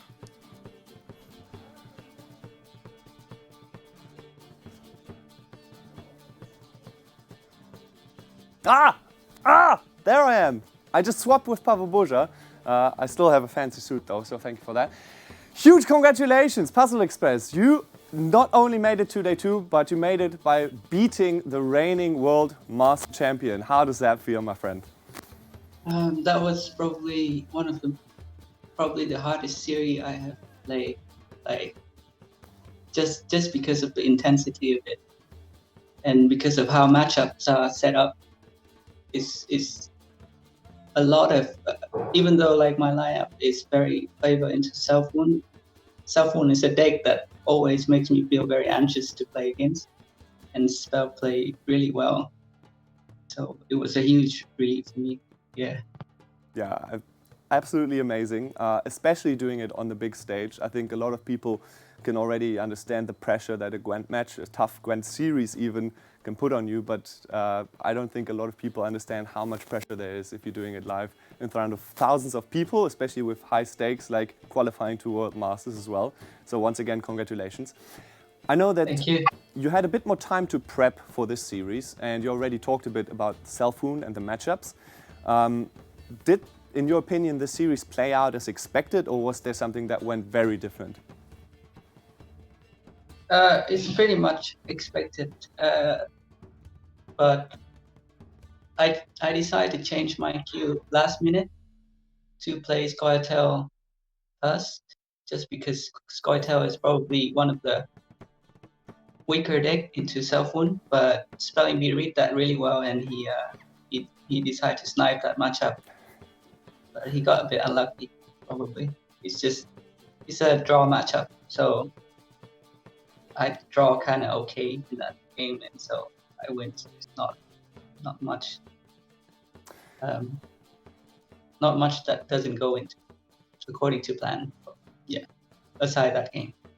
Well, I say that good preparation is already half the rent. You know, that's quite impressive. And again, once again, huge congratulations. Now tomorrow, you will be facing off against Kaneki in the semifinals. There's 2 more series to go for you. Do you already have an opinion on that series, or did you just focus on day 1 for now and you'll see what happens tomorrow? To be honest, I didn't really think about the next game because Kaneki is a really close friend of mine. So it's probably us just jamming. We're probably not going to be super cheeky about anything. It's, from our prep, it feels pretty straightforward the way we're probably going to play. So yeah, we didn't prep against each other, obviously, but it's a little bit of a shame. Well, I mean, it's a lot of pressure on day 1. Maybe tomorrow, as you said, you're playing against a friend, and now having this experience behind you, you're going to be a bit more calmer, a bit more relaxed, just jamming some cards. I'm happy for you. I'm here for it, even though it's a friend. That's always a tough battle, but still. You're going to have some time to relax, but if there's anything else you want to say to your fans, to the world out there in your first GWENT World Masters or Masters appearance, not yet World Masters, maybe soon, you now have the stage. I just want to say thanks to all my teammates who prep for me, especially Pasi, who never sleep, and he just like in Korea 4 a.m. and just wake up when we ping him to help us prep. And yeah, all of the teammates in Elder Blood has helped us prep a lot. So say thanks to everyone, and also everyone just like hop in a DM and say good luck for today. That's great to hear. Yeah, big shout out to all the teammates. Thank you so much once again, and now you have some time to rest, and I'll see you tomorrow. Thank you. See you tomorrow. And with that, I believe it's hidden here somewhere. We have time and space for a leak. It's leak o'clock, and I'm here to read it out for you, because it is the Girdle of Strength, and as you can see, it's another card from our recent single player experience, Rogue Mage, coming to the game. And this one actually boosts an allied unit by 10, and then might, the new keyword that we've already heard about, when you play an Ogroid, play Self from your graveyard and gain Doomed, a special card that costs you 12 provision. Great art, by the way, against by Carol. And yeah, I'm excited to see what you can think up with this, what kind of decks you might be playing. I think Shimiri already hinted at it, that there's some Ogroid archetype that could make use of this. So yeah, include the Girdle, get it in your graveyard, and then play it again. Sounds pretty strong to me. Let's see what the casters think of it. More sharply dressed Ryan there. Oh, it was great to see Puzzle. He seemed so excited. But Tia, Girdle of Giant Strength. The moment I see that card, it just reminds me of Rogue Mage. I initially thought about its first ability when I saw this, but this is a different one, making use of this whole new might keyword, whatever that's going to be. Yeah. And just more Ogroid support altogether. I'm here for it. I am indeed. And while might, if you've got a unit that is 10 power on both rows, you have might. You are mighty. So that card, effectively, the first time you play it is 10. It's effectively a 20 for 12. A lot of tempo, and looks like Ogroids are going to be big, strong, tall point slam. Feels like Monsters is going back to its roots a little bit there, which is really, really cool. We all with as a beginner as a big old monster deck with cards that you just jam onto the board for point value. I'm definitely here for it, and I look forward to seeing more leaks potentially during these 2 days. Yes, definitely, but there's plenty more Gwent to come in those days too, and we can now take a look at the bracket and see how it looks. It has updated. Alright, so it's going to be Kaneki versus Puzzle Express. 2 friends fighting for a place in the finals. It is indeed. Those teammates, those friends. We always seem to see this over Gwent's history. Teammates, friends, nearing brothers, fighting against each other. It was almost inevitable, but you love to see it, and it will be a fantastic series. Both players have very different lineups than the ones they faced in their opening quarterfinals, so it's going to be a really, really interesting series. You can definitely go ahead and take a look at the prize pool as well. Everybody starts off with a base set of money. I believe it's a guaranteed 500. Then they play for 1,000 stake here. And we can see that Puzzle Express is walking away with just a little bit more than Spelling Bee, similar to the previous quarterfinal with Lyria and Kaneki. He is indeed, and the opportunity to progress further forward as well. A lot more on the line as you progress the quarterfinals. It gets bigger in the semis and even bigger again in the finals. So these players will be fighting hard to try to get there. Whew. Absolutely, and it's certainly going to be worth it, I believe. But for now, I think that is it for us. We're going over to our next pair, and I think Seely and Shun are going to take over again, leading us into it. They are indeed, and that next series is a repeat of a series that happened last weekend. We are going to take you over to them shortly. It is going to be Holdir versus Mayamon. Now, we will take a look at the player cards here. As you can see, Holdir looks to me like a bit of a Nilfgaard fan. Yes, and his quote is, "Tell me how to do it right, because how to do it wrong, I know myself." That's quite an interesting quote. Now, I feel my school days are coming back to me. I think that's Hamlet. But I could be wrong. What I do know is that I love a cheeky little bit of Heim. In the series that they played against each other last weekend, Holdir was 2-0 down and then reverse swept. So he reverse swept Mayamon in the end, which is obviously a huge, huge thing to do. His opponent, as we just mentioned then, is Mayamon. You can take it over to Mayamon. Let's see. Never half-ass 2 things, whole-ass 1 thing. I quite like this one. Me too. Is it Shakespeare? Nope, it's better. It's Ron Swanson. Love to see it. Mayamon, I like you more every time I hear from you. And his favorite card is the Seagull. We saw how it came in clutch today, and hey, it definitely earned its place here in the Mid-season Masters tournament. It did indeed, but for now, that is going to be all from the two of us until the final quarterfinal. We will now hand you off to the amazing Shinmiri and Seely to take you through quarterfinal number 3.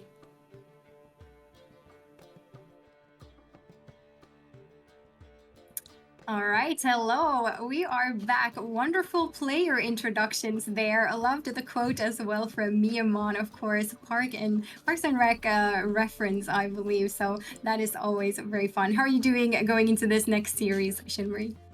I'm good. I was watching the whole second series, and wow, both quarterfinals so far today have been intense. Going down to the wire last game, I felt nervous myself just watching. I'm hoping that the next 2 quarterfinals will be just as good and live up to the hype. Exactly. Holdir, also previously known as Sif Great Wolf, and Mayamon, both no strangers to the pro scene of Gwent. It is going to be an intense battle as both of them fight it out, and I would say it's pretty equally divided between these two. But what do the Twitter polls think? Of course, the decks have been out for quite some time. And look at this, Miamon favored by a whopping 80%. Holder Wow. being the underdog, but can he prove himself against the lineup of Miamon? This is Miyamon's first showing at an official Gwent esports event on the big stage. He's tried to qualify several times, gotten really close. Miyamon is an innovator. Everybody knows him. He's famous. People net deck him all the time. And that's probably why he's gaining the popular vote. And he's a very humble streamer, just concentrating on playing the best and coming up with new, fresh, exciting, but also very competitive ideas when it comes to deck building. A lot of the competitive decks are actually like originally thought up by him, and then pros tried it out, found it did really well, and then took it on to win tournaments with them. And yeah, these two players coming in with very, very different lineups. So let's jump into the first lineup by Holdier and take a look at what he's brought. Yes, Holdier, of course, going on blue coin here, presenting us with the Araka Swarm, Blood Money, Golden Necker, Patricidal Fury, very control-heavy version here, and Precision Strike. We can already tell that Holdier has chosen to go for quite the control-heavy lineup here. So let's take a look at each individual deck and sort of take it from there.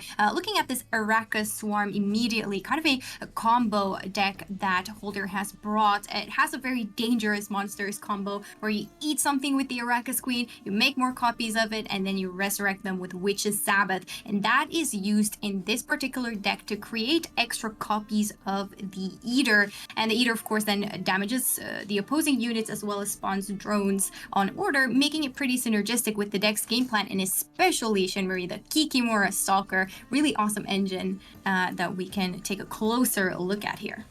Yeah, Kikimori Stalker, awesome card art, but even more interesting is its ability. It's got Veil, so it's like very hard to deal with if you can boost it up and protect it from its base 3 power.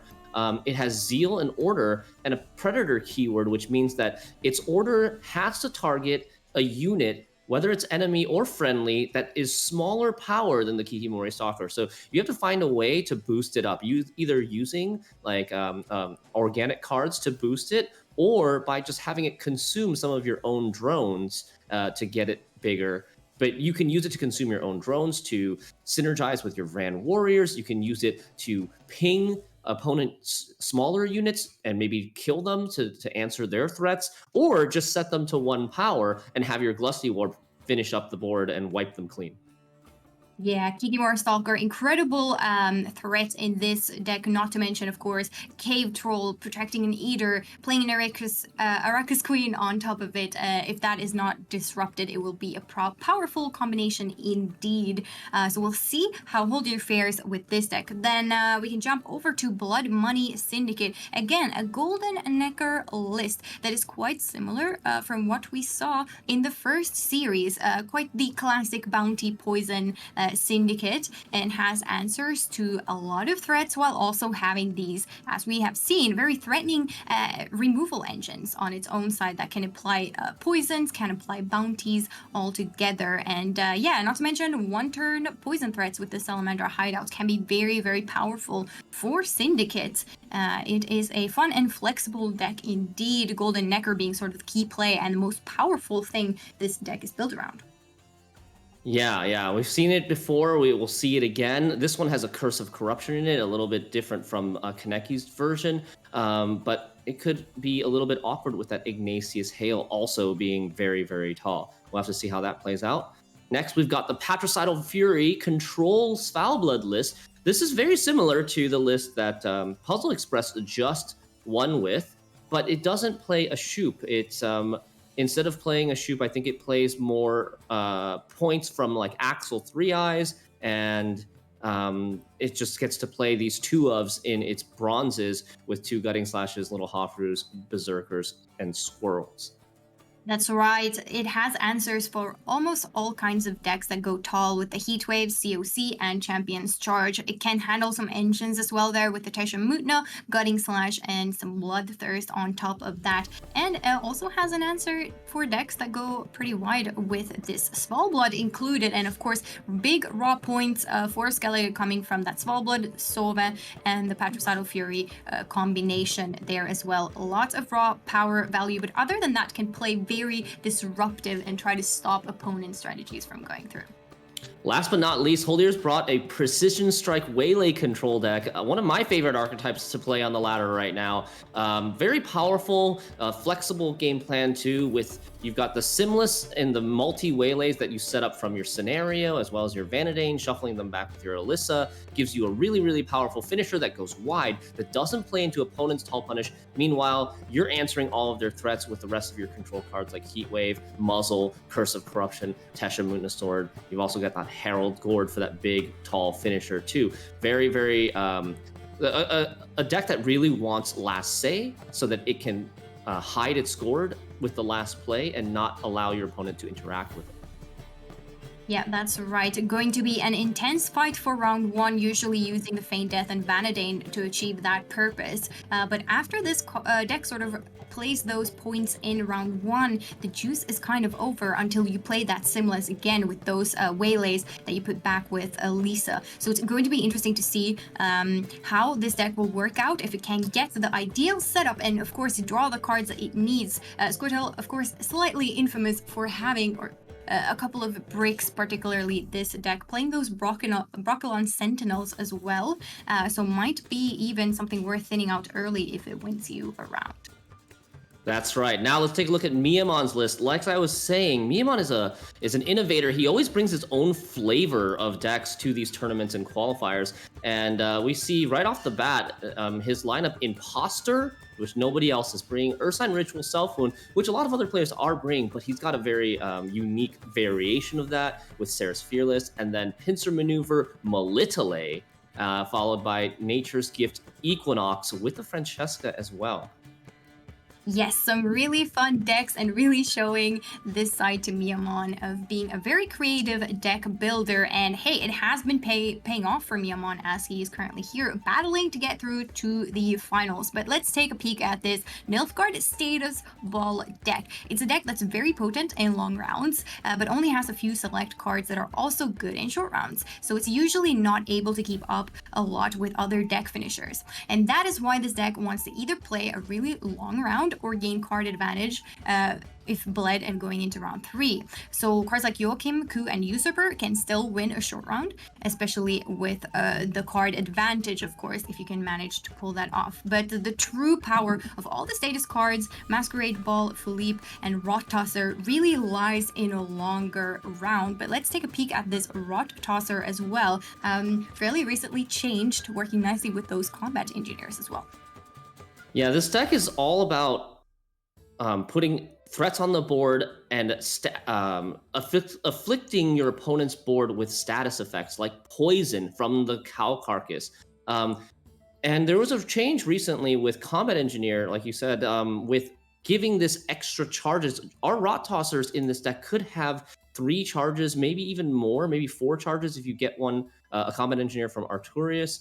And they can put so many cow carcasses on your opponent's side of the board that it floods the row. Normally, your strategy against cow carcass or Rot Tosser is to play a new smaller unit next to or in between the carcass and the unit that it's designed to poison, that it intends to poison. But if the row is full and you don't have a way of like making space in that row, you can't do that, and you're just helpless and watching all these cow carcasses spread the disease and the plague on your board. And it's a really creative play, but also Rot Tosser has no way of getting Zeal, so you have to be careful of when you play it, how you protect it. Maybe you set it up with a Joachim.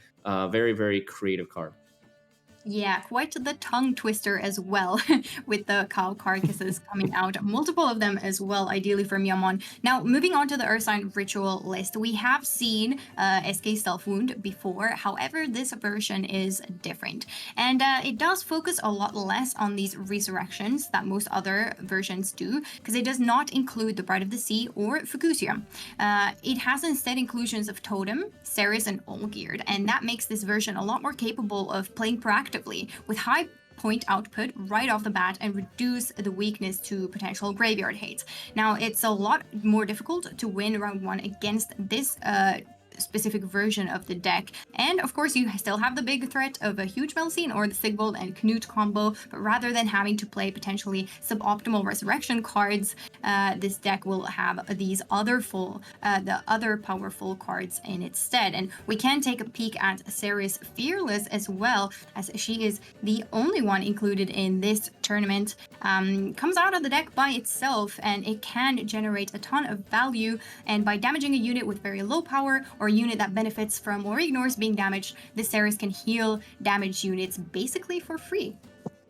Yeah, sometimes for free, sometimes even like double dipping. Not only you getting the heal, but the damage that it throws goes into like a Sigvald or something, and then you're or even like a Melcene for a huge restore target. To basically, double that value of the heal. Ceres Fearless, very, very powerful combo card. Got to keep track of its counter though, and make sure you're aware of when she's going to pop out of your deck.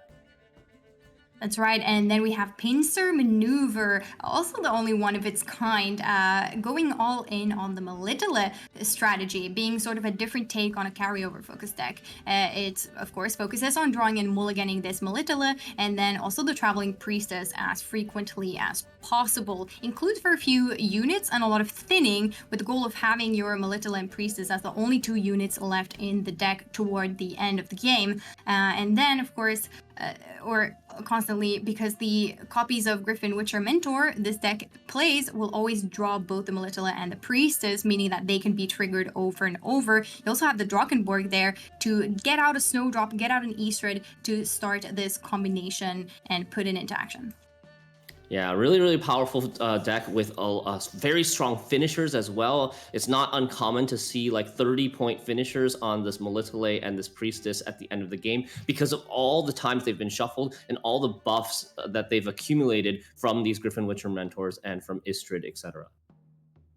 All right, and last but certainly not least, we do have the Nature's Gift, more point slammy version with the inclusion of the Francesca here as well.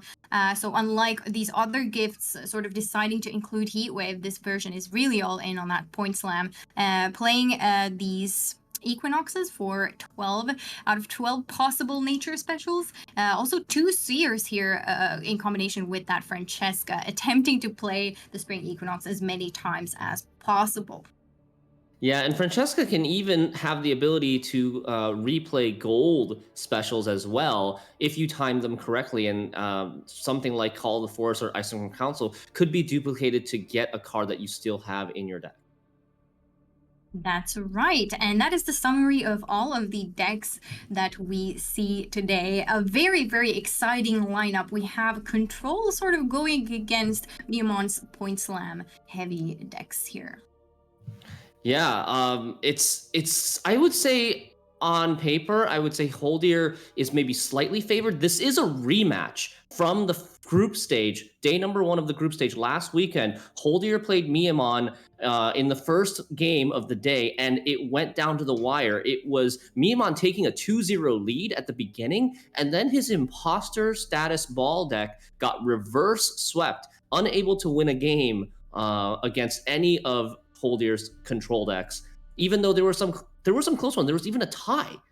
Miyamon was so close to 3-0ing, and he tied that game number 3, and on the rematch he lost, and it became a reverse sweep. So I'm really curious to see what lessons these players learned from that series now that they're going to play it again. If they choose to do something differently in terms of queue order or strategy and tactics during the game, if they can change something, if Miyamon can overcome that the weakness potentially of that imposter deck and find a win with it somehow. Exactly. And speaking of which, perhaps the bans are also different, as we will take a peek at what the players have decided they do not want to go up against. Miamon, following the pattern of banning Syndicate. So Holdir not allowed to play Syndicate Golden Necker. Meanwhile, Holdir has banned sort of the blue coin dedicated deck in Miamon's lineup, which is the Melitele Northern Realms deck. So no Melitele for us today.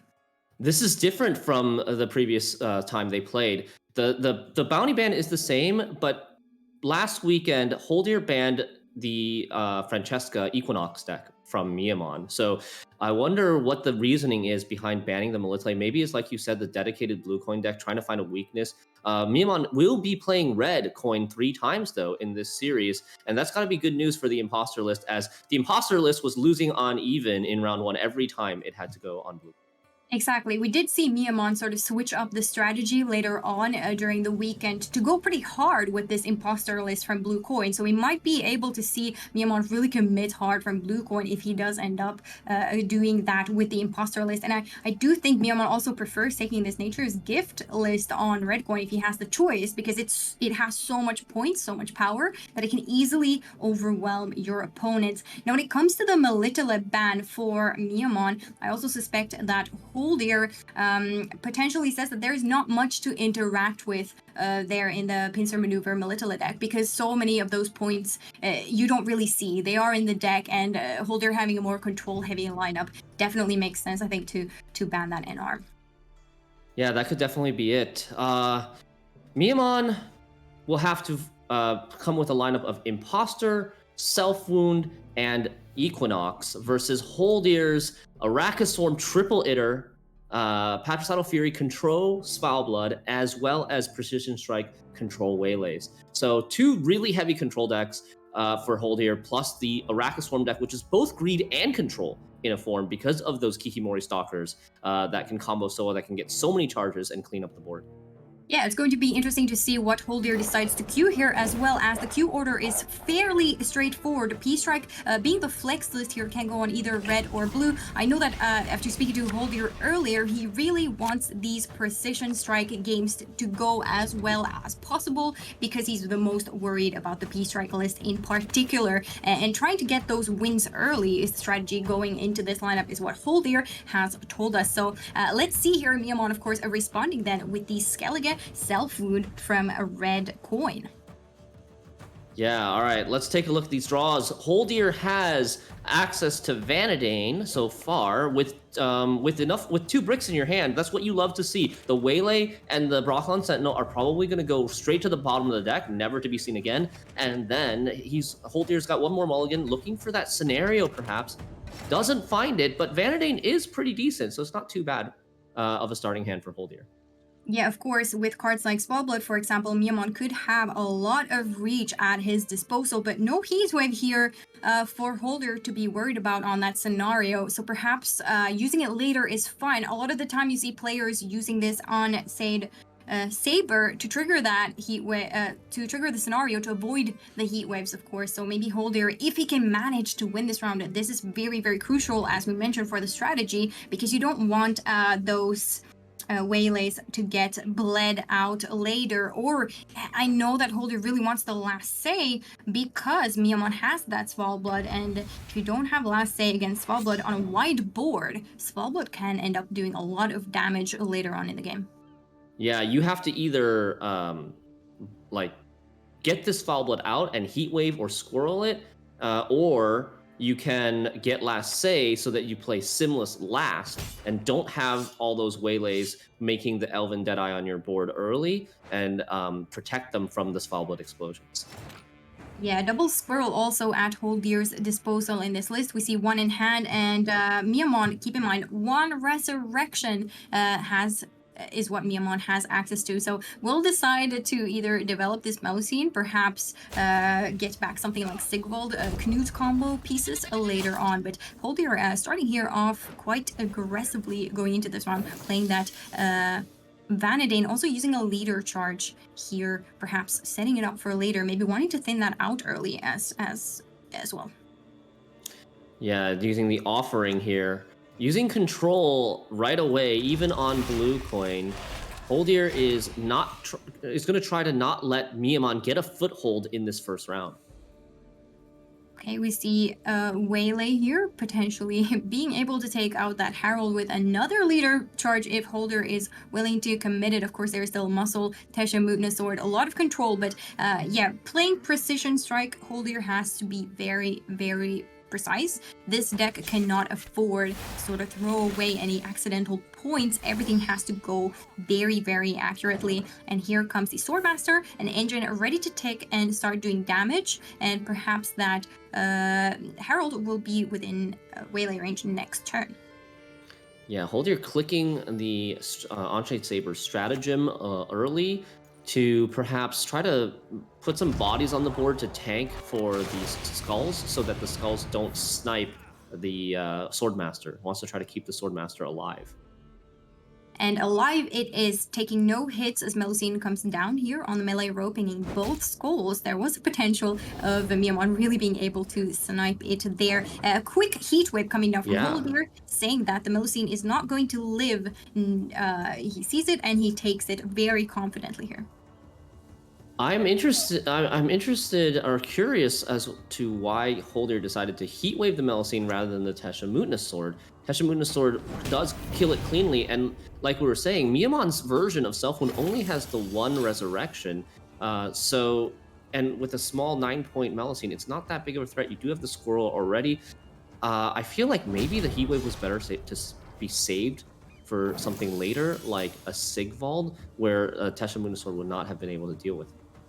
Yeah, perhaps Holdier is counting on utilizing a Squirrel on something on Sigvald after it does go into the graveyard, but yeah, will be difficult to deal with while the Sigvald, of course, is on the board. And Tesha Mutina also was used there to remove Miamon's Protector, an engine that were still able to do a little bit of damage if so necessary. Point cap is currently very, very small. Holdier holding on to these Waylays before really committing more into this round. Miamon has a hand that is quite tough to beat. A lot of high base power units, verification as well working out here from Miamon in this round. And here comes Olgierd.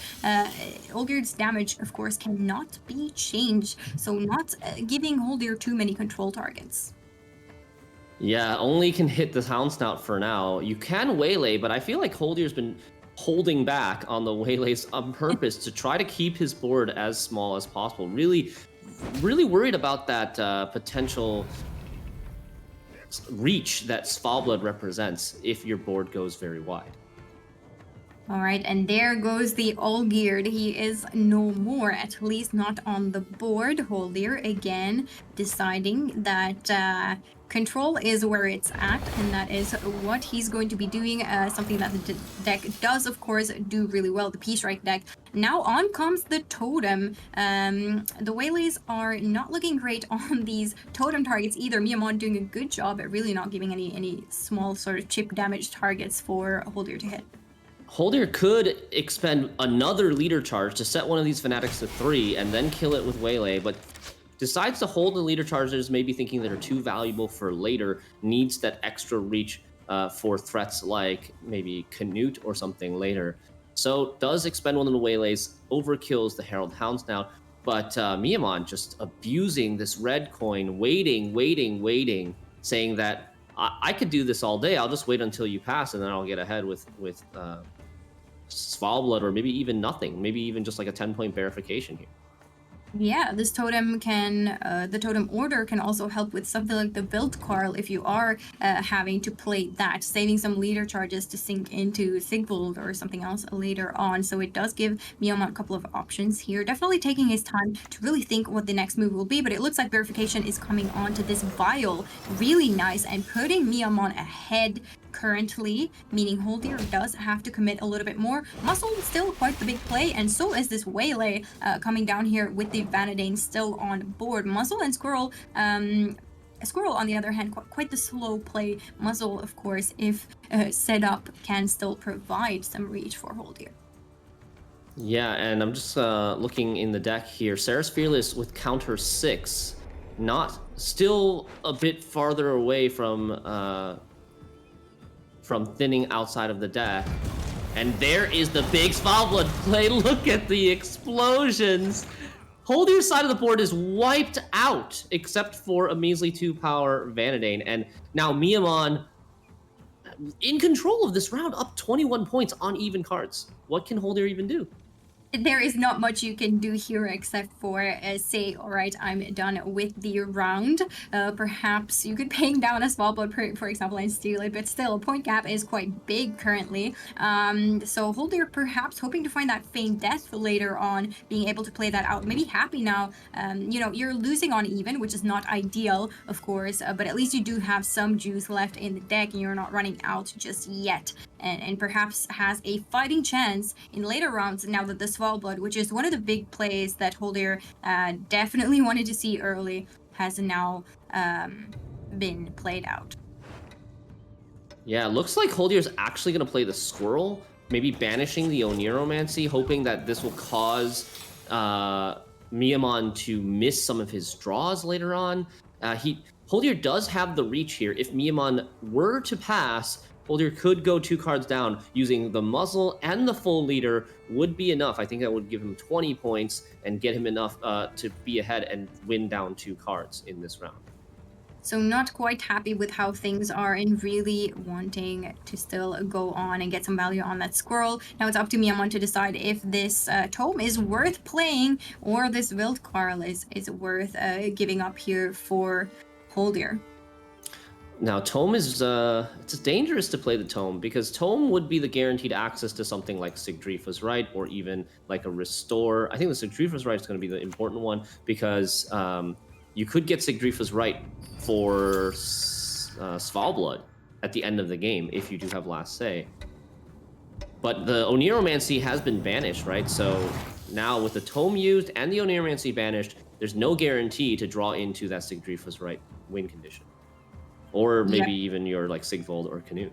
Exactly. Still combo cards missing here from Miamon's side, but saying that the win on even is just too tempting and offers too much control and wants to go ahead and take it. So that is what Miamon ended up doing here. Now Holdier does have the leader left, does have the muzzle left, as well as access to a totem of his own here. I believe Curse of Corruption was played on the Olgierd, right? Yeah, it was already played, and he has Oniromancy in the deck, so it's very, very tempting to click this Arcane Tome, guarantee you have access to the Oniromancy later, but it's just too many points. I think he would have to commit something really big or full leader here and still end up losing the round on even, because clicking the Tome would result in Miamon getting another click of the Tome on his Last Say as well.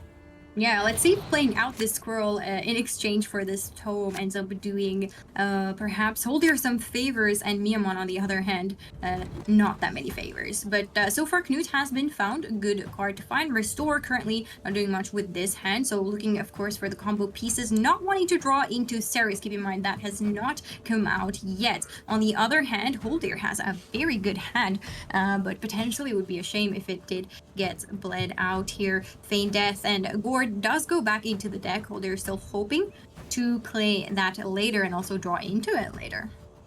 Holdier now does keep this hand with 2 Bronze Elves to finish activating the scenario. Bearification being played in round 1 means that the scenario is safe. There's no Heat Wave in Miamon's version of the deck, opting to cut the control card for more engines and threats. So, the ball is in Miamon's court. Does he want to push round 2 after winning round 1 on even cards? Maybe just gets out the scenario relatively cheaply? Or pass, take the double Last Say, and with double Last Say, if you do draw into that Sigdrifa's Right, and there is no second Squirrel from Holdier, you could have a very devastating finish with resurrecting the Svalbard. It does seem like Miamon here opts to utilize the totem order that is still on the board, as well as 1 leader charge, and Ceres here has come out, and this means Holdier cannot hold on to this scenario for much longer and is forced to play it to be able to also trigger it later on, holding on to this muscle as well, as there are potentially better targets to steal, such as the Canute, for example. But yeah, Miamon continuing to play into this round. Happy to see the Feign Death, I believe. Yes, happy to see the Feign Death. Maybe this is the time to pass. Didn't really get a lot of value from the Sarah's Fearless yet, but self-thinning, her self-thinning out means that you're not going to have a chance to break into her, and you'll have a better chance to draw into your key cards like Sigdrifa. Exactly. All right, there is the pass, as you mentioned. Good call. And Holdir, on the other hand, does have to trigger this scenario and keep going, and very nicely here does not have to spend any more leader charges. Now needs to avoid these Dryads, of course, going into round 3 from the leader, and hope to be able to deal with the Sigvald and Knut combo. But the Heat Wave, of course, as we know, in round 2 is now gone. This tome allowing nice access to a Neuromancy potentially if it's not found, but there it is, because that in turn would allow Miamon to find Sigdrifa's Right. But things are looking about even, because that Sigdrifa's Right was found anyway in hand along with the Sigvald, enabling this combo with double Mardrum. Miamon is probably happy with this hand, honestly. Yeah, and Holdir's pretty happy with his hand too. I think he's got the Simless. He has the Oniro for Alyssa, but he does not have the Herald Gord. That's the big downside. But Muzzle and Spores potentially good. Spores, it's you're never happy as a control player to be playing these tall punish resets, but your opponent having double last save. And you might, this Spores might be really good, or it might be garbage, right? Depending on what Miamon decides to do, it could be very precarious here for Holdir. Absolutely. Now Holdir does have the Alyssa here on the Neuromancy, as mentioned. Spores clearly not activated yet. Simla is not hitting any damage, and the Muzzle not enabled and cannot be for now, as the Sigvald would have to bleed down a bit as well. Probably looking to select Knut instead when it comes online. So a Neuromancy is probably going to be the play into that Alyssa to put those Weleys back into the deck. Yeah, I agree. Alyssa's the play here from Neuromancy, but the big question for me is, will Holdir ping this Sigvald on purpose to give it one bleed so that it's threatening the Muzzle next turn if Miamon does not boost it? However, if Miamon boosts it, then you're giving yourself potential Spores value before it's too late and before you have to actually play it and run out of cards. And this choice here is not Elisa, it is Squirrel, of course, banishing that Svalbard instead, not letting Miamon be able to resurrect it with Sigdrifa's Right, potentially saying that the last say with the Svalbard would be too much for a wide deck anyway, if Holdir were to pull off or put the Weleys back into the deck and use them with Simlas. Of course, the Svalbard, we know, we've seen the damage it can do, would come back and explode the board again, and none of all of those little elf tokens would take a hit for Holdir, so potentially saying, you know what, not worth it. Yeah, and here we see the discard game starting. Miamon discarding Restore, knowing that it's probably going to be useless in this round. Still, Holdir, you know, if Holdir had pinged the Sigvald last turn, he could have muzzled it this turn if Miamon decided to go with a discard route. Now, Holdir's going to have to discard something of his own, and that becomes very, very awkward, because you don't want to play the Simless and hit the Sigvald with 6 damage. Miamon is looking to play very, very uninteractive here, and maybe letting Sigvald just solo this entire round. Yes, looking like the case. Those Mardrums will go on top of it, of course. Here comes the ping now from Holdir onto the Sigvald. Let's see what the choice of card is, and Muzzle just seems a little bit too difficult to set up, so it's Holdir's first choice to be discarded. And here is the Mardrum putting Sigvald up, giving Holdir a little bit of Spores value, which is taken right away, hoping that the Simless is going to be able to hit something other than Sigvald. With double Mardrum, like you said, Shunari, this Sigvald is soloing currently. Yeah, and Holdir just gives up, forfeits the game because the writing's on the wall. Simless with only 2 Weleys, gonna have to be forced to hit that Sigvald and give it extra bleed, which will translate into a lot of extra boost at the end of the game. And yeah, like, I think it boils down to this: a control deck really needs last say. It already doesn't like having an opponent having single last say. When an opponent has double last say, control decks just fall apart, as we saw there. Exactly. I think Holdir was able to expect this outcome as well.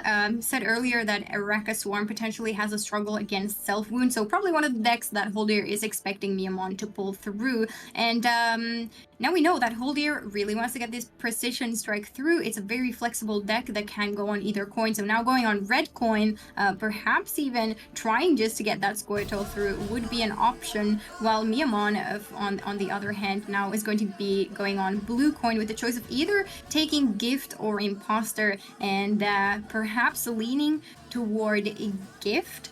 But who knows, maybe Imposter from blue coin can commit quite a bit to secure that round. Instead, we've seen Miamon do that last weekend, changing the strategy a little bit depending on which coin he takes the Imposter list on. Do you have any thoughts on what we might see from Miamon next?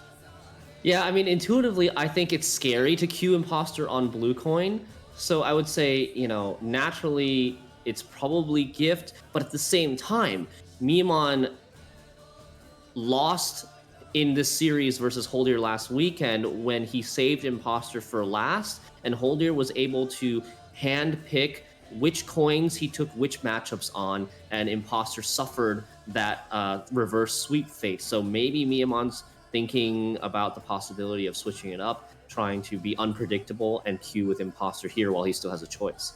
We'll see. I think it's very interesting. It's a scary prospect going up against this control heavy list, but first game, Miamon's up 1-0, managed to find a win with Ursa and Ritual. So that's going really well for him. How does he handle this queue for game number 2? Let's see. We're jumping into game number 2 right now.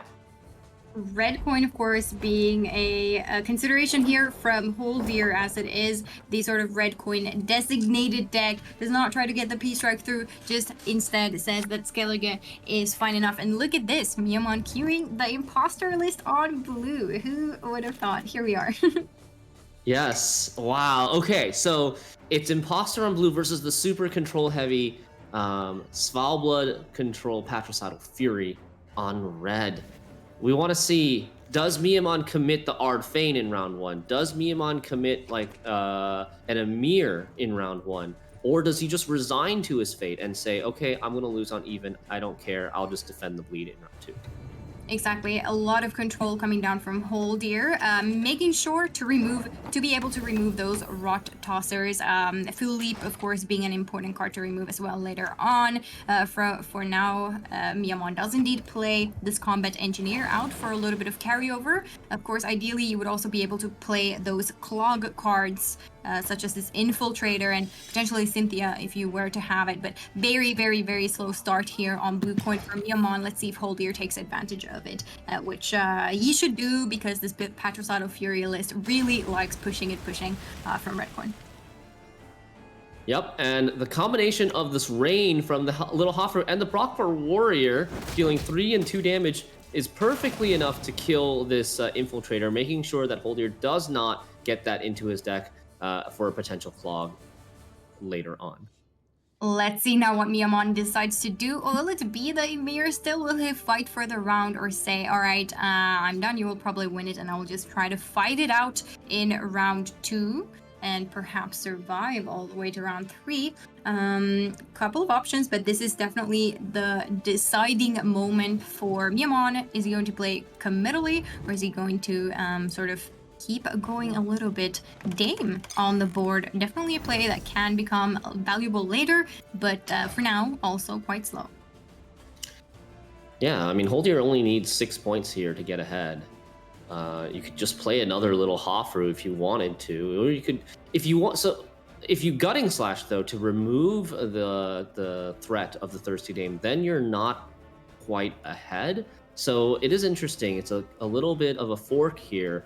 Do you want to remove my threat, or do you want to stay ahead? If you try to stay ahead, maybe my threat lives and then it grows out of removal range potentially.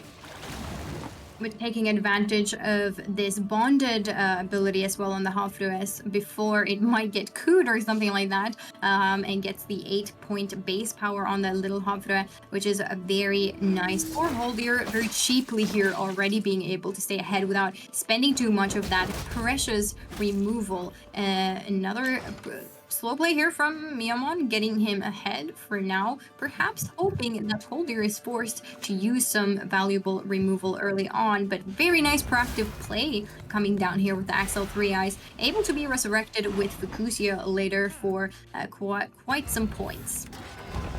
All right. Yeah, no, here we go. Philippe being played by Miamon, which also thins out the Ardfane in round 1, which means Ardfane will not be around in round 3. Ardfane being a very crucial card for this deck, being able to constantly cycle through your top 2 cards of the deck, putting one of them to the bottom, while also using either an agent or an aristocrat tag to put bleeding or spying on your opponent's side of the board, which will grow your thirsty dames, which will set up for your seditious aristocrats as well. That's right, and some removal, of course, possible here for Holdir. Could take the Tesham Mutinous Sword here, or apply just Bloodthirst here and take the Gutting Slash. Curse of Corruption currently would also fall on this Philippe, but here is the Tesham Mutinous Sword indeed raining on this row, and actually getting rid of the Philippe there. Very nice. There was a chance he wasn't going to go down there. Yeah, a little bit of a risky play by Holdir, but it pays off. Very efficient way of killing that 6 power Philippe. And Ardfane shows us both spying aristocrats on top of Miamon's deck. The Joachim as well as the Roderick. Not something you love to see because you have to put one to the bottom. I think you'd probably put the Joachim to the bottom if it were me, because the Roderick can then potentially get the Joachim later. But at the same time, I don't know. Maybe you keep the Joachim and you just never play the Roderick. That would be okay too. And Rocktosser is being played here with the Combat Engineer. It has more charges on it if the Order ability will be able to go through. Again, not really straightforward damage or removal from Holdir on this. Curse of Corruption currently hitting the Dame, Gutting Slash needing that Bloodthirst to actually be able to do 6 damage. So we'll see. Starting to get a little bit committal. Svalbard would be a lot of points. Totem may be something you want to play together with the Svalbard. So definitely Holdir has to decide to commit a little bit more if he wants to stop Miamon from sneakily getting away with actually winning this round. Right. So it looks like leader charges coming out for the Bloodthirst 2, and the Gutting Slash will kill the Thirsty Dame, leaving the Rot Tosser alive with 2 charges, but nothing really tall on Holdir's side of the board to poison. Yeah. These Rock Tossers, of course, being 1 power once they do come down. Potentially something that Svalbard could just get rid of if he so decides to. Yeah, and that nice combo with the Thirsty Dame being played on the same turn as clicking the Rot Tosser gives you the extra statuses. Not only do you get the spying status from the Cow Carcasses, you're also going to get another boost once the Cow Carcasses apply the poison at the end of Holdir's turn on this Thirsty Dame. That's right, an Order ability enabled here on the Ardfane as well, and it does have Resilience, potentially being able to go into the next round, but it looks like Miamon is not done here quite yet. False Siri, not really doing much here for Miamon in the hand currently.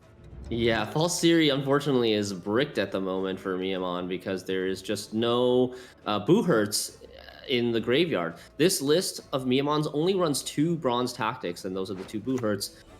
But you didn't draw any in round 1, and that makes False Siri currently a brick.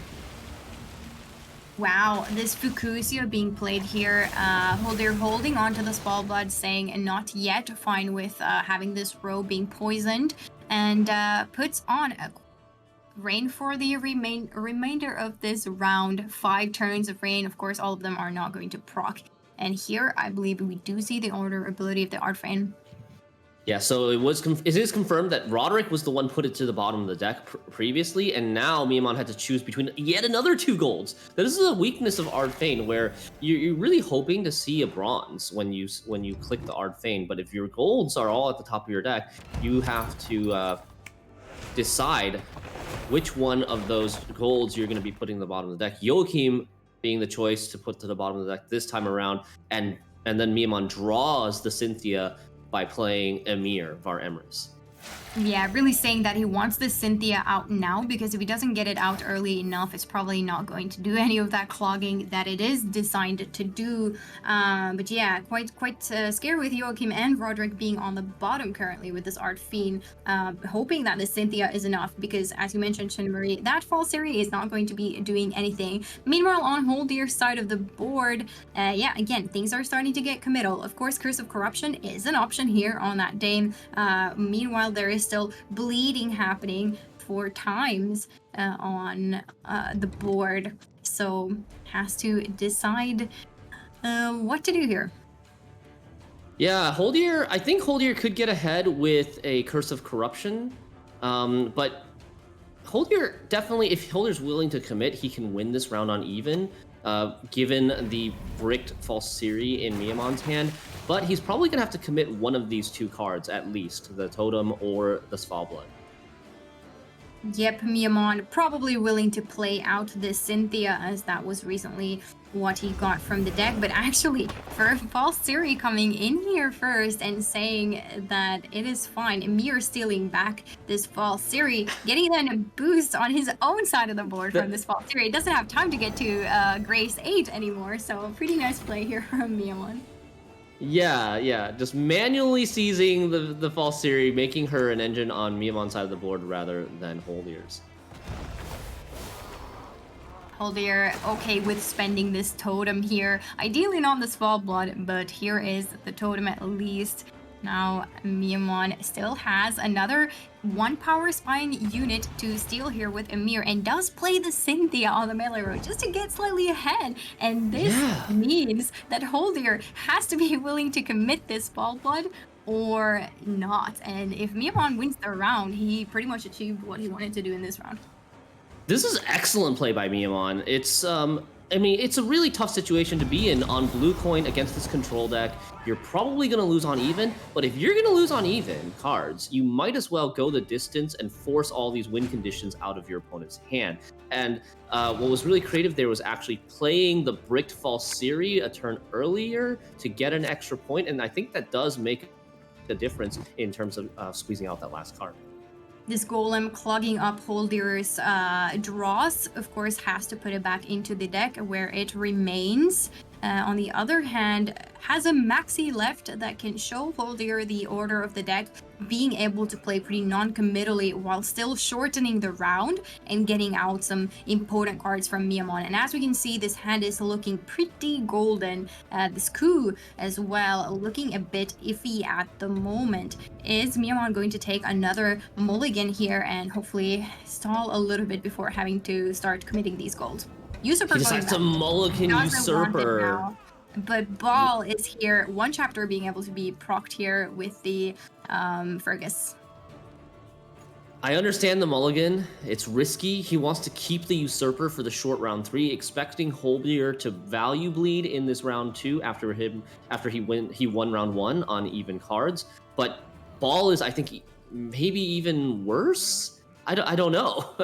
I don't know, because now Ball is going to get bled out. You do have the Fergus to activate 1 chapter, and then the Fergus also activates the coup, but it's too good of a hand right now. You really wish these cards were at the top of your deck, like both Ball and Usurper and Joachim, which we know is not really possible now. That Ardfane was really the deck order was a little bit unlucky for the Ardfane in this game for Miyamon, having all these golds that he had to put to the bottom of his deck earlier. Absolutely. Now we can expect, of course, the value bleed, but no, we don't. We actually do see the pass. This means Miyamon is able to actually save his Ball into that round 3, perhaps drawing that Usurper again to be able to trigger it along with some other aristocrats. Yeah, and he got to click this Ardfane 1 extra time, putting a card to the bottom of his deck, maybe the Boo Hurt this time, since he doesn't need any aristocrat or agent tag. The Ardfane is going to go away, and let's see if Miyamon can get that Usurper back.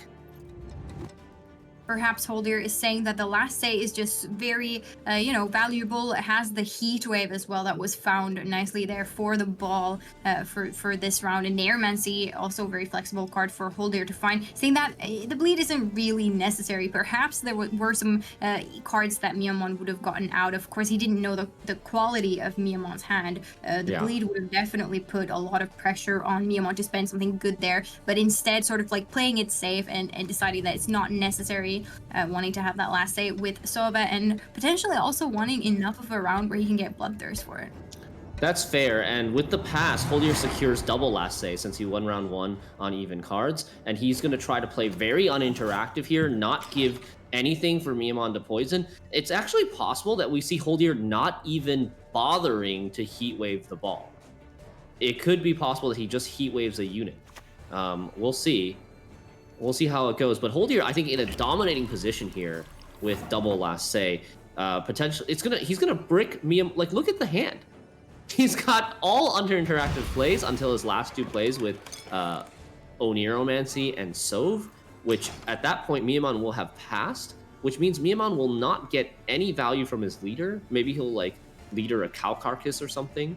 But yeah, there's just nothing to be afraid of here for Holdir, I think. Yeah, that's fair enough. The heat wave then probably not going to come down on that ball, but perhaps a taller unit if there will be anything taller than a 5 here. And Neuromancy can fetch out something uninteractive there in addition, I believe. So yeah, very, very scary for Holdir, and just saying that the last say so with the leader Arnulf token coming out from Patricide Fury will be enough. And as we know, it is quite a lot of points. This leader from Miamon might be completely bricked here as well. At least it's what Holdir clearly is going to try to pull off in this round, and it's looking quite good for now. Miamon, on the other hand, has to put as many points as possible on the board and sort of spread them out as well, but not much to do. Fairly straightforward from this point on. And like, there's even a coup in Miamon's hand that will just have no targets. And that's the whole strategy of this Patricidal Fury control deck, is it loves red coin, it loves being able to win on even, and then getting that double last say and just playing uninteractively in round 3. Miamon's got to be a little bit frustrated here, but there's really nothing he can do. Holdir set this up perfectly. It's an extremely unfavorable matchup, especially, like we said, Imposter just being a little bit too vulnerable on blue coin. But Miamon does have 3 chances to get this deck through. So we'll see. We'll see. It's not over here in terms of the series, even though I think this particular game may be over.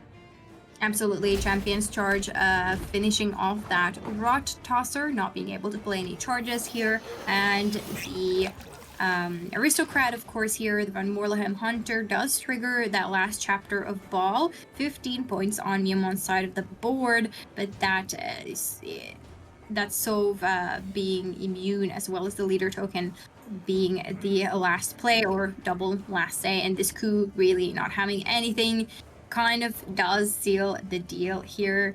Miamon shaking his head a little bit, knowing what is to come for sure. Yeah, definitely. All right, so Holdir is going to tie up the series 1-1. Miamon needs to reset, figure out what to do next. He will be on red coin next game, so that could be an opportunity for this imposter list to find a win. Holdir maybe even thinking here to just jam the immune Sove, wondering if there's anything that Miamon can do about this squirrel on his side that has the infusion. Yep, taking the Sove early on here with the squirrel on board, and this coup then has to be discarded, and leader left unused as well. And here comes the finishing touch, which is of course Arnold the Patricide, and Heatwave and Neuromancy, not even necessary to be played here really, but there it is.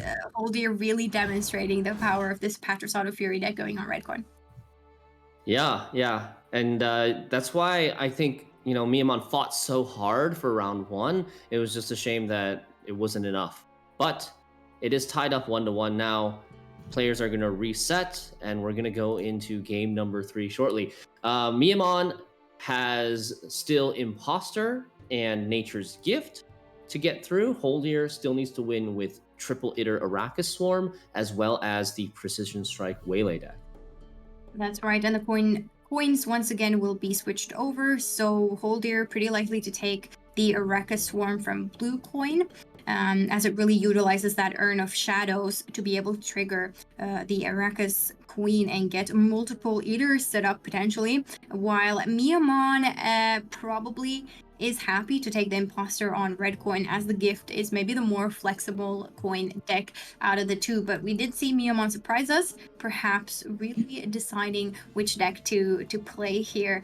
Gift can be quite scary and overwhelming fast, but also doesn't really have that much control when it comes to something like Arrakis Swarm, which is a very engine-based sort of damage deck. Yeah, we'll see what the players choose here, as we're going to be jumping into game number 3 shortly. Miamon, he just needs to avoid what happened last week, avoid repeating history, figure out a way to find the win with Imposter. Now, the closest matchup he came to doing that with last weekend was versus the Precision Strike list. Like I said previously, the Precision Strike versus Imposter list, they had played to a tie one game, and then it was rematched where Holdir won. But the tie suggests that maybe if things go a little bit better for Miamon or a little bit worse for Holdir, that he could squeeze out a win there. So maybe what Miamon needs to do is find that matchup, not let the Precision Strike go through versus a Symbiosis game, and lock in that matchup to give his Imposter the best chance. Yeah, that is very good point. Precision Strike is the deck that Holdir needs to get through, and meanwhile Imposter is the deck that Miamon will fight for. So it might come down to that exact matchup later on. We've seen it go both ways, I believe, or fairly similar at least, with the Nilfgaard playing against the Control Squirtle earlier when Miamon made it through to this weekend and played against Leguha. But here we are, Holdir does bring the AQ on blue coin, ready for the setup. Miamon, on the other hand, is hoping to get through with this Imposter. Nice sort of carryover plays available for this round. And then later has to deal with the setup that Holdir could come up with here, having the Eater in hand, looking for AQ earn, and then also being able to potentially go directly for that Witch's Sabbath after the combo has been set up, which is scary, scary stuff from this AQ deck. All right, we are in for a treat. This matchup is intense. It has a lot going on. There are engines, combos going off on both sides of the board. The key card in this matchup, I think, is Kikimori Stalker. Now, Miamon's deck is full of answers in the form of lock, in the form of poison, but neither of those work on veiled unit like Kikimori Stalker. So if Holdir can, and there's not much damage from Miamon's side of the board either. There's like the coup de grace that does 3 damage, but other than that, if Holdir can protect these and stick these Kikimori Stalkers, he can then use them to ping down all of Miamon's threats, not let them grow fast enough, and that is, that's the key. And I wonder if Holdir even decides to replicate Stalkers instead of Itter. That could be an option too. Yeah, absolutely. Now, this pretty straightforward Eater coming down already. It looks like Miamon is more leaning toward playing carryover, perhaps the combat engineers and this infiltrator to begin with at least. Let's see what Holdir decides to do. Is probably going to get that AQ. There was an opportunity for Miamon to actually lock this Eater, but yeah, here is the AQ ready to create more. Urn probably going to be pressed. I'm thinking that this Witch's Sabbath is starting to become very, very threatening if Miamon just plays sort of this slow carryover, and then Holdir having first say in round 2 could just slam that Witch's Sabbath on board, as there is really no graveyard hate from Miamon's side either, and that's an very, very scary start to round 2 that Holdir potentially has the opportunity to go for. Yeah, the Arrakis Queen now has an Itter in her belly, and there's already an Itter in the graveyard, and the stratagem. This is why this Arrakis Swarm deck is a blue coin deck. It really wants to use a stratagem to create a 3rd copy of Itter, and now when you place Witch's Sabbath, you're just going to get 3 Itters right away. Yeah, Exactly. That is super, super intimidating, going right up against that. But of course, as you said, Miamon does have the locks, does have the poisons. However, there is a cave troll somewhere as well that can stall a little bit, of course, for Holdir later on if it is to be found. But for now, it is looking like this AQ is going to get eaten here. 20-point warrior here, and another eater popping up on the board. The point gap, huge already. Exactly. The defender, I don't know if the defender is too big of an issue for Miamon. He does have poisons, right, to get through the defender, and you can't exactly purify your own defender. That would defeat its purpose. So I don't know if the defender is that big. Oh, what happened here? Holdir taking the tempo pass from Blue Coin, knowing that Miamon just wanted to get out of this round as soon as possible. Now forcing Miamon to either make up these points in 3 cards while there's 2 itters hitting you every time you play a unit, or just take the loss on even from Red Coin. Okay, and this opens up that crazy play that we talked about this Sabbath coming in and immediately putting these eaters back onto the board. Yeah, you mentioned the cave troll might not be the first thing you want to put on the board. If you want to protect your engines, you can, because it will still take a couple of turns for Miamon to get through it.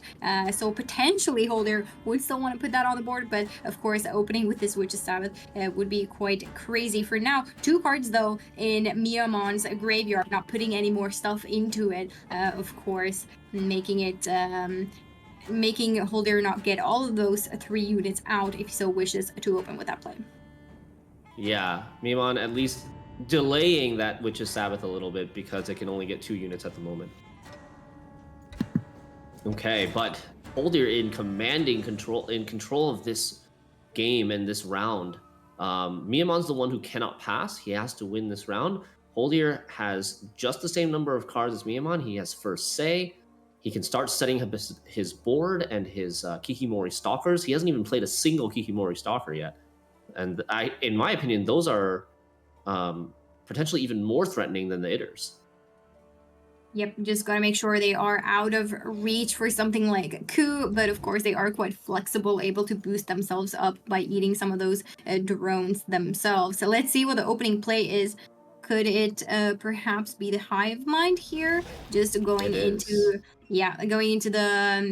the graveyard there, and of course going to be spawning all of these Kikimori units eventually, but still holding on for now, not really using that Witch's Sabbath just yet, perhaps because of the graveyard state of Miamon currently. Yeah, so with Hive Mind, you choose the order in which you spawn the 4 Kikimori units. Holdir chose to open with Kikimori Warrior, which is a consumer that also, spawns more copies of itself, designed to consume the 1-power drones and getting you something like 2 points a turn, and also activating all of your synergies with spawning insectoids. Miamon can choose to coup this, and in fact, it is probably one of the few units that you can actually get coup value on, because the Stalkers are veiled, the other stuff is going to be really big, and you have maybe an Emir to put spying on stuff. You don't have a whole lot of ways to put spying on stuff without the Fergus in your hand. If you coup it though, perhaps it could be Hideous Feasted and then opening up that Sabbath play. So perhaps Miamon is looking to sort of stall it, not giving Holdir any unit that is really worth removing off of the board, because once those Eater come out again, it is looking scary. Now the question is, will Holdir try to do it this round, or perhaps open round 3 with something like that, and rather trying to get out some of these value cards from Miamon. But the hand is looking fairly slow from Miamon so far. Not very many golds to catch up the tempo with, so it's going to definitely be a battle to actually make it out of this round, depending on how hard Holdir is going to go into it. But here is the Cave Troll getting set up here on the ranged row, something that Miamon perhaps wants to consider getting through, or starting to play set up for at least getting through it later. Yeah, Miamon really this is a worrying hand for Miamon for sure. No ball. Maybe you can have access to it from the Roderick.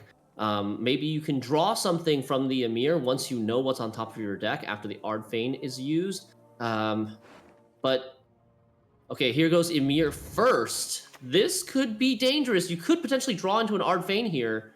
Let's see if Mimon gets punished. Instead, he gets the ball. Okay, so feeling much better about this round now, I think, for Mimon. Yes, that is really nice. Okay, here we can see the alternatives for Art Fiend, of course. Usurper probably not going on the bottom there, but rather the bronze, as things are starting to develop on Miamon's side of the board, and having that ball is such a huge security to have here for sure. Yeah, and I like that the bleed is starting on the cave troll. You saw that there is spying on the cave troll now from the Ardfane, which means that we can maybe coup the cave troll at some point. And if it ever, like, this round is long, it might go all the way.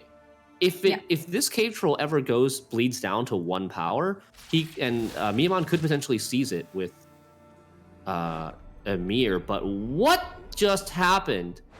Holdier just consumed his own defender with the Kikimori Warrior to prevent a coup?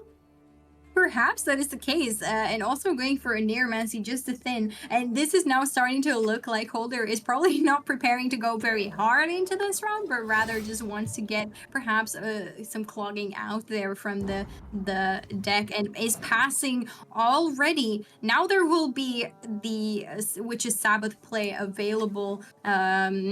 Of course, going into round 3, but it's going to be a long round, which is exactly what Miamon wants. And look at this, you're stealing that 1-point infiltrator and creating one from Coup. That is beautiful. 3 clogs going up into Holder's deck. You do not want to draw those 3 infiltrators. Miamon, did he need to do that? Like, he's down a card now. I think he was already ahead. But he played an extra card, going down an extra card, giving Holdier double last say with card advantage in round 3. But he got to play 2 more infiltrators and hopefully bricking Holdier's hand. What a crazy play. Also considering that Holdier does have the Neuromancy, and that is something that Miamon saw, but just still wants to put those clogs into the deck. Very interesting. Perhaps it was just the satisfaction out of getting those infiltrators in there. Taking mulligans. Oh, that was risky. You mulligan there with 2 infiltrators in your deck. That was very, very risky, but okay. Wow. So, we're going into the long round 3. Actually, Holdier actually has 3 infiltrators in this deck. Never mind. You have 3 infiltrators in the deck, still managed to avoid all of them. That is some talent there. And Miamon drawing very well himself, getting the Usurper and the Philippe. Ooh, starting off with Rot Tosser, Threatening Engine.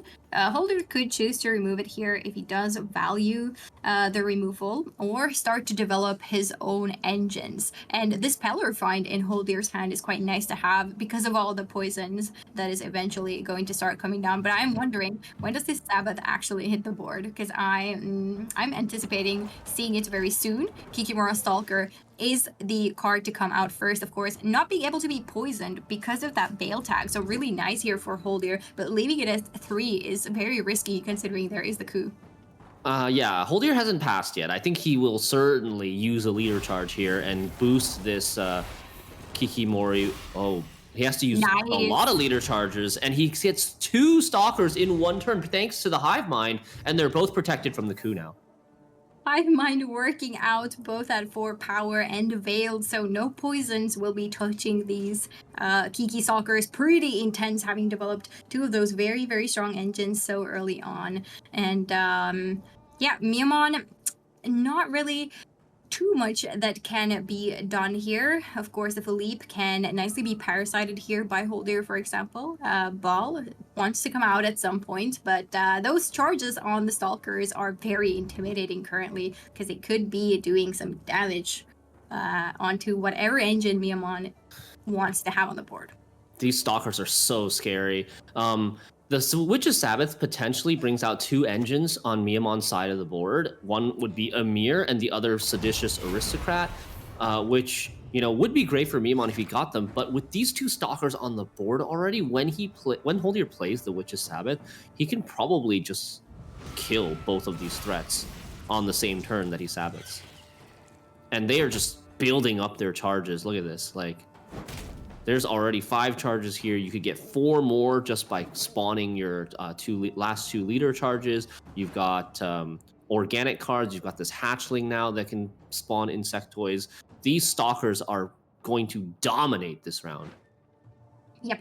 There is a reason for why this card was highlighted when we went through those decks. It is intimidating and it is powerful, and getting two of them at the same time, also Holder choosing that specific order, really paying off from the hive mind. So it's very cool to see that strategy, or in general, I guess the AQ strategy going uninterrupted here. Miamon definitely needs to consider when these engines are going to come down, the charges from the Stalkers constantly, and decide to go for the false theory, replaying that Buhurt in the graveyard. I do believe that there is a Xavier Lemons as well in Holder's deck somewhere. Could be tutorable with an Aeromancy, so perhaps wants to get that Buhurt from the graveyard before it might be gone. But here comes the play that I've been waiting for so long, and Triple Eater is on the board, of course. Miamon getting out those engines of his own, but as you mentioned, Shinmuri, here are the Stalker charges, and they are going ham. Yeah, and he's cleaning up and manages to dodge the Emir on the res as well. Holdier first killed a Rot Tosser, so that ended up taking the place of a potential Emir res, and now the Rot Tosser also just dies instantly. And yeah, Holdier looking in really good shape in this round with 3 Itters. Some of them are going to get locked, some of them are going to get poisoned, but it's going to take a long time for Miamon to answer all of these. There is a card that does not exist in Miamon's deck, but this row full of 7s makes me think of, and that is Imagine. I'm getting stressed just by looking at this, but it doesn't exist, thankfully. So here is Miamon locking one of these Eaters, deciding it is a little bit too much to handle currently. Organics coming down on the other hand, boosting these charges perfectly to get rid of that Dame that was just spawned from the ball. And now Miamon has his own Eater, which is quite fun. Yeah, it's 1 Itter versus 2 Itters. I think 2 is greater than 1, but let's see. False Theory, it could be a pretty big point swing here when it goes back over to Miamon's side of the board. There comes the first lock, accompanied by a poison. So you could poison the last Itter. See, all these Itters are eventually going to get answered, but they do get pretty good value. They do get pretty good value before they get fully locked. Like even just this last Itter with the 2 charges it has left, it's going to give quite a few points to these Stalkers for even more removal. Especially this Peller really paying off here. Good tech choice from Holdier, coming down on that poison as well, stalling the eventual stop that Miamon is going to put to this Itter. There is another lock as well with the Morleham Aristocrat in the hand, but getting a little bit more value before it meets its end is definitely what Holdier did here. Those Stalker charges are also piling up quite intense, but here comes the lock, triggering the scenario, of course, but also locking that last Eater. Yep, and we've got the second chapter of Masquerade Ball being activated here. The Fangs of the Empire, you know, they didn't get to pair their poisons together, but Miamon does have a Philippe left in his hand that could finish off this poison on this Itter since it has so many statuses. These Brand Warrior coming on a little bit late, but will very quickly start racking up points, as of course these Kikimura Stalkers are so very flexible, being able to eat your drones on your side of the board, and perhaps also at some point being able to set up an ideal Glusty Warp that we could be seeing from Holdier on that Aneromancy. Perhaps it is what Holdier is holding on to for now. Big point swing here though, with the Siri reaching its Grace and moving over to Miamon's side of the board, and Miamon is ahead currently. Yeah, ahead by a little bit. Holdier will have this Glusty Warp finisher play, as you were mentioning, will be a very, very big point swing. So Miamon really has to build a big lead before he runs out of cards. Because the Glusty Warp is not only going to get points from clearing all the ones on your side of the board, but also that activates all the ones that die to Glusty Warp, activate and boost the Brand Warriors, and you can also set up more ones on your opponent's side of the board with all these pings on the Stalker, even on the same turn that you're about to play the Glusty. Exactly, a lot of low power units here on Miyamon's side of the board, and Holdir is precisely stacking up these charges for the Glusty finisher. Of course, wanting to play out that Brand Warrior first to really enjoy the big points coming on from there. Roderick here clogging the board slightly. Fergus or Cynthia are the options, and of course, Fergus being able to apply some spying. Cynthia, on the other hand, not doing much here in round 3, so Fergus it is, and yep, Ardfin also getting another order here. Normally, one of the strengths of this imposter deck is to board clog your opponent with the spies, with the call carcasses, but unfortunately it doesn't even work against this deck because of the ability of these Kikimori Stalkers to consume your own drones. So you can always clear space if needed. Yep, Brand Warrior setup here. Incoming Glusty alert is definitely going to happen very soon. Heatwave getting rid of the tallest unit possible. Usurper seems to be the card. Now, a big play still remaining here from Miyamon. However, there is the Ku, there is the Joachim that we haven't seen yet. Roderick perhaps being able to bring that out for a nice point swing, and the gap is getting bigger and bigger. Holdir, of course, going to have very powerful last play here, which will be very satisfying to see. All right, Joachim getting picked here. Yep, here we go. Plays into a Seditious Aristocrat. This is going to be quite a big Seditious Aristocrat, but it is going to get heat waved potentially. Miyamon clicking the Ardfane. He's up a respectable 30 points, but any guesses to how much this Glusty Wharf is about to swing?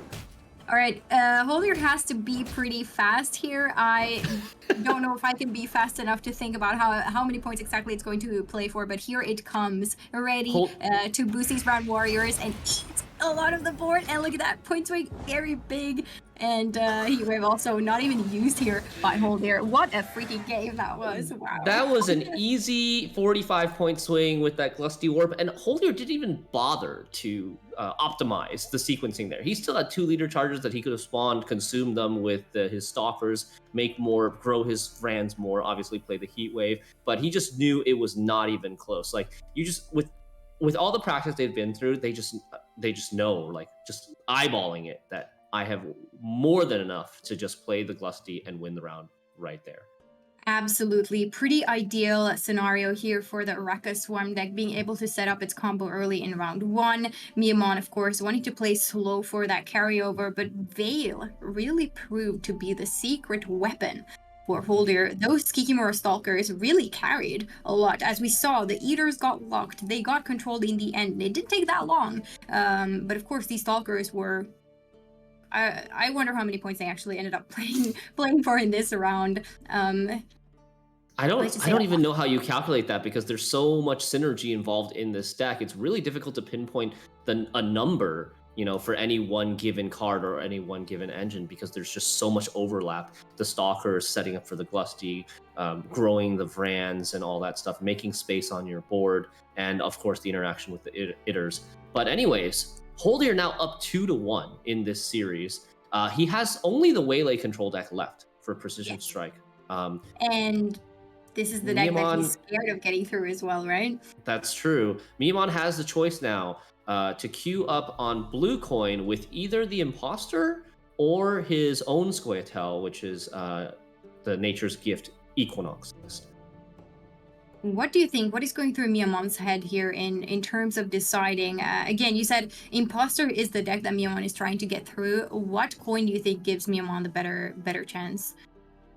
I think it's got to be red coin. For me, like, just the possibility of not losing on even, although we saw he was red coin this game and he still lost on even. I don't know if Scoia'tael can do that as well as Monsters can, because Monsters' stratagem is worth so much, as well as just like the Monster deck doesn't care about overcommitting in round 1, because it's just going to get all of its win conditions back with that Witch's Sabbath anyways. Whereas Scoia'tael deck, 1, I don't think it tempos out as quickly, even though it does have a scenario.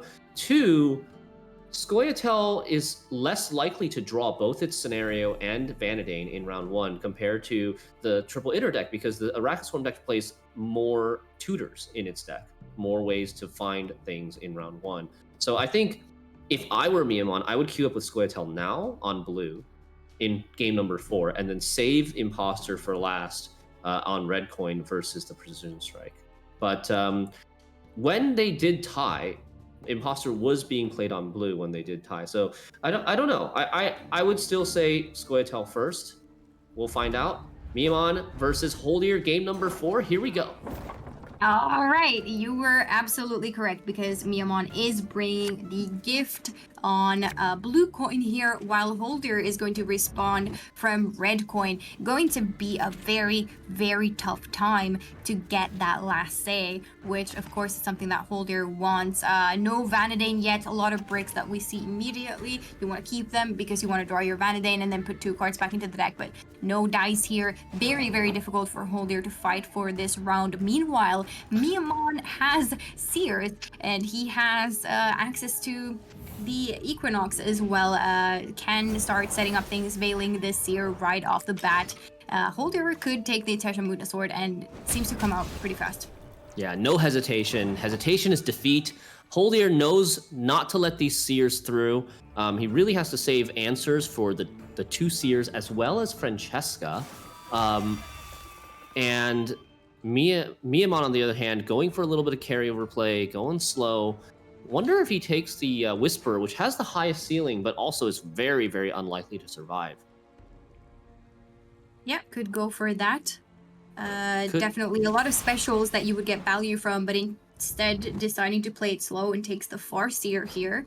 Gets good. A little bit of extra boost there on the 2 cards now, or Seamless has been boosted. Feign Death coming out now that Miamon seemed to play slightly slower. Perhaps Holder is saying, oh, there is a chance to start winning the round, but Miamon plays out the Aquan, of course, in round 1 to get all of those infusions in, and now that the Aquan is out, it's looking really difficult for Holder to have played this scenario and also somehow winning this round. Lots of stuff to control, and lots of slow cards in Holder's deck currently, or hand currently. Yeah, Holdier at least, though, wants to activate the second chapter of this scenarios to get that extra waylay in his graveyard. With creating this waylay out of thin air from the chapter 2 will give him an extra waylay to shuffle back with Alyssa and potentially play up to 5 if he doesn't grid from the Simless. Yeah, those 5 waylays plus Simless playing up for 32 points, which is a really, really big swing. That is the key to Holdier's deck. Playing Offering for a little bit of extra carryover, of course. And here we see Miamon thinning the deck on the other hand, getting those Frosts out of here, securing some nice draws for later as Holder. Even harder now to keep fighting Spores, Squirrel, Broccolon, Sentinel. Really nothing playable here in Holder's hand. You can really sense the difference in pace between the last game and this game. Last game, they were so slow, methodical, really trying to make sure that they didn't make any game-losing mistakes. Here, it's jamming the cards. They're very familiar, and it's much more simpler with this matchup. And Holdier, having so many bricks in his hand, has to get rid of some. He does draw the Oneiromancy, so that gives him access to the Vanadane, which is great. Yeah, Squirrels can also be useful here in terms of getting those Equinox out of the graveyard, but double Squirrel perhaps too much is what Holder is saying, one of them going back. Vanadane, 2 Waylays in hand, those will be the targets of the Vanadane. Meanwhile, Miamon can decide to try to squeeze out something good here and shorten the round, as Equinox decks usually tend to do, to really have the Equinoxes again with Simlas in round 3, and perhaps Forest Protector as well for a really, really strong short round, which if Holder has to spend out a Simlas combo, really can't compete with, but we'll see how it goes. Looks like we are going to open with an Alyssa.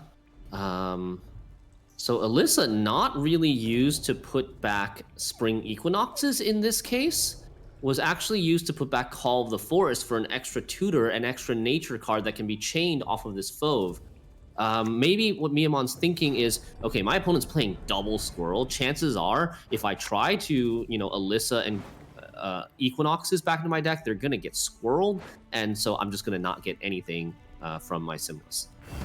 Hiding those equinoxes away from those squirrels. And here is the Vanadane finally with the Waylays. Of course, it would be nice if this Vanadane survives. A little bit of extra point value here for Holdir in this round. Of course, the Naiads and Dryads are about to come out here on Miyamon's side of the board, instead saving the equinoxes for later, along with the Forest Protector, Simless Forest Protector, pretty likely to go into round 3. But other than that, can pretty much play out the hand, maybe squeeze something good here out of Holdir. Yep, Holdir now trying to stay ahead, keep the last say, keep the card advantage. Gonna drop an Elven Swordmaster here as it barely gets him ahead. Setting up the engine. Also, Elven Swordmaster nicely buffed to 6 power. I think that was from the offering in the first round to protect the Elven Swordmaster from a rebuke.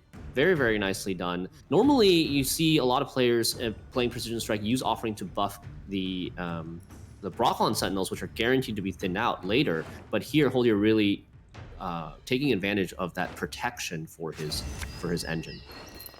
Fob coming down into Isengrim's Council, looking for that Seer, and there it is. Holdir has to get rid of the Seer, but it is looking quite difficult as Curse of Corruption does not do the job. The leaders, let's see here, you can chain. Mm-hmm. The combo, the Swordmaster with the Waylay and the leader will do it. Yeah. Because the leader represents 3 damage. Yeah, you have a total of 7 damage. The downside is Holdir doesn't really want to play this Waylay. He already has 2 Waylays in his graveyard, and playing this Waylay loses him carryover for his Simless, but it's still necessary. Like, the Waylay carryover is not worth letting this Seer live, because without playing this Waylay, this Seer is living, and you just gotta choose between these two situations, and this is the better option. Exactly, that threatens the sort of 2-0 opportunity then for Miyamon if that Seer is not dealt with. Very tempting to just go Simlas into Equinoxes, into that Seer, and sort of finishing it off almost. Squirrel, slow play coming down here from Holdir, but can't afford it for now. It seems like Miyamon is saying, hey, that is very, very slow. You know what? I'm just gonna do it. Equinox is coming down here, playing for 12 points, 13 with the Treants as well, and Symbiosis even more. So there is the Treant, and the last Treant can pull out another Equinox, and the points are huge. So much going on here. Look at the lead. It's a 27-point lead out of nowhere, and Miyamon now committing leader charges as well, extending that to a 33-point lead. Holdir's really going to have to commit Simless, right, to win this round. But guess what? He doesn't have the Alyssa. Yeah. He doesn't have the Alyssa, so he can't even put 2 Waylays back into his deck. This Simless is going to be for a measly double Waylay instead of a quadruple Waylay. Force pretty nice here, however, as well as the Curse of Corruption, but this last card being this Treant, this Forest Protector, being able to play yet another Equinox is very, very scary and convincing for Miyamon to really go all in here and decide that, you know what, this is it. I'm going to take my chance and just play everything here. It's going all in. He's up 40 points. But Holdir, even with this double Waylay, he has Vanadane still alive on the board.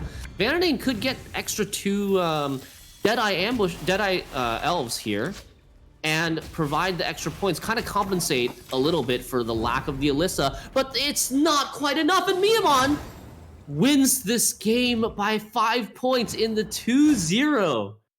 Absolutely intense. Miyamon really well reading the situation and the quality of his own hand, deciding that, you know what, there's nothing to lose here. I'm just gonna go all in for it, especially potentially after Holdir lost that one Waylay as well, even if he had the Alyssa. But really, really huge point gap, and it paid off for Miyamon. Holdir, unfortunately, could not catch up there, and it is an intense series. we are going into the last series, and this will be the decider. And this is the matchup we expected: Nilfgaard versus Squirtle. Nilfgaard getting to go on red coin, Squirtle on the other hand on the blue coin. Both sort of playing on the coins that they are happiest with. Of course, blue coin advantage for Holdir is that he can more easily perhaps win that round, and Miamon on the other hand is hoping to resist whatever Squirtle is going to be doing. And let's see what the strategy with Imposter is going into this game. Wow. I just wanted to point out that now all 3 quarterfinals today have gone the distance to game number 5, to the decider, as well as, I mean, this is kind of like a little bit of deja vu from the mid-season group stage last weekend, where Holdir versus Miamon also went to a game 5, and it was the imposter deck potentially not being able to get through for Miamon. So history repeats itself. Let's see what they learned from this matchup during their practices, during their previous matches. So for me, I look at this matchup and I think, you know, especially with Squirtle on blue, it should have an easy time winning round 1. I don't think Miamon's going to contest it, but if Squirtle does win round 1, it can potentially bleed really deeply into round 2, try to get rid of a lot of threats with a round 2 pass, and then still have enough with the Shiru, with the Simless into Waylays, as well as the Gourd to win a short round 3. I think that's the strategy that Holdir will probably go for. Yeah, look at this hand from Holdir this time around. We see Feign Death along with Vanadane. Already a pretty good sign here in terms of securing that round 1. Miamon, on the other hand, as you said, if he does not contest round 1, does have a lot of nice opportunities for playing carryover with those combat engineers and Cynthia and Infiltrator. Squirtle, again, known to have a lot of bricks. This time around, we do see that Holdir has drawn sort of the key pieces of the early round at least, but maybe these clogs can be something that Miamon can use to his advantage to really put Holdir in a scary position when it comes down to those later draws. Yeah, so is Holdir going to try to save the scenario in this round, expecting really, really low tempo plays from Miamon, like the 4-point machine combat engineer, the 4-point infiltrator, maybe just saying, I don't even need to play the scenario if you're just gonna give me this round for free. I'll play Vanadane, maybe set up my Waylays and save the scenario for extra points to push with in round 2.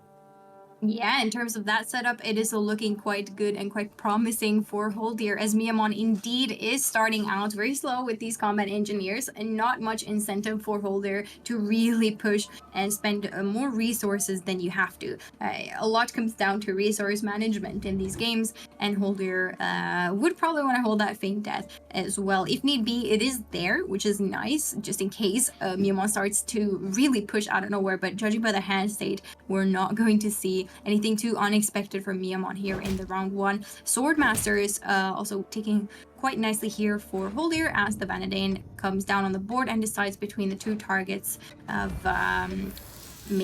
putting into the deck and making it into Waylays instead. Yep, he was only able to put, I think, 1 Waylay to the bottom of the deck. And here comes some more clog for Miamon. No, now this Waylay Precision Strike deck is already known for bricking, for having so many bricks, and Miamon's going to try to make that even worse with cards like Cynthia and Infiltrator. Yep, that is definitely something scary for Holdir. The Dryads, the Sentinels, of course, the Waylays once they go back with Elisa. Can be a little bit scary. Miamon, again, setting up a little bit of carryover here. Buhurt now in the graveyard, available for False Siri to use later. But Squirrel coming down here from Holdir. Nice little play to be able to delete that Buhurt, making potentially False Siri slightly worse unless the other Buhurt is not found. Yep. There's only 1 False Siri target left, and Miamon has to draw it. And it's not really, like, if you can't tutor it that well because you can't get it from Joachim, you can't get it from Roderick. The only way that you can maybe get it if you don't naturally draw into it is you set it up at the top of your deck with Ardfane and then you Emir into it. That could be a possibility, but then again, there's a second squirrel. So this False Theory probably always bricking if Holdir decides to hold on to that second squirrel. Yeah, good call. Double squirrel utilization potentially from Holdir coming up. We'll see. For now, Miamon, as expected, setting up sort of the last piece of carryover in the deck currently with this Infiltrator, something that Holdir might want to get rid of here.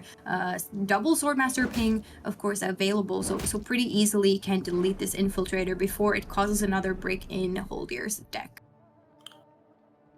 So Holdir is actually going for the Oniromancy into Maxi, checking his deck order. The muzzle is near the bottom, but and Tesha Mutinous Sword was put at the bottom with the Vanadane earlier. But other than that, like he's drawing into his Gourd, his Curse of Corruption, his Heat Wave, and then he should be drawing into his Alyssa.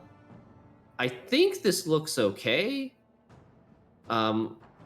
Holdir really considering, trying to do the calculations, trying to make sure he can access everything that he needs. The only thing I think he would be missing is that muzzle. No, not the muzzle. He can Oniro the muzzle. He's missing the Tesha Mutinous Sword for removal, and maybe missing like the squirrel if he wanted to have access to the second squirrel.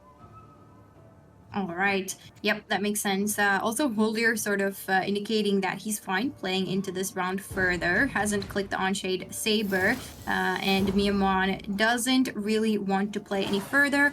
All the carryover possible that Miamon could set up in this round has been set up as we go into round number 2. Now, this is where Miamon is potentially looking to draw pretty nicely. If Holdir starts the bleed here, perhaps there is a way where you can get card advantage going into round 3. But Holdir, on the other hand, might play out this Feigned Death, shorten the round, having the Gourd as a last say, along with, of course, the Simlast, then potentially being quite explosive after Alyssa puts those Willies back into the deck. Yeah. The brick potential is super high and super scary for Holdir. There was an Infiltrator that survived in round 1 that we don't know where it's going to go in the deck. So just because you played that Maxi and you thought you knew your deck order doesn't necessarily mean you know everything. And you're going to have to mulligan. You're not going to mulligan the... Holdir doesn't mulligan the Guardian, doesn't mulligan the extra Waylay. That's very interesting. Is he maybe thinking, I'm not going to go all in this round. I will just save them to mulligan them in round 3 to make sure that I don't draw into them. Since I know I have very likely Curse of Corruption and Heat Wave on top of my deck, I can just get those in round 3. He would have to, Holdir, it is crucial for Holdir to thin his leader then. Thin his Brothlon Sentinels from his leader in this round, because he needs to get rid of both the Waylay and the... There's 2 bricks in his hand that needs to get rid of, and he's going to draw into another one if he doesn't thin his leaders. Yeah, leader probably coming out in that case, for now just triggering the scenario. Joachim also nicely turning off this Vernociel's commando here from taking and growing any further. Ardfane probably put the False Theory on the bottom of the deck rather than Roderick. We can see that, but look at this Ardfane order again between Amir and Roderick here. Kind of rough for Miamon. Again, showing him 2 golds, and I think the chances of that are relatively high with all the bronzes that, you know, Miamon already has played in round 1 and that are also in his hand. His deck is 10 cards, and 6 of them are golds and 4 of them are bronzes. So perhaps a slightly risky play to click that order, but still wanting to take it. Feigned Death, still Holdir wanting to trigger this last chapter, perhaps, to get the Waylay out, and could take the leader here to get rid of that Dame as well, putting the point gap even further. But there is Just Alyssa really... that Oniromancy needs to find as well, depending on the map here, right? Oh, playing out the Golem very slowly, but doesn't have to deal with it later on. So Holdir pretty much very, very slow play, and also maybe just allowing or accepting the fact that he's going to lose card advantage in this round 2, and it's just going to be a value bleed. But there's not many bad cards left in Holdir's hand that he wants to play. Very, very risky to play Alyssa in round 2. not going for the thin of the Broccolon Sentinels as well. And Miamon does not have a lot of bad cards left in deck now either. As you mentioned, a lot of those bronzes coming out.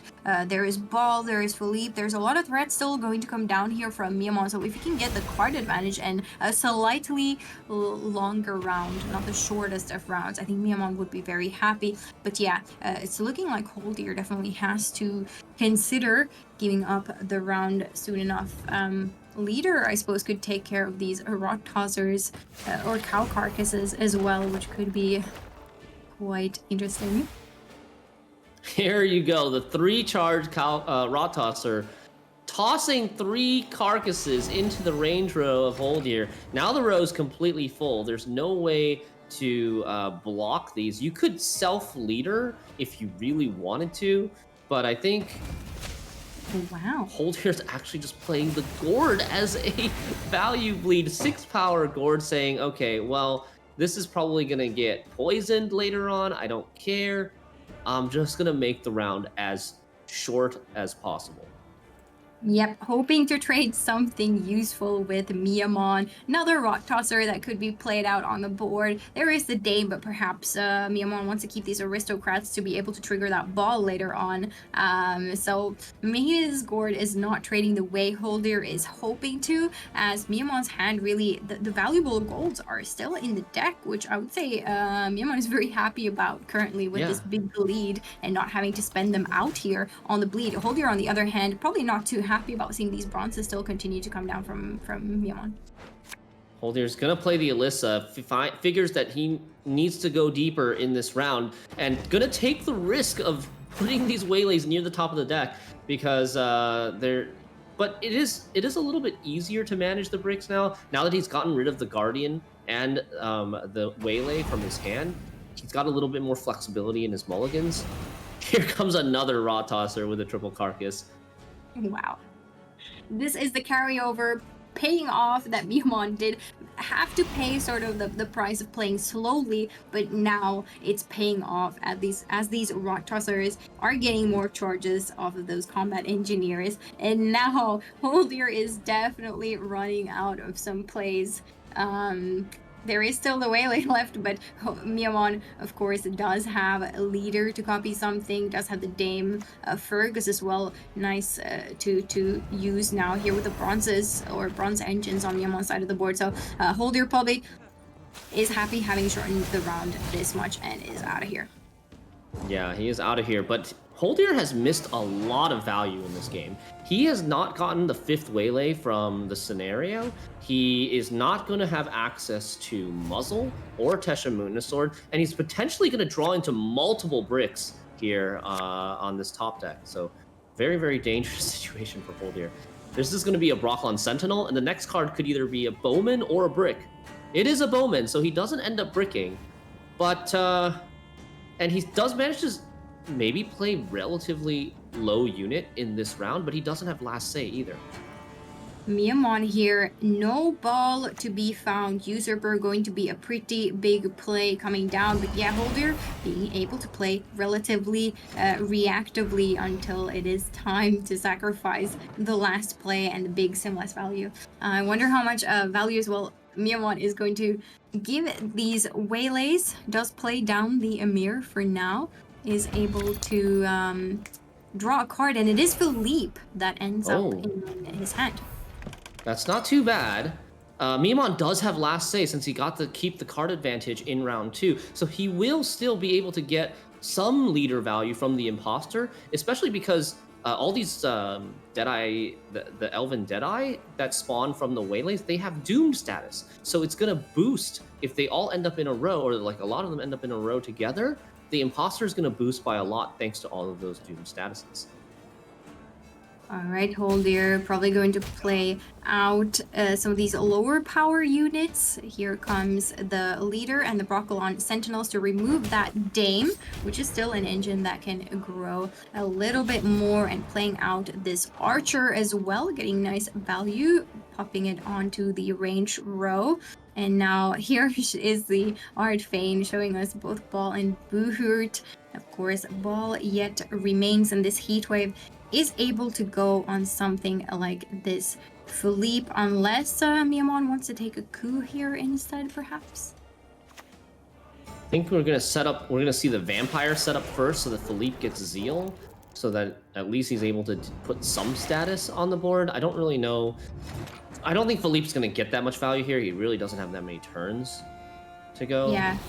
Bleeding at least applied to the board, and there is the heat wave before the final play, which Miamon at this point can expect, knows what is coming, knows exactly how many waylays Holder is going to play for that last play, and has to decide on what to do next. And here is the Philippe coming out here, allowing for Holder to target some more units on Miamon's side of the board once those waylays are going to start raining down. Big play still coming down here from Holder. Miamon, on the other hand, holding on to that coup.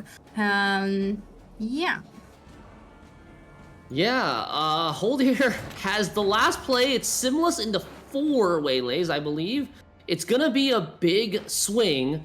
And everything on the board is short for Holder. This is why he was willing to throw away the gourd in round 2. And it's an 18-point lead. Miamon has a coup. He has an imposter. Is there anything good for Simless? There's only 1 Boohurt in the deck for Simless. Yeah. He needs to make 18 to tie. Can he do it? Leader looks like something about 7 points. Leader 7 points on the Bowman. And then he needs 11. Oh, man. Coup on the Simless would be... It all comes down to this now. I think Miamon has 10 points. I don't know. We'll see. It's going to be very, very close. I think it's going to be within 1 point here. Miamon really taking his time, trying to do the math. Will Holder have successfully negated Miamon's last save with just playing a bunch of short units on his board? We've seen this matchup be very close before, and here comes the final play going into the Bowman here, and it is indeed a point short. What an intense series. I cannot believe it. Oh, man. Man, just imagine how different this could have been if Miamon had never played a Boohurt in round 1, didn't even go for the false Siri, and then just left both Boohurts in his deck. He could have gotten a Simless into double Boohurt, and that would have been a huge difference maker at the end of this game with the last say into coup. Wow, these series have been crazy. And I think a theme that we've seen a lot today is just the power of denying your opponent's control value, either by having last eight or just not going tall or not going wide, depending on what it is you're trying to play around. These players have really practiced a lot, you can tell, and they know the little tricks to deny your opponent value, and every single point matters as it comes down to 1 point in game number 5. Absolutely well played to both players, and of course a huge congratulations to formerly known as Sif Great Wolf, and now goes by Holder, for making it to tomorrow's semifinal. And we cannot wait what he has to say, so we will be sending you off to Borja and an interview. The man dubbed the Iceman made it once again. 1 point, that was a nail-biter of a finish. Tell me, what was going through your head when that match was ending? Actually, I expected the win, but I didn't think it is going to be so close. Actually, I don't get why Maimon played his Joachim round 2. It may cost him the game, I think. But yeah, he didn't draw ball, but Masquerade Ball. But I think I also didn't draw well in some games, so yeah.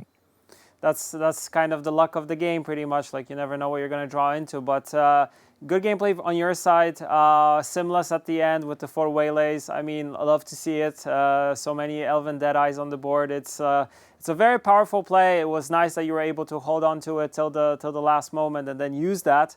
So incredible part on your stuff. And also when it comes to tomorrow, because you're moving on to the semifinals, it's either Kerpeten or Danirai. How are you feeling about those 2 players? They have similar lineups, so I don't have preference with whom I would like to play. Okay, okay. Any special shout-outs or anything you want to pass on to the people watching? Yeah, I would like to thank one person who helped me with prepping for this tournament. Dora So Based, thank you for help. Awesome, awesome stuff. Thank you, my friend. Get some rest, and we'll see you tomorrow. Thank you. All right, but before we go, oh look, I'm Holder now. See, right there. Okay, I'm not anymore. Okay, yeah, funny, not funny. Okay, yeah, before we start moving into casters and stuff like that and making the show run, let's actually see a leak because it's yeah, the Tide Rises is coming. 10 days. Ogroid Warrior. Would you expect that when it comes to its types? Deploy, boost itself by 2 for each allied unit with 10 or more power. So 10 or more, that's kind of easy to do with these big ogres. And yeah, 6 power, 6 provision, art by Anton Nazarenko. Incredible stuff, cool stuff. And yeah, that's it for me. Throwing it back to Shinmiri and Sealy. All right, fantastic leak. Bursha really is delivering today, of course, known as sort of the king of leaks. This is what we were offered today, and I am definitely happy to see it. Ogre Warrior is about to join King Crumb's unstoppable army. I think the ogres, they've had enough of human shenanigans on the continent, and they are plotting an uprising clearly because they are, assimilating. There's more of them now with this Ogre Warrior added to the mix. Pretty cool card. Shinri, what do you think? Yeah, I think it's all Ogre now. We don't know how many more Ogroids are being added to the game, but they're obviously pushing for an Ogroid archetype. King Crumb is going to get a lot better with Ogroids. The more tall units you have with these Ogroids, the easier it is going to be to set up Might, the easier it is going to be to boost these Ogre Warriors that depend on having other tall units. So we're going to have to still wait and see like what else there is, but it's cool because Ogroids, people have been asking for Ogroids as an archetype for a long time, and now we're finally getting it. It's going to be amazing when the new cards will hit. Not long to go now, 11th of June. That's when you can start playing all these big and bad ogre friends on your side of the board for a monster. It's going to be really fun. But now we have finished another series, a very, very tight and very exciting one, of course. So let's take a peek at the updated bracket now that we have our winner from the previous series, which is of course Holdir, moving on to the semifinals. Told us doesn't really have a preference, going up against either Kurpitan or Danurai, as he claims they have very similar lineups. So Holdir is not fussed, but surely happy to be in the semifinals after a very impressive series. Yes, congratulations to Holdir for making it to day number 2. My heart definitely goes out to Miyaman as it was such a close game, and yeah, I hope he finds success later this year as well, as we'll have more tournaments to come. Let's take a look at the updated prize pools after that third quarterfinals. It's been 3-2 the whole way. So the winner of each quarterfinal that ended up in 3-2 has $1,100 in their pocket, and they're still able to earn a lot more potentially tomorrow, whereas Miyaman goes home with 900 USD after failing to get that imposter list through. So close.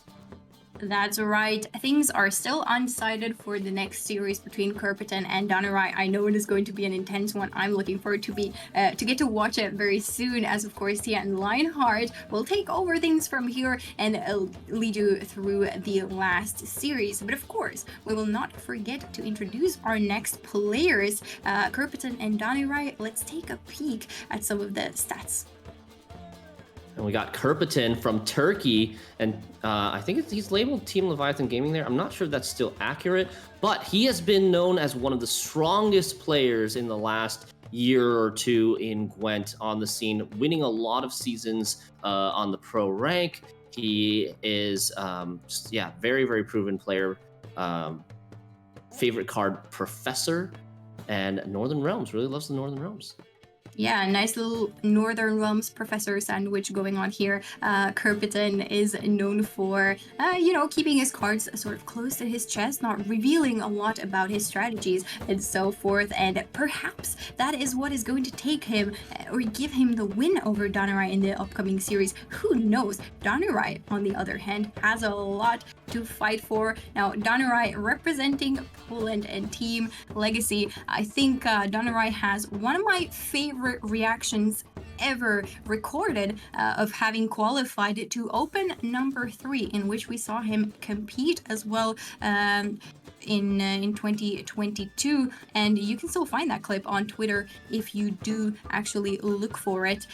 Really nice guy, and if I win mid-season, I will shave myself bald.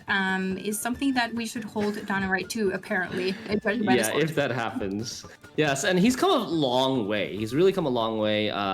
He was just a young teenager when he first started competing in Gwent esports, and then he's grown a lot, gotten a lot better at the game too. And last season, at the end of last year, in World Master Season 4, he actually was the runner-up who lost to Spelling Bee in the finals. And so he told us then that he's going to try, and he feels really confident that he will be able to win Season 5 World Masters. And so this is a potential opportunity for him to punch his ticket straight through to the World Masters finals if he's able to win mid-season. Very exciting games up ahead, and this is it for me and Shinmari for today. We will see you tomorrow again with the semifinals and the finals, but for now, remember to give the wonderful Tia Beastie and Lionheart a very warm welcome back, as they will take you through the decks and the games, and get some snacks. Enjoy yourselves. Thank you from me and Shinmari. Hello everyone, we are back. And this mid-season has delivered so far. I echo Shinmiri's response. I'm heartbroken from I am on right now, and I'm trying to pull myself back together. Tia, we're back. 3 3-2s in a row. Are we going to make it 4? Oh, I don't know, Lionheart. That was a riveting game. I saw that last one. It was so close. Wow. It was I mean, so close. we could see another one. Who knows? I know casters shouldn't be biased, but I preferably want Danarai to win this, so he will shave his head bald. Okay, well, you root for one, I'll root for the other, and then it Okay. doesn't count as bias, because this is possibly going to be the most intense, difficult to cast, crazy series of Gwent esports you may ever see. And when we get to those deck lists, I think people will understand why. But how about we see how the community think it's going to go first here? What do you think? Oh, it was so close. So close. 51-49. Okay, Wow. so it's close. I get the feeling that nobody knows how this one's going to go. Their lineups are similar. Their strategy is similar. They both decided to bring just pure chaos, and we will explain how, why, what on earth that means in just a second. Wow. Do you honestly, we could get another 3-2 here. It's so possible. Honestly, I wouldn't even be surprised if we get a tie. If the players see these lists. Oh no. Well, I'm not I'm trying my best not to jinx it. They're just so similar. They are so similar. If the votes were 50-50, I feel that would have been accurate, in all honesty. Genuinely, they may well have been, I think. I think it's fair to say it's split right down the middle. And without any further ado, without any further teasing from us, how about we take a look at the deck list? What do you think? Yeah, let's do it. Going first with Kerpiton on blue coin, Lionheart. We are indeed. And anyone who knows me knows I just love me some cultists. And if you can hear the sincerity in that, you're doing well. It is a cultist list from Kerpiton. This one is a little different. It is imprisonment, so it's got that little bit of extra control. When I say this is a greedy list, I mean this is the greedy list. It is powered by the Eternal Eclipse, the scenario that funds all of your cultist base needs, an absolute powerhouse. And the way this deck works, it relies on you not being able to interrupt the cult. The 4P cards in this list might arguably be the strongest cards in the deck. The Eternal Eclipse Deacons, in order to give more of your cards cultist category both on board and in deck. and then a little bit later as well, the Initiates. You can see the Eternal Eclipse here, mid-ceremony. It is absolutely terrifying in a scenario that you can indeed commit in round one very happily, because the statuses it provides can give you that carryover. If you've never seen a match with this list before, don't try and do the maths. Let the swing happen. 100 points is nothing. Rain has nothing on these point swings. It is an absolute powerhouse. When we've been through the individual decks, we'll talk through the matchups a little, because this series is really difficult. Multiple potential mirrors, multiple lists that are great into one list and auto terrible into another. This is going to be tough. What about the next list? Is this one as difficult to go with, Tia? This list is one we've seen many times before, so nothing shocking here, Lionheart. It's a Skellige Urson Ritual South Wound list. We saw how much Spelling Bee struggled to get it through merely because his opponent was hard targeting it. Will this be the case today? We'll see. It is your typical setup here with Melusine, Knut, as well as Sigvald. There is 3 ways to get those out of the graveyard with Fukusia, Sigdrifa's Right, as well as Bride of the Sea. You do have Karathi Heatwaves for a little bit of tool removal. You have Spores for some reset value. In the 6-piece slot here, we have Grimace, but instead of Dara Garay with the lock, it's instead going to be Arcane Tome. That is going to allow us to play specials a few times and thin the deck out. So an interesting choice in this list. I'm here for it. And then finally, of course, we have seen Swellblood in effect. If you can get that out last say, or anyway, near the last say-ish, if you will, it's going to do quite a bit of points. Now, thirdly, we have a mobilization list here in the Northern Realms category. We do, and I feel like Carpeten deliberately picked the lineup to be the lists I complain about the most, just to make me talk about them. It is Reavers. It is the Crinfrid Reavers here, and it is another super greedy, swarmy engine list. It is an absolute powerhouse. You've undoubtedly dealt with it, seen it, faced it. The Reavers are the MVP, but there is one little card in there that I'd love to take a look at, and it is the Wagon. Now, Wagon, I'll mention briefly. You will never have seen this card before the rework, and the rework brought it back to life. It banishes the bronze unit to the right and gains resilience. But why am I showing you this? With this kind of list going first into the decisive round, whether that be for a 2-0 or going into round 3, is massive. Being able to establish multiple engines in one turn is game winning, especially if you do it before your opponent, and Wagon enables that. It captures one of those Reavers, it hides it in the back of the Wagon, and it pushes. He is also very well mirror teched as well. He is running Nivellen, he is running Tempest, and he is running Surrender. So he has lots of targeted attacks for various different lists. I think this Reavers list is going to be absolutely terrifying, and yet another mathematical nightmare for me. The last one is one of my absolute favorites, and we have to let you introduce it.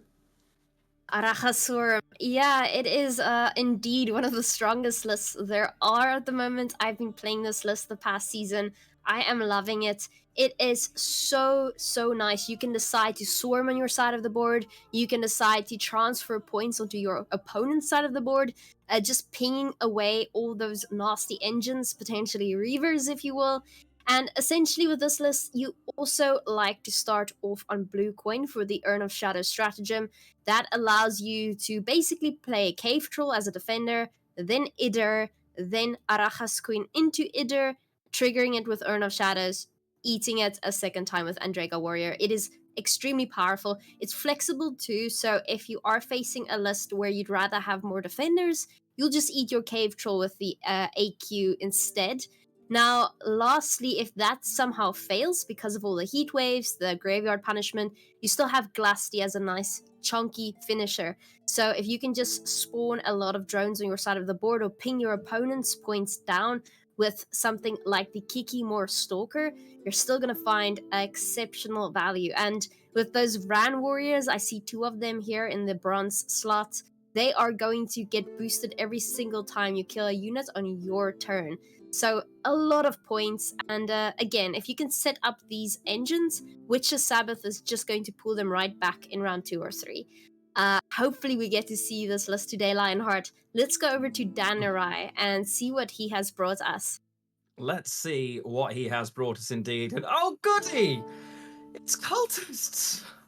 But it is a little different. This one is Imperial Formation cultists. Now, the leader is different. That allows him less control. He does not have those 2 locks. Instead, he has a good chunk of points that will help bring out his Afan, but those 2 provisions are a massive difference here. He, as a result, can run Brathens, the ability to pop low power units on the other side of the board and tempo at the same time to hit cultist units is absolutely huge, and Brathens enables that. The 2 provision difference meant that Kerpeten's list runs Matahuri instead.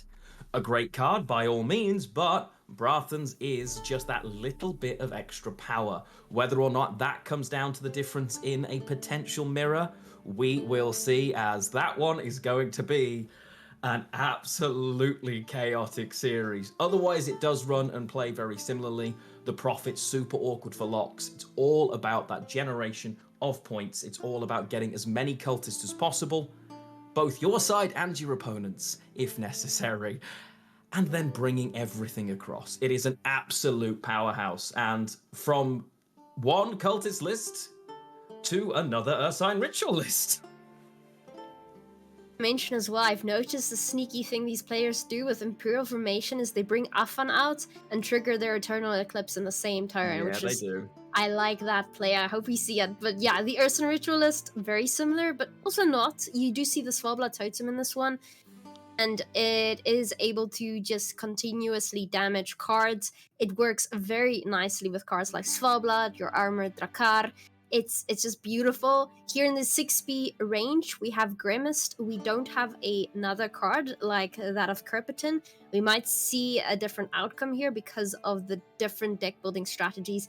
Instead, we have a Svalbard Priest, a Restore for some extra points, and even a Svalbard Fanatic here in the 4-piece slot. That's a peculiar card to include. I love it though, because it is going to work so nicely with getting more charges out of that Svalbard in the end of the day. At the top of the deck, everything looks very similar. 3 ways to bring your cards back. Heatwave for some tool removal. And that's about it, Lionheart. I think we can go over to the next list, which is already different than the previous one. It's Mobilization. It is, and it is another Reaver list, but there are some interesting tech choices. Mirror-wise, as I mentioned previously, Danerai is not running things for movement as much like Nivellen. There is a single Scout, though.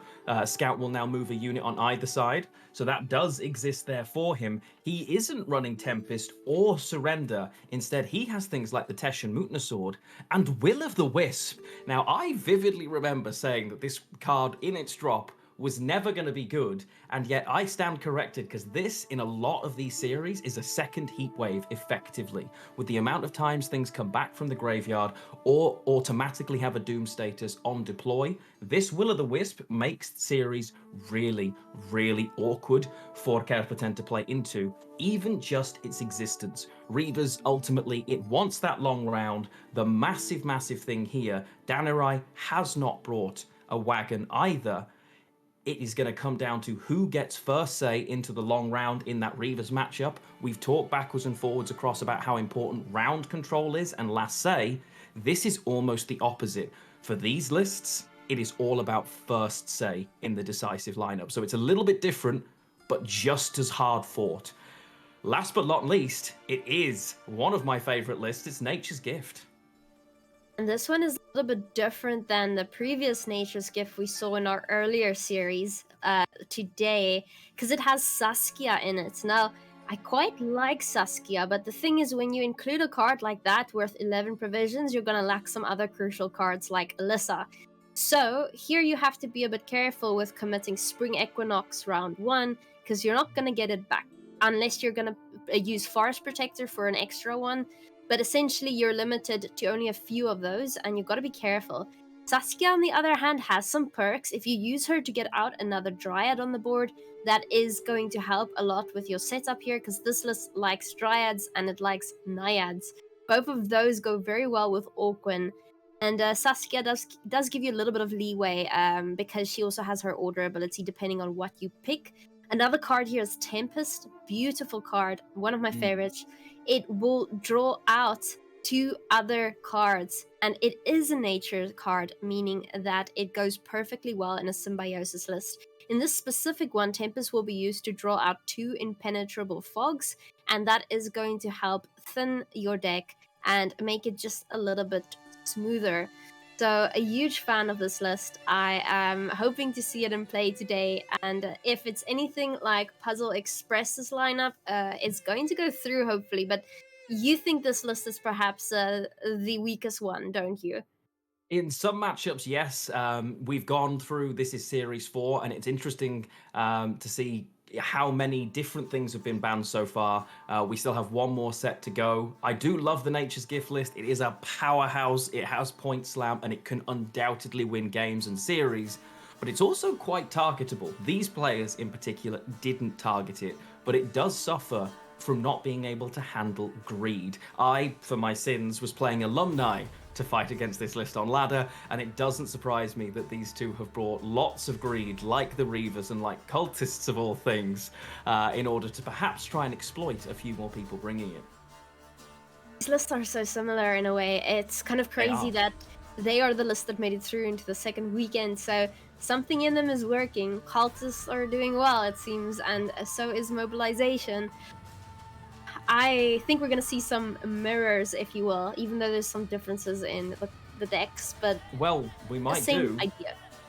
Yes, we might well do, but maybe the bans will help us avoid some of those mirrors. Maybe we'll get lucky. Maybe we won't Nope, we have a ban mirror tier.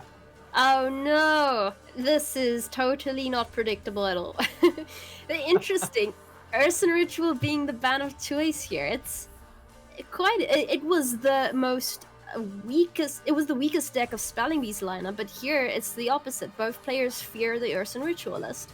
And they do, and that's one of the things that's really interesting about Gwent at the moment. In Spelling Bee's lineup, it was the one list that couldn't get through his opponent's lists. Here, it's the one that takes them out. There's so much diversity in terms of strategy right now that it goes from being the impossible list to get through to the decided ban. It's a real surprise. I know both of these players, when we tried to speak to them, were unsure on their bans. Danarai was scrimming every possible version of a 5 series game over and over again to try and work out how it was going to work. And that's the thing with these lists. We have mirrors, but your queue order is completely different in a mirror. So, like, Kapiten absolutely wants to go for the Reaver's mirror. Danarai wants to avoid it. But that means, do they counter queue? This is going to be 5D chess from the second we begin here. It's massive, because when you queue and how you queue is absolutely huge. The one thing that Kapiten did give me is that Neverhood is a legend, a genius, and is the person who prepped him and should be shouted out. As Sealy mentioned, he keeps his cards close to his chest, but he did want to share that. I know, he keeps it very close to his chest, which is why I analyzed every single game he played beforehand.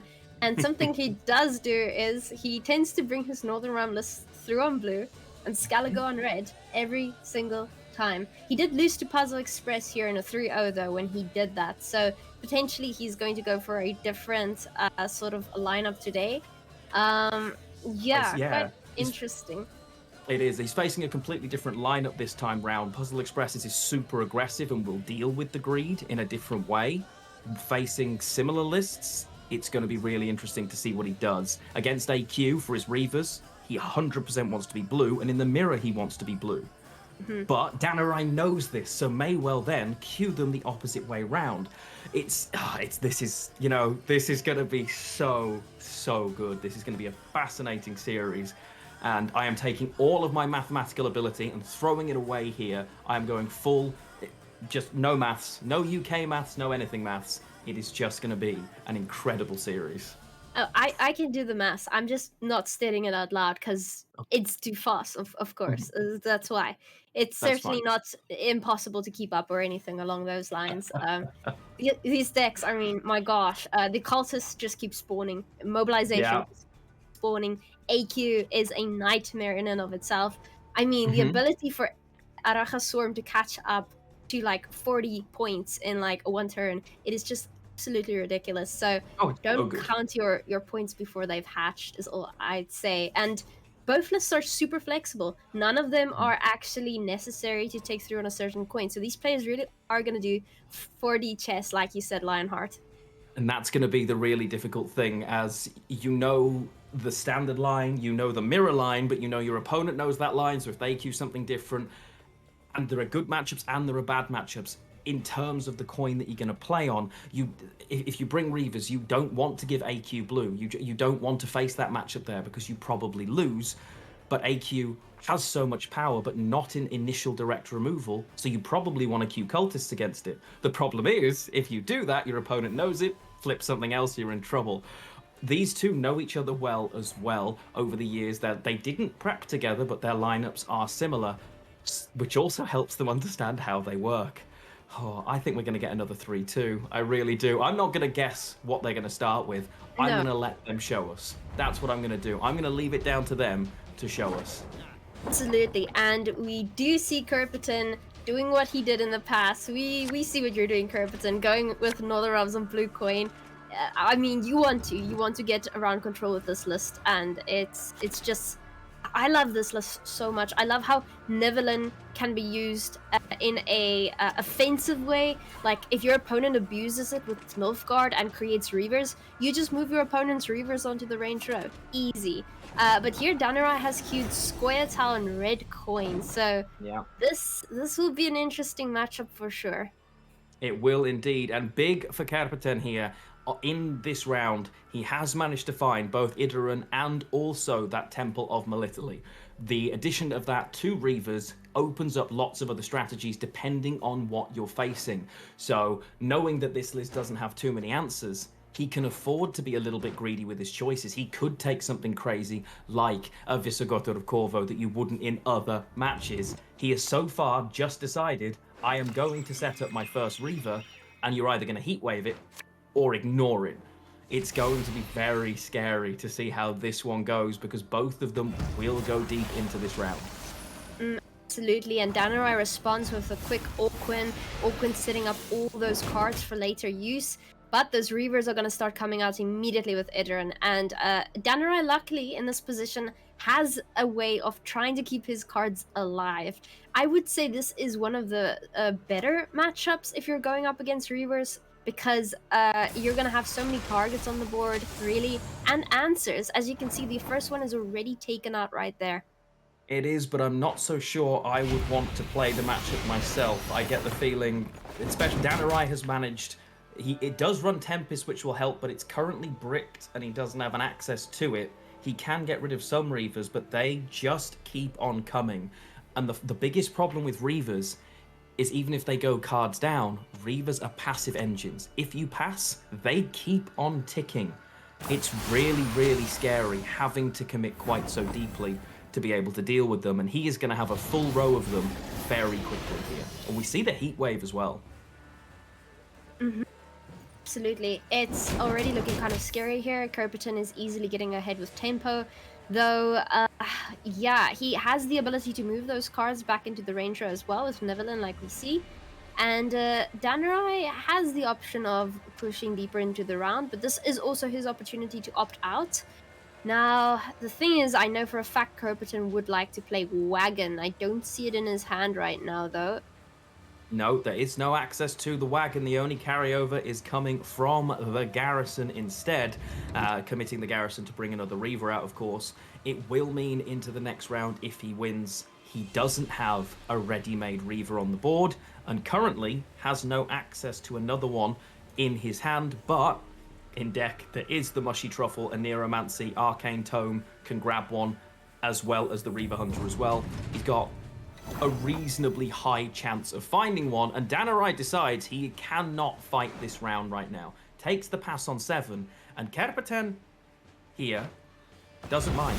He's playing down to 4 by the look of it, I think. He doesn't care. He is now setting up this temple, and he's looking for his choices. If he had the wagon, he would have played it too. And the cards that he took Shani, which will bring back a Reaver. He took Queen Meave, let's go. And Philippa as well. We do see that path. No need to play down to 4 just yet, seeing that he has resilience on those 2 artifacts, and probably want to use them in round 2 for some extra value. Now, with the Reavers list, you want to go first. That wagon would have helped, but hell, he draw Reavers anyway, and he's going to want to play that first turn and likely use a leader ability too, because Heatwave can't kill 2 Reavers at the same time. Now, let's see if this is enough to deal with Danarai's list, as Danarai hasn't drawn Simlas, which is going to hurt, and I don't see him having access to Gord either. He doesn't have any of his tutors. It looks horrible.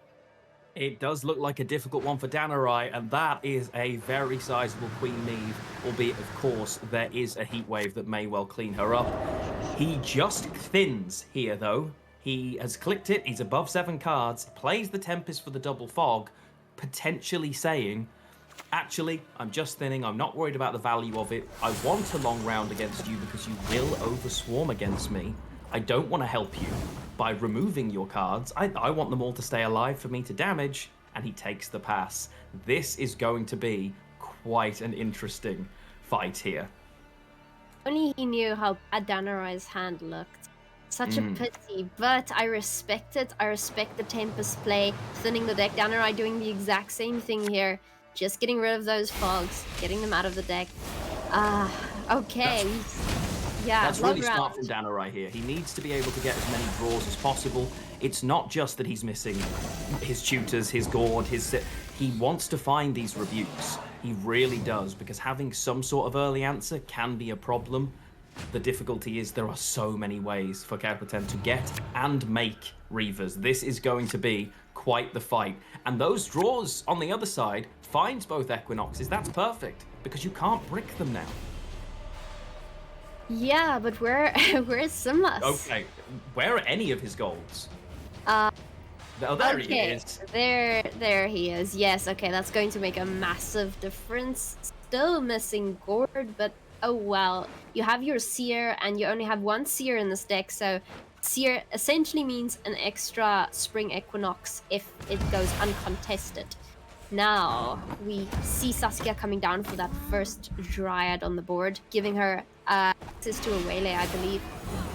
We do, Or, and then... it might be Dryad's Caress, sorry. Dryad's Caress, yeah. And Shani comes out and he leaders the Reaver Hunter, and the Heat Wave on that first Reaver, he is trying to reduce the number of Reavers as rapidly, as quickly as possible there, and he takes the Heat Wave on one of them to reduce it, but there are so many more coming. Of course, he doesn't know the cards that were created by Temple. It's open deck list at the start of the event, not create. So the choices he's made, only Kerpeten and we know. And that's Avalach Sage perfectly going into the Mushy Truffle for even more Reavers. He's also going to have the Golden Froth, so he can boost them out of killing range, and he does so quickly. These players are zacking. They know exactly what to play in which order. They do indeed, and he doesn't try to take the Forest Protector to remove the Reaver on the end. Instead decides, you know what, it's not worth it. It might be more points later for an Equinox, or I think there are things I value more. Instead now, he's going to be looking at what does he want to do here. Can he just drop one of the Reaver Scouts? Again, they will create more and more. Nope. He goes greedy with Meve, knowing there is no answer to her now. There is no more Tall Punish, so he wants 2 full cycles of Queen Meve boosts. Doesn't like that. He's like furiously starting to play with his hair there. It's like a clear sign of not expecting Meve, I feel. Decides to go for the Naiad though, setting it up out of killing range with that D-Bomb, I believe. D-Bomb probably going to find value with that Alvin Seer, and I have a feeling Kerpeten take this bomb just for something like that. I mean, it's like an extra 11 points you could remove just by getting rid of the Seer.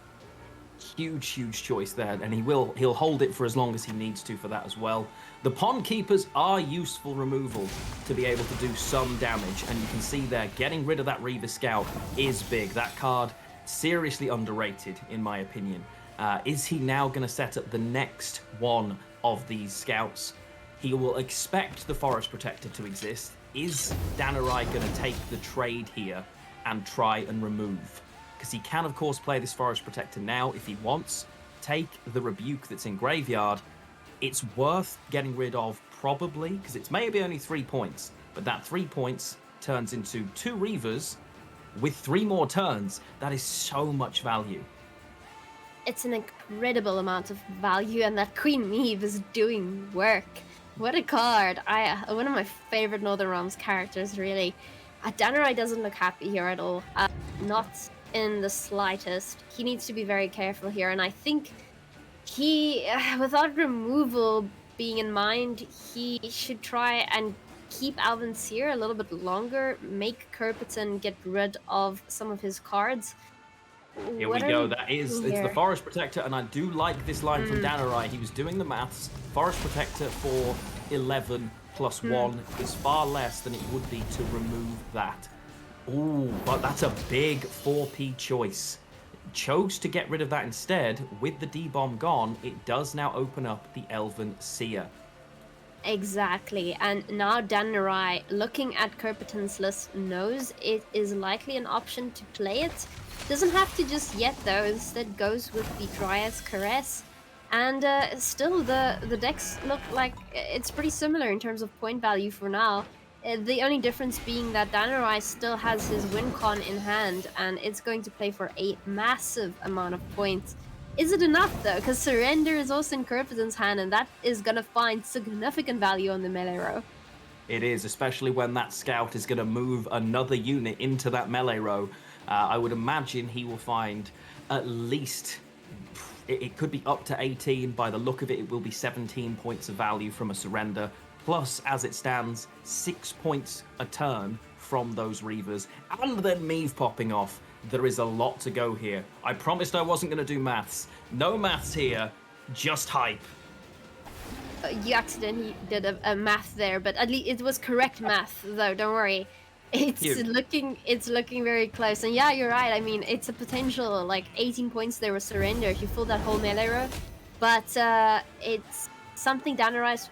Well, he's gonna go for his Spring Equinox play here, and worst it can do is spawn a second little tree there in the melee row. Let's see. There we go. This is huge point-wise. Don't like you're looking at these and they're each playing for 14 points a time. That swing was massive, but it's not even close. And Kerpeton is 1-0 up here. He is comfortable. The Reavers list goes through. Played. Well played. I mean, this Reavers list, man, if you can't contest it, it's just so strong. Especially if you go on blue coin, you just start it up, and that mobilization leader is just the scariest thing, because it just makes another copy of the Reaver before your opponent has any say in the matter. But now it's through, and Danarai has his own mobilization list, so will we see him pick it on blue as well? I would imagine so, but here's the thing. That list has gone through. Yay, we won a series, we got that through, but he got it through against the easiest matchup to get it through for. So now he has to get other things through against difficult matchups. As I say, this one is really, really tough. Danarai taking that on red kind of makes sense. I can see the logic. He now is flipping the other way and probably fights fire with fire. His Reavers list is equally challenging. Kerpeton, on the other hand, could, as a result, cue his Nilfgaard list, the one that probably prefers. It's versatile enough, but this is so tough. This is so difficult. What a series. Yeah, it's kind of scary. You know, what I would love to see is AQ being sniped here on red coin. I don't know if it would happen, because really you want the Urn of Shadows. It's really what you're going for with this list, but it has significant power to wipe the board clean if you're smart about it, and if you play your cards well, you can get rid of those Reavers very quickly with some leader charges and a Stalker. So really, I would love to see that, but hey, maybe Nilfgaard, maybe Nilfgaard is the choice here instead. I think both are kind of scary up against Northern Realms. It can be. If I'm playing the AQ matchup, I want to be blue, I think. I want to be able to establish and set up, because you've got so much damage, like you say, with the Stalkers, but I have to set it up. And by the time I've done that, there's just a wall of Reavers around me. And I think if I've got blue coin, I can set my engines up a turn ahead of them and give me a chance to do that. On red coin, I think I'd be really nervous about it. I think as a result, he'll take cultists. but I think a lot of things, and these players are playing levels of chess that I can't imagine dimensions for. So I guess we'll find out. It's going to be quite a series, and I'm in for the evening. I'm expecting another 3-2, and I think it would be, and correct me if I'm wrong, would that be our first ever day of all 3-2s? I didn't remember ever having one of those. No. To be honest with you, we've had many outcomes, but I don't recall one. Okay. Look at Danarai's face. Look at his face. He knows what I'm thinking. Cultist mirror. I'm just gonna sit back. Like, chat. Good luck, everybody watching at home. Let's go. Come on, Tia. Let's have a bit of a party here. It's a cultist party. We've got all the. I mean, the cultists know how to party. They've got the whole Eternal Eclipse thing going. They've got their masks. It's going to be a lot of fun. And I think the big difference here is going to be the difference in leader abilities. Like you said, you've got Imprisonment for some extra control, but Danarai's leader allows to trigger that Eternal Eclipse for its first scenario in one turn, which would also make a difference here, but neither are running heat waves, so does it matter? I don't think so. No, probably not. And this one, as chaotic as it is, this one for me, and obviously I'm a cultist veteran, kind of comes down to you want first say in the long round here. If you can establish your points in your cards first, if you can deal with these 4P cards, the Deacons, or the Initiates, you're in a strong spot. Neither of the players can really deal with their opponent's cards. If you choose to lock one, for instance, you know your opponent's running teleport, so it gets really awkward as to how and when you deal with it. But they will have scrimmed it. They will know which way it goes. Maybe it will be the two provisions that come down to it, dear. Yeah, I mean, the thing is, this cultist list is extremely predictable. As you can see, both players are already just setting up those decons, infusing cards in their decks and hands. And yeah, there you go. It's the teleportation onto another decon. Truly, that's all you do until you have as many infused cards as possible, and then you can go with your Eternal Eclipse scenario. It's pretty simple. Pretty simple. You just continue doing that over and over again. Yes, you do, and the infusion that it's giving these cards, it's giving it the cultist tag. You want to give it the cultist tag because of the Eternal Eclipse scenario, but also because later on your initiates will infuse enemy units to damage every time a cultist is played. So effectively each infusion is as good as carryover. It's just not traditional carryover. It's not resilient, but it definitely counts. Exactly like you put it. Now, we do see Matahuri getting that Eternal Eclipse for Kerpiton, and these illusionists are also quite fun. Both players have two of them, of course, and they're going to be able to make even more cultists in later rounds. So you have to be careful what you play now. If you're prepared to play an Eternal Eclipse Initiate, that is going to give your illusionists a lot of ammo, if you will. At least your opponent's illusionists are gonna have a party with those cards. So, gotta be careful here. You gotta be careful. Just give them the cards you're willing for them to play against you later on. Definitely. Interesting choice there from Danarai as he's played the Arcane Tome. He has taken the teleportation from hand instead of grabbing a Neuromancy first. Is he expecting Kerpiton to give it him back here? Well, I guess the answer is yes. He answers me nice and quickly. In order to be able to grab them to and from and to and from. This is all about setup here, but both of them know the importance of just putting your foot on the gas at the right time to take this round. God, it's another decon. I would never have seen it coming. And it's another one. Whoa, okay. Riveting gameplay here. Okay, that's what I wanted to see. There we go. That's it. Now this is where we're going to start having a different outcome here, depending on what Kerpiton decides to do. It is all kicking off now, as we can see. That was a big play. Played the Eternal Eclipse scenario and triggered it thanks to playing the Tome into a Neuromancy into the Master of Ceremonies, which procs it as well.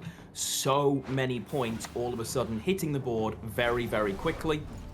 As I just saw, Kerpiton there deciding to play Necromancy for nothing, effectively. has decided the value of it in thinning is worth it. Of course, he didn't play it from hand. He's played it from Arcane Tome. By the look, no, he did play it from hand. Because it's disappeared. Interesting choice there from Kerpeten. Kerpeten saying, yes, commit more, please. I am going to go out of this round anyway. And you have just given me some illusionist buffers.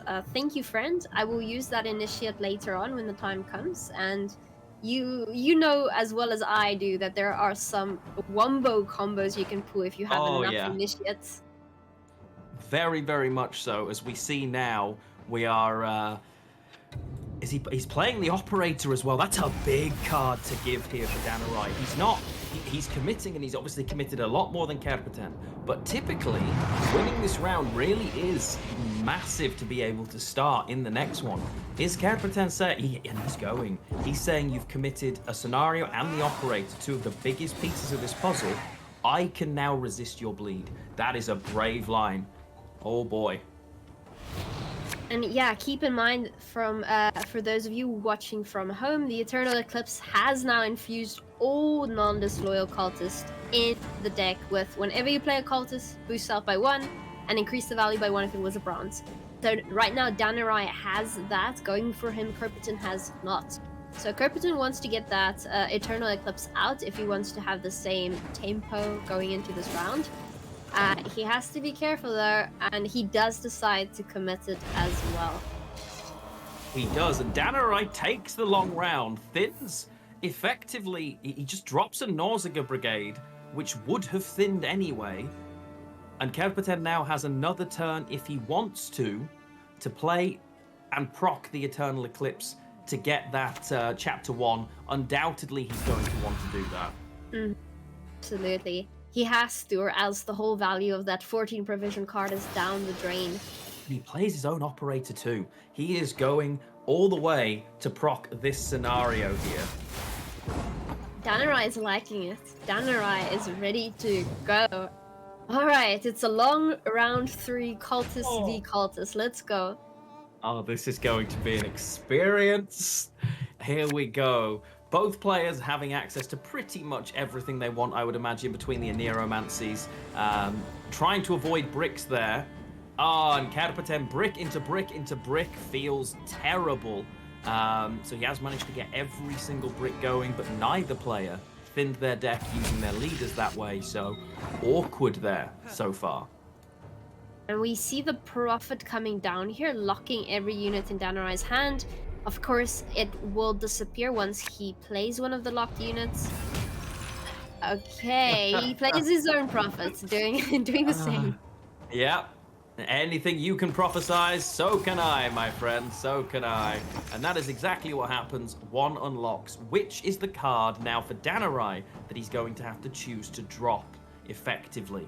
What is he willing to give up on? That lock is pretty valuable. Could be the initiate. He has 2 of them, and it is that he chooses to sacrifice in order to keep going. It, of course, has the cultist tag by default, not locked and not sort of infused. So its infusion might be locked, but its actual tag is legitimate still. Yeah. Okay, both on 11 points here, and we see the first lock coming down there on the Prophet.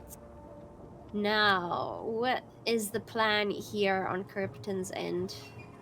It's difficult here for Kerpeten because he hasn't managed to find Master of Ceremonies or Vilgefortz. His Aneromancy is going to have to be for Vilgefortz, and in fact, when I look, he's got multiple bricks. This Arcane Tome is a 0 for him. The Nausicaa Brigade is effectively a 0 because it should have thinned. So he is, while he's starting the round in the place he would want to be, he's starting basically 2 cards down, not a spot he wants to be in. Absolutely. Yeah, it's an unfortunate brick for sure, not one you want in your hand. Danarai decides to use 1 leader charge here. Yeah, might use more than 1 leader charge, who knows. It's going a bit slow here. It really isn't going very fast. Both players are considering what they should do. He does decide to go for his Afan and pulls it out here with the leader ability, also getting that other brigade. Yeah, and it's a lot of value. The leader ability itself for this one isn't designed to be super valuable. It's designed instead to give you that extra cultist play with the infused unit and Afan coming out. And some of you might be wondering, why did he decide there from Vigo to just take the initiate when he had the option to take the illusionist into an initiate? This board is about to get all kinds of full. The extra 4 points could potentially cost you 40. So I would have been tempted to go, aha, I can get the extra few points. It is not worth it. And he's adamantly trying to avoid over swarming here because there's a long way to go. And part of what you want to do is destroy a unit on your opponent's side to bring multiple copies of it to yours. Yeah, that is the big combo that people can pull off here, but yeah, like you said, you could very well run out of space if you are not careful. So you gotta do your calculations, especially still having Arcane Tome in hand as well. It's going to allow you to play even more cards out of your deck. And finally, we do see the Eclipse Initiate coming down there as well. Both players having one active Eclipse Initiate on their side of the board.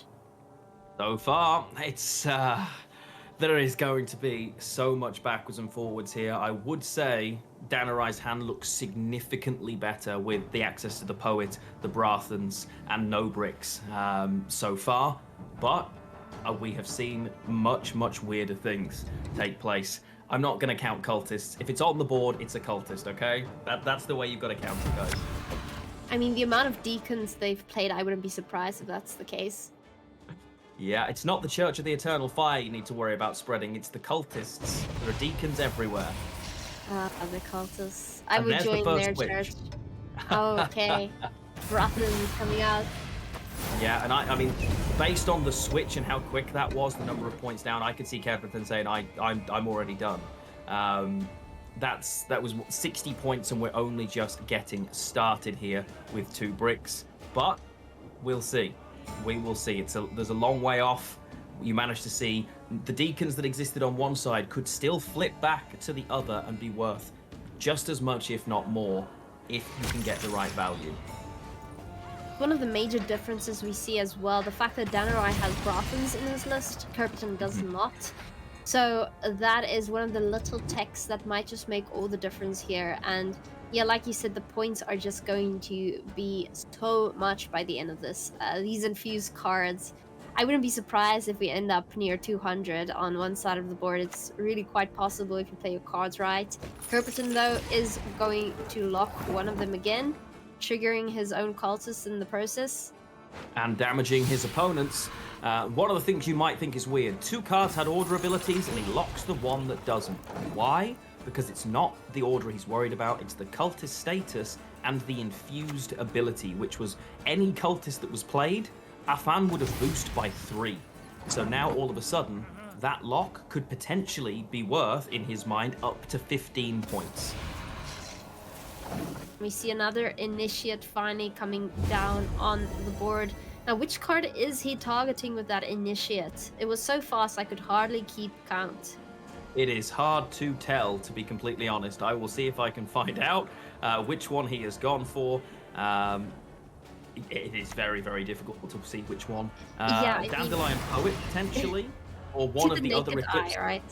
It's speeding, and you can see the points flicking, 40 back, 40 forward, and the big difference probably comes down to the cards left, effectively. Both have access to Vilgefortz. The teleportation, while technically it's a 0, of course it procs all of the cultists that you've infused. Look at those points! I'm telling you, near 200, it is more than possible to reach. It is, and when you consider, for instance, normally you Vilgefortz the infused unit of your choice in order to spawn multiple of them on the other side. No Purifies here, and the Nausicaa Brigade that is at 18 right now. Oh boy, this is, it's going to be so many points. I'm genuinely scared. I mean, it seems like Danarai is doing a good job here at actually triggering his cultists. That Illusionist on Kirkton's end was a bit of a slow play. If everything isn't boosting all at once, it's just not enough, in my opinion, at this point in time.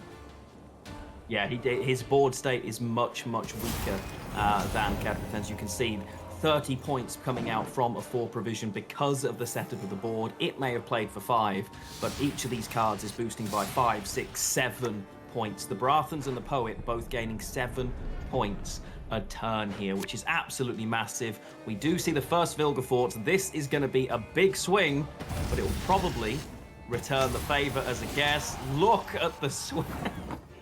Okay, so for those of you who can't keep up, those initiates were targeting that card, and it was killed, therefore spawning itself on your opponent's side of the board, and that's why Kerperton got 2 copies of it, because he had 2 initiates, infusing it as targets. Will it be enough? He's almost overswarming here. He is, and they boost themselves by the number of cultists you have. So the first one boosted up to 12, the second one to 13, because the other one is in its own right. And it's a huge swing. You can see a massive Vilgefortz. And when it's now, there's a gap of 70, and all he has is a 0-point Arcane Tome, which is just so sad. It is 1-1. That might be one of the craziest series I've ever seen. And Okay, are they going to give you the 200? Do it. Yeah, Do it. Nicely done, Danurai. What a game. Oh my goodness, that was riveting. That was crazy. It was. That makes it 1-1, and now we flip back coins. So one player has Reavers through, the other has Cultists. Danurai now is flipping back. He is going back to red coin, correct? Yes, Danurai will be on red coin.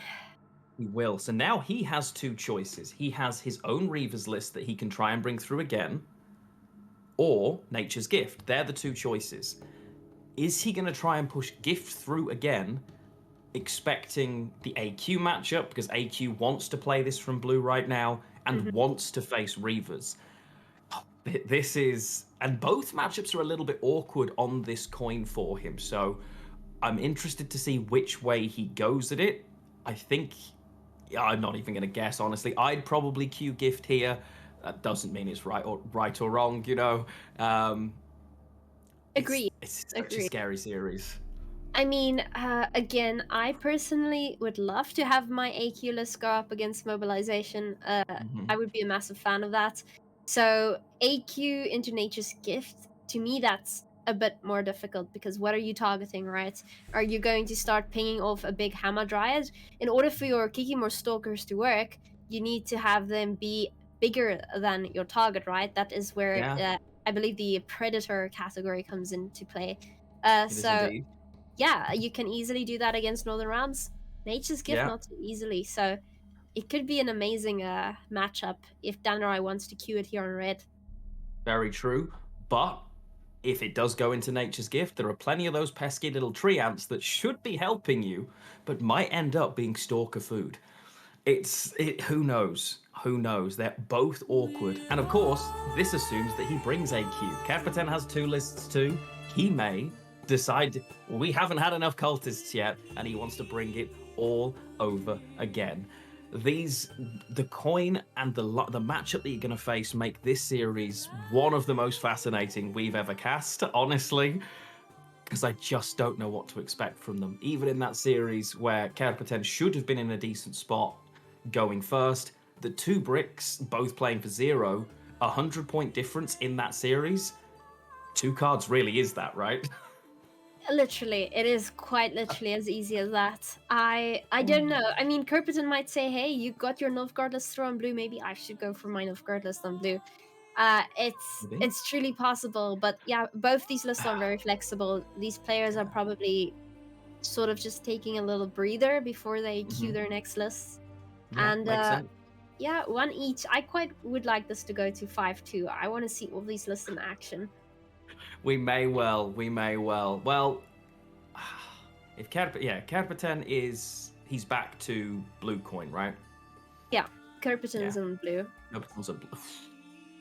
This is difficult. It really is. One thing that we do need to remind everyone at home, though, if you have been watching along since the beginning, you'll definitely have earned that 4-hour drop. So you will have a card back. If you haven't clicked to claim your drop, make sure you do, because you won't start earning for the other drops until you claim the next one. You may even have already earned the 6-hour drop. It has been a very, very long day one so far. It is going so very well.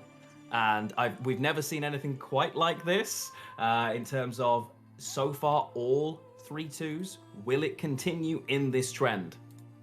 Well, we'll It find very out well soon, I could. suppose. Very well could. And thanks for the heads up. I just claimed my card back.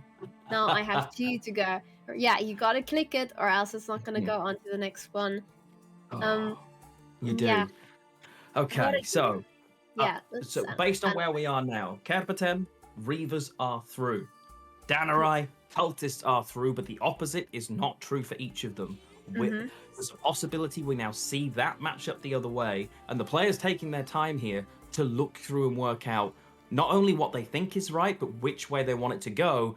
Danarai on red has bought his Reavers. Kerpeten has bought AQ. Okay, it is the dreaded matchup. I very well would like to see this play out. Kerpeten now needs to draw his 3 main cards. He is missing 1 thus far. Let's see, doesn't draw it. Okay, so essentially he has access to Idr, he has access to Arachas Queen with Oniraman. He has all of them. Royal Decree. Yeah, so he can Whispers into the one, he can Decree and a Nero into the other. So he does have access to everything he's looking for from blue. Interesting on the other side, Danarai does have that Will-o'-the-Wisp. When things come back, it's basically another heat wave in this series. And he opens up with the Ida, which is an interesting choice. He's opened with it first. He's saying, heat wave me. I know you can, in theory, and the Aneromancy is there, but Reavers have a really awkward spot sometimes in round 1, especially with less mulligans, because obviously you have to draw your cards. Danarai does have Idaran, but he doesn't have Temple. He's now got to choose which one he wants, and he takes Temple. He says it is not worth heat waving.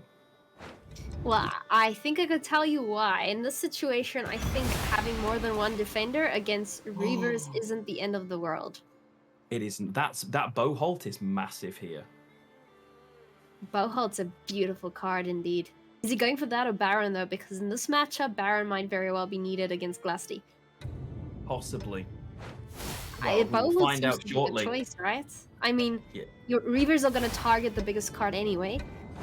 Might as well settle on having more of them. Well, Boholt, Philippa, and Erland were his choices. As we see, Kerpeten is just setting up here, and he's going to have Ida on Ida on Ida. They're going to be here, they're going to be there, they're going to be everywhere. And this Arrakis, as powerful as the Ida is, it isn't the MVP of this list. I have to say this. It is not the card that now enables all this to work. The Kikimor Stalker is the powerhouse of this deck. It's so good, and it's not just because I revealed it, it's because it's brilliant. Is brilliant in its own right. It certainly is a very strong card. Easily removed, but if it remains small, then the Reavers are just going to ignore it. So really not that big of an issue. Kerpeten here definitely wants to play Andrega Warrior next and trigger that AQ into another Idr. And for now, Danarai is deciding on what he's pulling out with Avalach Sage. He is going with the Arcane Tome here. He is going with the Arcane Tome. He is now probably going to have access to remove. Takes the Heat Wave, and I guess we're going to see the Arrakis Queen go bye-bye. Big amount of points. He decides better now rather than earlier. He gets a little bit more value. Kerpeten's choices didn't give himself access to all 3 because he didn't use Whispers to grab. He doesn't have the tutor there. Instead, it's probably there for later for either Hive Mind or a guaranteed Witch's Sabbath. Okay, yeah, Heatwave definitely hurting here. And that Squirrel might also find value if Kerpeten isn't careful here. Squirrel getting rid of Idr potentially. He does let the Arcane Tome vanish, so Danarai doesn't have access to it, can't thin his deck any further. No, he can't. But also Zero, he's got the carryover on that Unsace. But he hasn't found any way to establish Reavers, and the hand he has doesn't really do him any favors if he tries. So he's now trying to work out what is his best line. How much can he afford to interrupt the graveyard while still keeping reach? You can see he's considering Unsace to get rid of this Stalker. That's how much power there is in that potential card. If he can deal with it, is it overcommitting? Is the thing he's going to be thinking, and he decides, no, it's not. Sort of the Ida Idder. goes. Yeah, Ida's okay. gone. All right, and that makes it squirrel fodder. That is scary for Kerpeton now because there is quite literally nothing he can do about it. All his win conditions are going down the drain.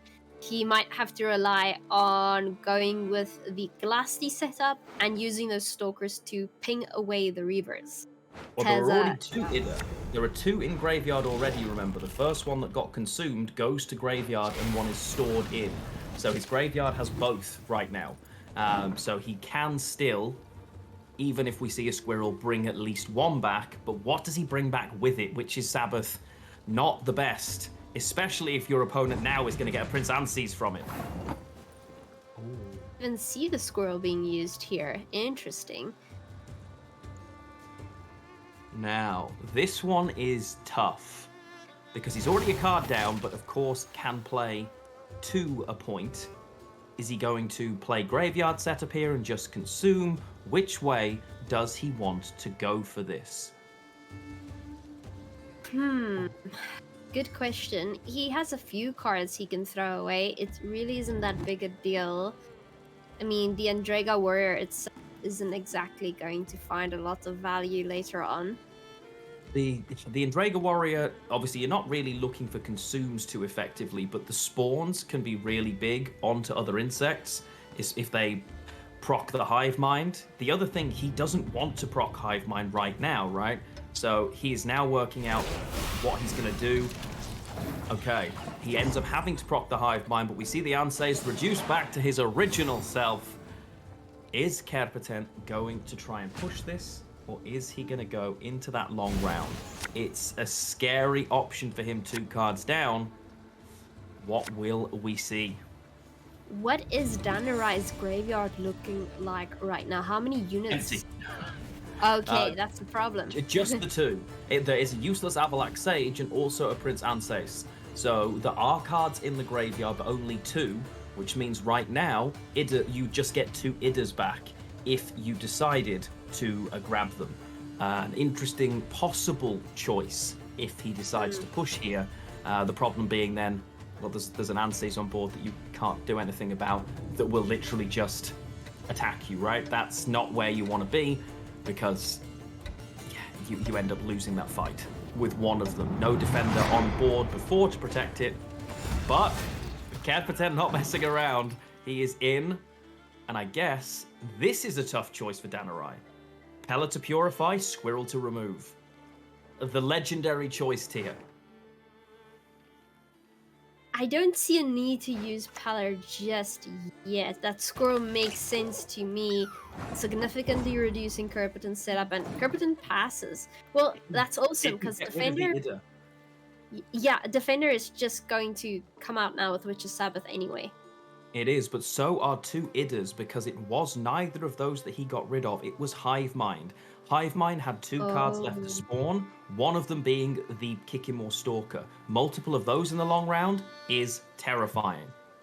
Yeah, interesting. I mean, Hive Mind is a pretty powerful card at 10 provisions, and if it goes out of your graveyard, it loses a lot of value. So, I mean, I think he still had 3 spawns left with Hive Mind. That is going to hurt, but it might just hurt a little bit more, if I'm going to be honest.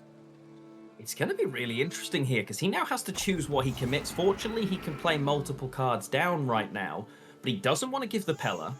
He, obviously, Will-o'-the-Wisp right now is a 0, but turns into a Heat Wave. As a result, he's having to play both of these from hand here in order to get out. Multiple ways he can still create them, but no guarantee that he's going to find them. The Aneromancy, as a result, cannot find a guaranteed Reaver. He needs to find Mushy Truffle or Garrison. Interesting. He does find the Mushy Truffle, which is pretty nice. Kerpeton finds the Witch's Sabbath. Very nice. Okay. This is going to be interesting. Those Reavers, though, there is now a 1 in 3 chance that one of those Reavers gets pulled back by Witch's Sabbath as well. That is possible. That is very possible. We see Mushi Truffle coming out here immediately into a Reaver. I suspect we're going to see the mobilization leader ability coming out as well. Yes, sir. There it is.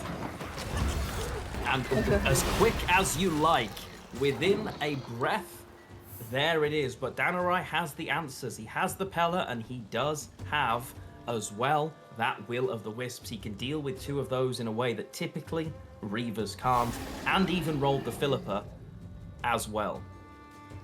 His real issue here is the fact that his melee row is pretty bricked, and he can only have so many Reavers on that row before it's going to be filled. So, very nice play by Kerpting, pushing it into the melee row and not the range row. Yeah. However, everything he's got is about to disappear. That Will of the Wisps is really going to hurt him. He's going to be idoless before we hit 7 cards in this final round. It's going to be a much tougher strategy. He will then be building up for Vran Warriors and Glusty for a big slam, but that's so tough to set up. His first before playing the Kikimor Stalker, so potentially not willing to sacrifice anything just yet, kind of taking his time to set up maximum engine value. Yeah, and we get the greed on the Boholt effectively there. Kerpetem could decide that parasiting that is legitimately worth it, because of course it will grow with every spawn, but on a full row, not too much more spawning, honestly. Yeah, it's a bit of a struggle, really. Even Idrin isn't going to play for optimal points here if the Reavers are simply, filled on the melee row already. So Kerpeton, it's looking kind of good for him here, though Danira has quite a few random cards like that of Adelans and Philippa, which are going to play for value. Erland has 6 targets in deck for Erland, so he's not the biggest by any means. It's a 10-point play. Philippa will find good value, though, of course. Is he going to click the Endrega Warrior? No. Kerpeton saying, I need to greed every step of the way here. Interesting choice. So what he's doing is he is getting optimal value from the Vran Warrior, but also having 3 spawns ready to go with the Stalker will make sure that it doesn't just die right off the bat. Yeah, very true. Very true. It's definitely the right play. As we now see that Ida vanish, it was always going to come. He was waiting for it. Danurai happy to set up a couple of his options first. Is he now going to play the Incubus to try and give himself another option? He can fill the back row, give his opponent a Reaver Hunter, which is useless, of course, on the back row, only works on melee, to give himself a Stalker all of his own again. Very nice play, and we are going to see that Endrega Warrior clicking 3 times. And now you have that brilliant combo with the Vran Warrior and the Stalker just continuously getting points for each other. He is also starting to ping down cards to 1 point, setting up Glusty. He does indeed set up the Glusty, and he does it all on just a single Stalker here. He obviously doesn't know Philippa exists, and there's a chance that you would play that Philippa to hit for the initial 4 because, well, at 1, it can never, ever have its Predator status, of course, and he may even get the second hit. But he doesn't know it exists, he's just playing around it. Full leader, in and out now. I don't want to talk too soon, but I feel like Kerpeton will take this if it keeps going this way. He's going to be able to set up everything with this Hideous Feast. Even if Philippa pings down that Stalker, he can just quickly boost it back up. The amount of cards he's going to ping down to 1 is what scares me here, because that with Vran Warrior alone is so many points. And it really is, you're completely right. It is a petrifying amount of points as we see him use the first of his Hideous Feasts to continue to buff and boost and bring back that Predator tag. Each 1-point unit on the opposite side is effectively 3 for the Glusty. Will it be enough is the question. The Aneromancy most likely takes a Garrison to boost all of the Reavers, and while it's a little messy, that's still 10, 11, 12 points in itself. So this one is going to be very, very close. Okay, already 6 cards on Danarai's side of the board will be consumed by Glusty. That's going to play for a bit of points, I can tell you that. Yeah, you are not wrong there. Okay, so Danarai has the option, of course, of playing Arlant. It's going to go uncontested here if he does decide to do so. He's running out of board space too. Kerperton very careful not to actually kill a card here, just keeping them at 1 point value instead. He does, and we can see now the second Stalker finally comes down. He does have a single ping, but the only thing he can hit is the 2-point Reaver, and therefore he would hit armor. Instead, he's hoping that it survives, probably so that he can parasite his own unit and then use those spawn charges, because it is organic, to keep going. It doesn't. Those Reavers unironically hitting everything down to 1 point is kind of nice for Kerperton, because it's just going to find even more Glusty value. The irony, yes. Each of them is just +1, but of course, if they're they can hit 1 point units, they just won't start with them. And there is the Dwimbiandra instead. Huge Dwimbiandra choice. But the Aneromancy is available for a Heat Wave on that Mushy Truffle, because of course he will use it on 3 wands, not just denying their removal, but 2 points the other way. Can Kerperton do this? He's behind by 22 points here, but as you mentioned, Glusty is big. Another 6, 7 available from the clicks on board as well. Oh, this one's going to be close. Yeah, you kind of want to play Glusty now before the Mushi decides to do its thing, but at the same point, it's kind of awkward. It would have been nice to have a Brand Warrior on the board to take extra points from Glusty, and right now the setup is looking kind of sad. It is. Yeah, it's kind of greedy. You have to do it now before anything else happens. He does, and the sad thing for him there, the reason he'll be upset is, of course, that Glusty is now going to take so much damage all of a sudden. There are Reavers everywhere, there are points everywhere, and he knows he's going to struggle to find not just those points, but now he needs 20. The Heat Wave isn't going to be enough, and I think Danarai has just about taken this. Ah, very sad. It's very close, but unfortunately, without that Brand Warrior on board, Glusty just didn't play for as many points as it could have. And Danarai takes the game. Very well played, Danarai. Getting through the AQ list, taking his NR list through as well. Only has Nature's Gift now, and he gets to play that on both coins. He does. He's got to get Gift through here. So Danarai now flipping back. This is going to be game 4. If I'm not mistaken. So Danarai now goes the other side. He has played on red coin twice. This will be his blue coin choice. Kerperton going in on red. So he has those 2 options. What is he gonna do? Oh boy, I think it's gonna be cultists. I really do. I think you're correct. I think you are. I don't think you want to play AQ on red coin here if you don't have to do so. This is going to be Squirtle versus Cultist, a bunch of swarmy lists, and just chaos. This is going to be interesting, because, I mean, theoretically, there are so many points in the Squirtle list. If it can take round control, bully, and win, it's okay. The flip side of that is it has absolutely no control, and the Cultists, as a result, can just run wild if they can find any way to get round control, and that's what they're going to be fighting for here effectively. If Kerperton can find a way to get round control in round 1, potentially take that long round 3, he will be delighted. Danarai will be fighting with everything he's got to stop it, and potentially upset our run of 3-2s. Ooh, don't do that to us, Danarai. We have a tradition here to uphold. Yeah, well, I mean, if you're going to take Squirtle into Cultist, the problem is Squirtle has a little bit of reach of its own. And certainly has the ability to get rid of those decons before they're able to be clicked. We shall see. Danarai does bring Squirtle on blue coin here, and of course Kerperton bringing Cultist.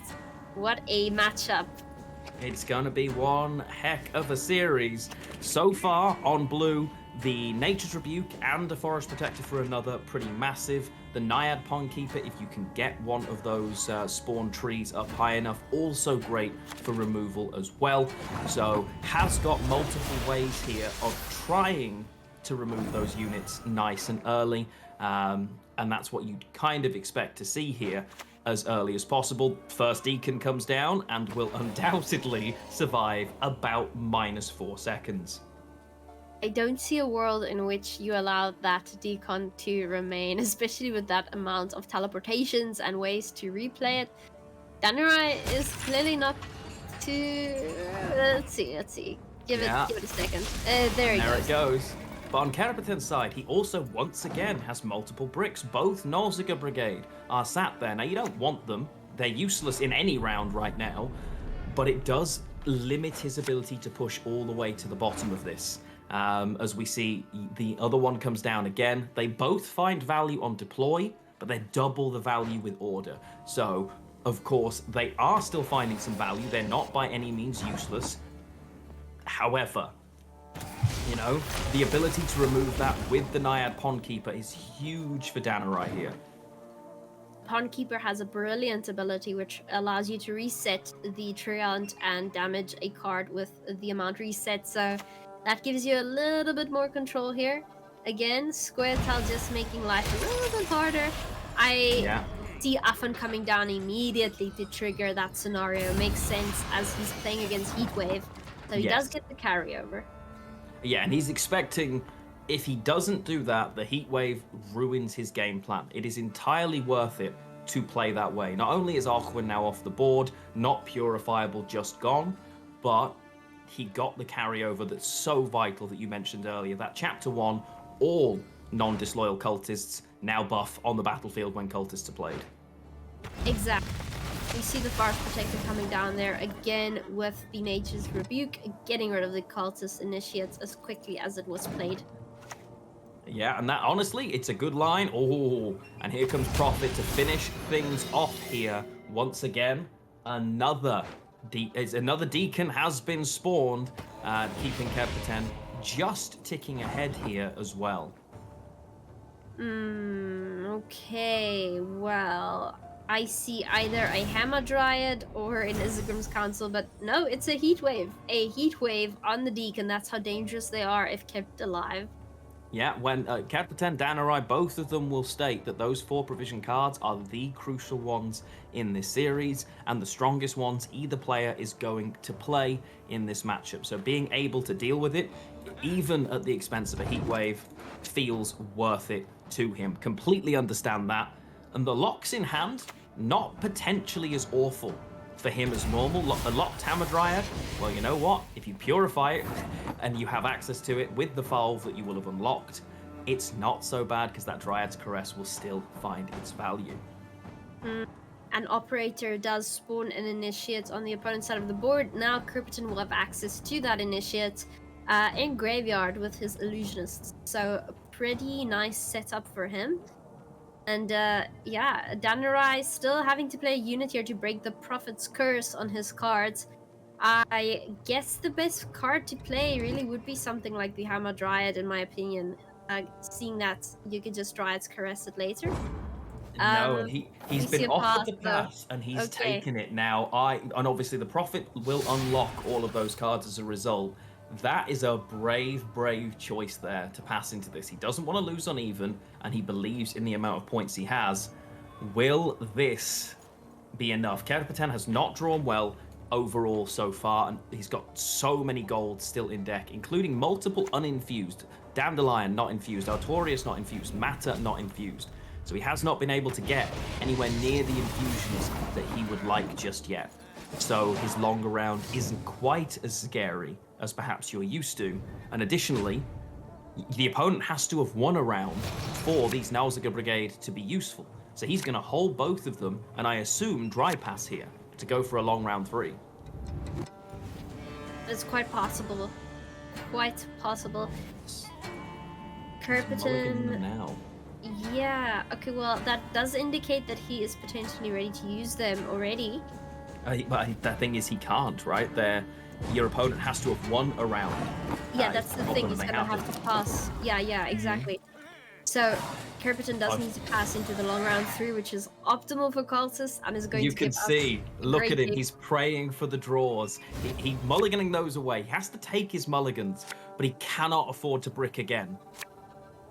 Okay. Let's see here. Let's see.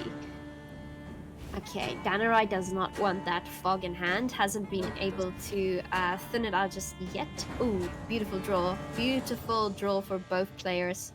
Yeah, this time round, nobody can say they didn't get what they were looking for, that's for sure. As Danarai drops down that extra little symbiosis value with the young Dryad there, really, really nice way to start things off. This one is going to be another high point scoring series, I want to say. They're coming out immediately with the Initiate from Danarai's Graveyard. Beautiful card. We're going to see some of those wombo combos again, I'm certain. Fog playing for some good value here. Definitely Massive. not bad. Everything on the range row as well, so it's going to find all of its value. And the big thing is those cultists right now, it's clearing up. You go, oh, it's only a point. It is not, because both of the brigades were tagged and would have boosted by 1 for every cultist. They were worth 10, 12, 14 points this game. Of course, the Eclipse as well, Initiate, he would probably have wanted that to go, honestly, because of the order ability. He would have liked that to ping first, but all of them being wiped out pretty quickly is a nice spot. Great little play from Danarai there with the Tempest. I love the change. I can't believe I'm enjoying weathering Gwent again. Love to see it. Hey, fog is also always a nice sight. Okay, Kerpiton, careful here. He kind of wants to keep that Initiate alive. Problem is, he's gonna struggle to do so if he doesn't start, boosting his cards. And we know fog will target the smallest cards on your side of the board, so Initiate won't survive. No, it will not. That Initiate will be a thing of the past. It might be the Access and the Necromancy target as a result, you can see. But the first infusion wasn't the most important. Plenty of Purify for Danarai, and he's found it all. Played 1, of course, the extra from Saskia, has 2 Dryad's Caresses in hand and an Elven Seer to give him another as well. The big thing for him is going to be denying Kerpiton from getting the infused card killed. That's the big decision. Can he manage it when Kerpiton has Last Say and Vilgefortz? That's the big scary point. Exactly. Last Say is going to be quite an interesting one here. Danarai going with the Isengrim's Council. He already has Cord in hand, so he gets a very nice Naiad Pondkeeper there instead. Is he going to transfer some of his points onto his opponent's side of the board, or go for another tag here? Does decide to go on the offensive, and already he seems to be overswarming a bit on his side of the board. And that is going to be quite scary for him too. Kerpiton is more than happy if he fills the board up, but he has to then still find the value, because if he doesn't get this Simless down quick enough, as a result, he is going to end up with no space. The Gourd may end up as a discard, because you have to purify at exactly the right moment. That's where things get tough. Yeah, that is the problem. Ooh, okay, at least Danarai does draw into another special card, but... And he'll be very happy, saying, thank you for that, I appreciate it greatly. Very kind of you. It's also another good reason to use that Tempest early, to try and play around that Matahuri, bricking your potential options. Danarai, comfortably clear right now, but if you watched our first series that involves cultists, oh, do you know this can change? Oh, it certainly can, and it will. My only fear still remains is that Danarai needs to start putting some units on his side of the board, therefore playing into Kerpiton's strategy, being able to target them as well. But if he plays a few more specials, the amount of treants on his side of the board is just going to be too much, and he's going to miss out, because Kerpiton still has spies as well, and he's going to use that to brick Danarai's side of the board. If he is going to play those well, his Duchess Informant and the Mage Infiltrator will stick. That's exactly what he decides to do. And it is getting quite scary for him. He's only got 5 spaces left on the board. Falve takes 3 herself. Simless is also going to take 5. So he's going to have to play this or up to 5. He needs that Elven Seer down ASAP to not lose value. He then has to play the Gourd early, then has to play the Simless. But meaning he is just throwing Falve away and using the Dryad's Caresses to prevent chaos effectively. But as you mentioned, those spies are really scary. They are just making it more and more awkward. And you might be 50 points ahead, but if you can't play any of your cards, it doesn't matter so much. Yeah, you're going to keep those specials for last, and you will find value with them no matter what. The thing is just that you're running out of potential here with your Sunlass, and the Seer disappears. But Wow. another card comes in its place, though. It does. That's huge there. So Carapeten doing the maths. Normally, your Vilgefort is the card you're saving to destroy at the end. He's got to read, obviously, on the list. He knows those Purifiers are probably going to keep affecting him. Burning that, it was a 4 for 4, but in reality, we both know it stopped an additional 11 points. So he probably feels like it's worth it. This is going to be... It's such an interesting matchup here. Carapeten fighting for his life to try and get this into a game 5. So close. It is so close. Danarai is just carefully doing the maths here. How many spies does Carapeten still have left? Is he able to potentially play something other than Gord? He decides Love no. the Gord. Not an option. Does play the Gord, yeah. Yeah, and that makes a lot of sense to me. The choice there to play that Gord, yes, he could have potentially got more value for it, but by the time those specials have been played, there's no room for him. As we now see another option, the Naiad coming down here, that Pond Keeper. Both of the golds in his hand, though, for Carapaten's side, neither of them here are infused because of the amount of attack that Danarai was able to grab. And now Danarai's board is full. The Valve is no good. She is gone. It's all about vitality and those Dryad's Caresses. Going to be a really interesting play here, as he's going to still have well above 100 points. Now on the flip side, Carapeten can't play any more spies because Danarai's side of the board is bricked. Not that he needs to, he has already placed them all very well. Now, Cultist coming through here. Danarai has the option, of course, of purifying any tags that are unwanted on his side of the board, just making Carapaten's combo kind of worthless. He throws Fav away instead of going for the Dryad's Caress, which is an interesting option.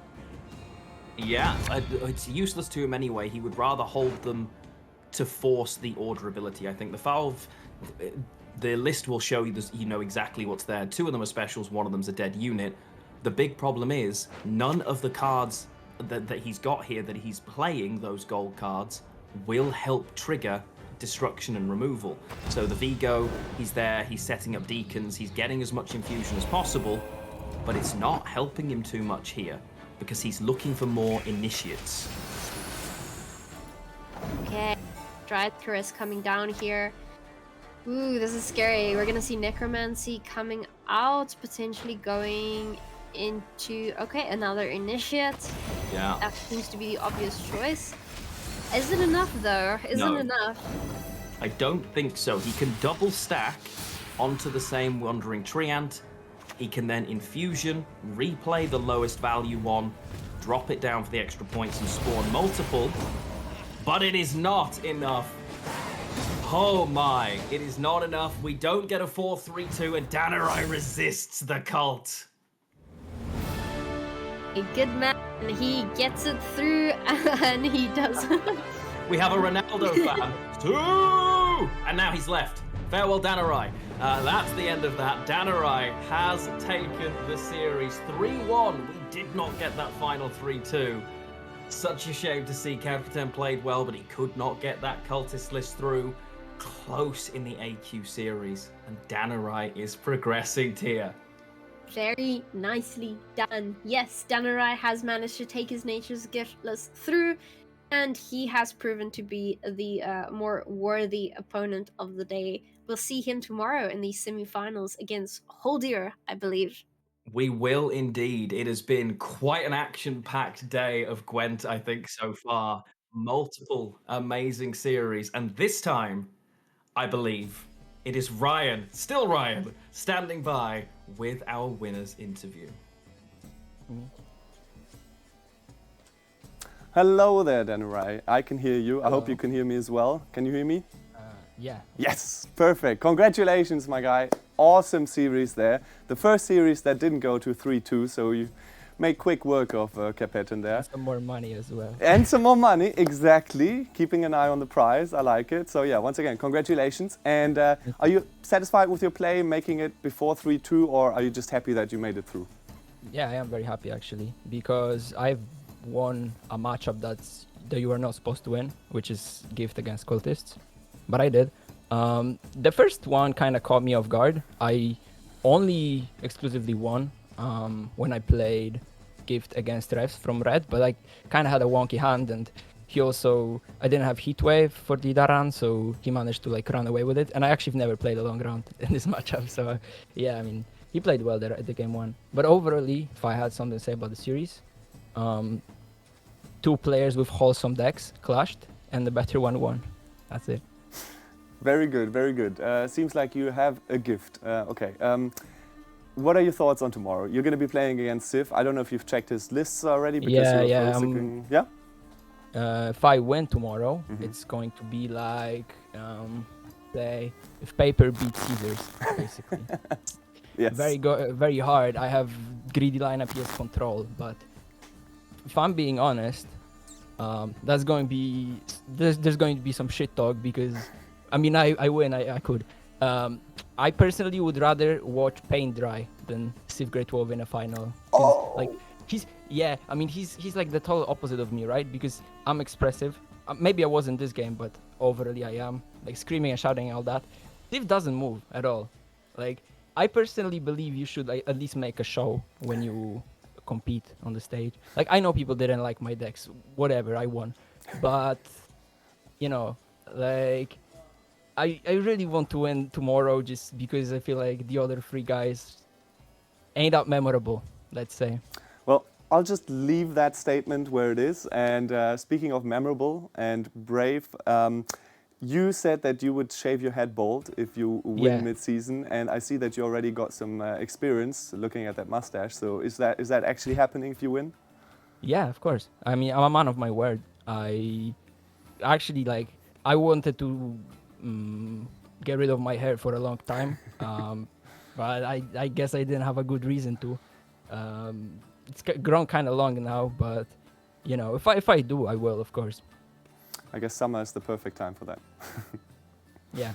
Well, thank you so much. Now you have some time to rest up, prepare your lines of play for tomorrow as well. So congratulations once again. And thank you, Ryan. Is there anything else you want to say? Yeah, of course. I want to shout out, as always, like, credits where it's due. I would like to shout out Pepe, Smile, Kuner, and Paya, because they helped me to prepare for this tournament. Where's Paya, by the way? Where did he go? I eliminated him. I'm sorry. But yeah, but Paya is such a G. Like, he played with me from like midnight until 3 a.m. for the last couple days. Kuner as well did some like insightful. Like, he had some insight, obviously. Kuner's the Revs master. He taught me how to play Revs. But of course, the biggest shout out to Pepe, because Pepe played with me the whole like group stage as well. Because I didn't prep with Paya since he was my first opponent in this tournament. All right. Thank you so much for your time, and good luck tomorrow. Maybe we'll speak again. Thank you. I'll need it. Bye. Bye-bye. And now, it is time for another leak. And I'm very ready for it, because it's our fourth monster card, also supporting the Ogroid archetype, you could say. It is Lord Riptide, an Ogroid warrior at 10 power, 8 provision, with the ability deploy melee, clash with the highest power enemy unit, and if you've got might enabled, which is, if you remember, 10 power units on each row, at the end of your turn, while in hand, gain 2 armor. So yeah, that armor is going to come in handy if you want to clash with someone. Yeah, I'm excited to see how this pans out, this archetype, and it's a chonky boy. I love the art by Maciek. It's really cool, and I'm honored to present it to everyone. And yeah, that's the final reveal of today. There's more coming tomorrow, that's for sure. And for now, let's throw it back to the casters.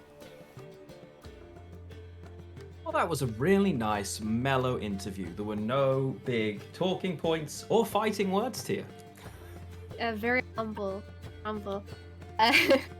Oh, I I'd mean, love to see it. Sif can take it. He will sit there in silence, take it, and then tomorrow he's gonna come prepared, and he's gonna try and show Danarai what it's like to battle paint drying on the wall. So Undoubtedly. I'm excited. I'm very excited to cast the series now. The stakes are on. Yeah, you know what? I'd carry on right now, but before we do, we still want to talk about that Lord Riptide card, maybe my new favourite art in Gwent. Powerful clash ability, damage self and opponent by their base powers effectively, but with all that armor from Might, Ogroids all of a sudden are looking like Point Slam powerhouse. That is going to be very interesting. Still more to come as well. Yeah, depends how accessible Might is. I mean, having armor with a card that clashes, we know what that's like with Bjorn. So, Exactly. and it's incredibly strong. So, definitely a card I want to see in action. Wow. I think we can probably take a look at the bracket update now. See. Yes, let's going do through it. The day is done. The semi-finalists are in, and Kaneki Yamori is taking on Puzzle Express in the first semi-final. And then we go over to Holdir versus Danarai in the second semi-final of the day. Ooh. We do. Wow. And they're all very different lineup style as well. As Danarai mentioned, he is super greedy. His opponent is pretty control heavy. It's going to be really, really interesting as to how they go because they've all bought different strategies, which means their plan for today does nothing for them tomorrow. He's been up till 3 a.m. I have a feeling he might just be doing it again. Oh, but how much money has he taken? The prize pool looking... He pointed out he's going home with the most money, and it's very true because he was able to bring his decks through on 3v1. He's taking home $1,250 here. Kerpeton taking $750, unfortunately. Well, you know what? If 750 is unfortunate, I want some of his misfortune. Still hard fought and a great series between the two players. A little bit of trash talking at the end there from Danarai, which you love to see. But we have had an incredible first day overall, Tia. Some of the best, craziest series we've had in a long while. This might be my favorite first day that we've ever cast. I kind of have to agree with you there. I agree. We saw a lot of players and we saw a game scope pretty long today. So remember, guys, get your drops now while you still have the time to do so. And I think that is it from us today, Lionheart. Thanks so much. I had a great time casting. So did I. We will be back from 4 p.m. CEST tomorrow. But, of course, we are not going to see out the show. We will send you over to both Ryan and Borja to send you on your way. Bye, guys. And we are back for the ending closing speech of today. What a day. What a banger of a day, as the young kids would say it. Incredible gameplay, incredible reveals, incredible cards, incredible everything. I mean, what a day. I don't think anybody can complain that they didn't get enough Gwent today. 3 series going to 5 games and then a full 4 as well at the end. And good games as well. Very good games, like, very close ones. Jesus. 1 point wins. And I mean, over come on. 200 points in the Cultist Mirror. Feels like the good old days when we had, point slammy, crazy stuff that you wouldn't be able to counter without a freaking calculator or the computer doing it for you. But amazing stuff. The players really performed super, super well. Really nice interview with you and Danarai to end it off. Lots of good energy, like positivity. Yeah, positivity. We saw emotion, jumping up, stuff like that. We also saw on the other side, Holder kind of keeping it chill, keeping it calculated. I'm gonna see tomorrow. I'm prepared. I know my stuff. So it's very interesting to see the flavor that each player brings to the table, and I really like that about esports and kind of competition because it just shows what type of players they are and their personalities. But amazing day. 4 players moving on to tomorrow where we have the semifinal and the final, and it's gonna be another packed day. Quick shout out as well to all the 4 players that didn't make it to day 2. They also had a great showing. I mean, taking it to a 5-game series always means that you had your heart in there. And even though there might have been misplays here and there, everybody gives their best, and they really put in a lot of time and effort as well to get here, to get to this stage, the knockout stage, because they made it through the group stage. They made it through qualifiers to even get to the group stage. So yeah, congratulate them, send them some nice wholesome messages as well. And now, yeah, I'm excited for day 2. 4 players gonna make it into the semifinals, and those 4 players have been decided now. So I can't wait. To quote Thea, it's going to be another riveting day. Yes. Riveting is the word of the tournament. Agreed. Yeah, well said, well said. Yep. I think that's it from us. More leaks coming in tomorrow. Don't miss the pre-final segment. That's where all the Scoia'tael cards will be, 4 of them. And like you mentioned, the rest will be revealed by the community when we move into Monday and the following week. We still have a week to go before we launch the Tide Rises, which is the next card drop expansion that we're doing. And it's coming along with the next update that is coming to Gwent, the Witcher card game, which I'm super excited for, you're super excited for, and probably you watching are hopefully also super excited for. So lots of cool stuff, lots of good Gwent stuff coming to us. And it's once again awesome to be here, awesome to host this event, to be here in person and to let you guys watch this stuff and, you know, do like a proper show for it, because Gwent deserves the best, and we're here to do that for you guys. Yeah, I can't think of a better community to experience this type of, you know, love and interaction with. Exactly. And these tournaments. So I'm super happy that we get at least one more at the end of the year. And another whole day tomorrow for you to get your Twitch drops and enjoy some premium Gwent. Yep. Season 5 in full swing. Yep. Is there anything else that we missed? I think that's it. Yep. We got it. My earpiece is already falling out. Okay. Job's done for today. Job's done. Thank you all for watching once again, and we'll see you tomorrow. Bye. Bye.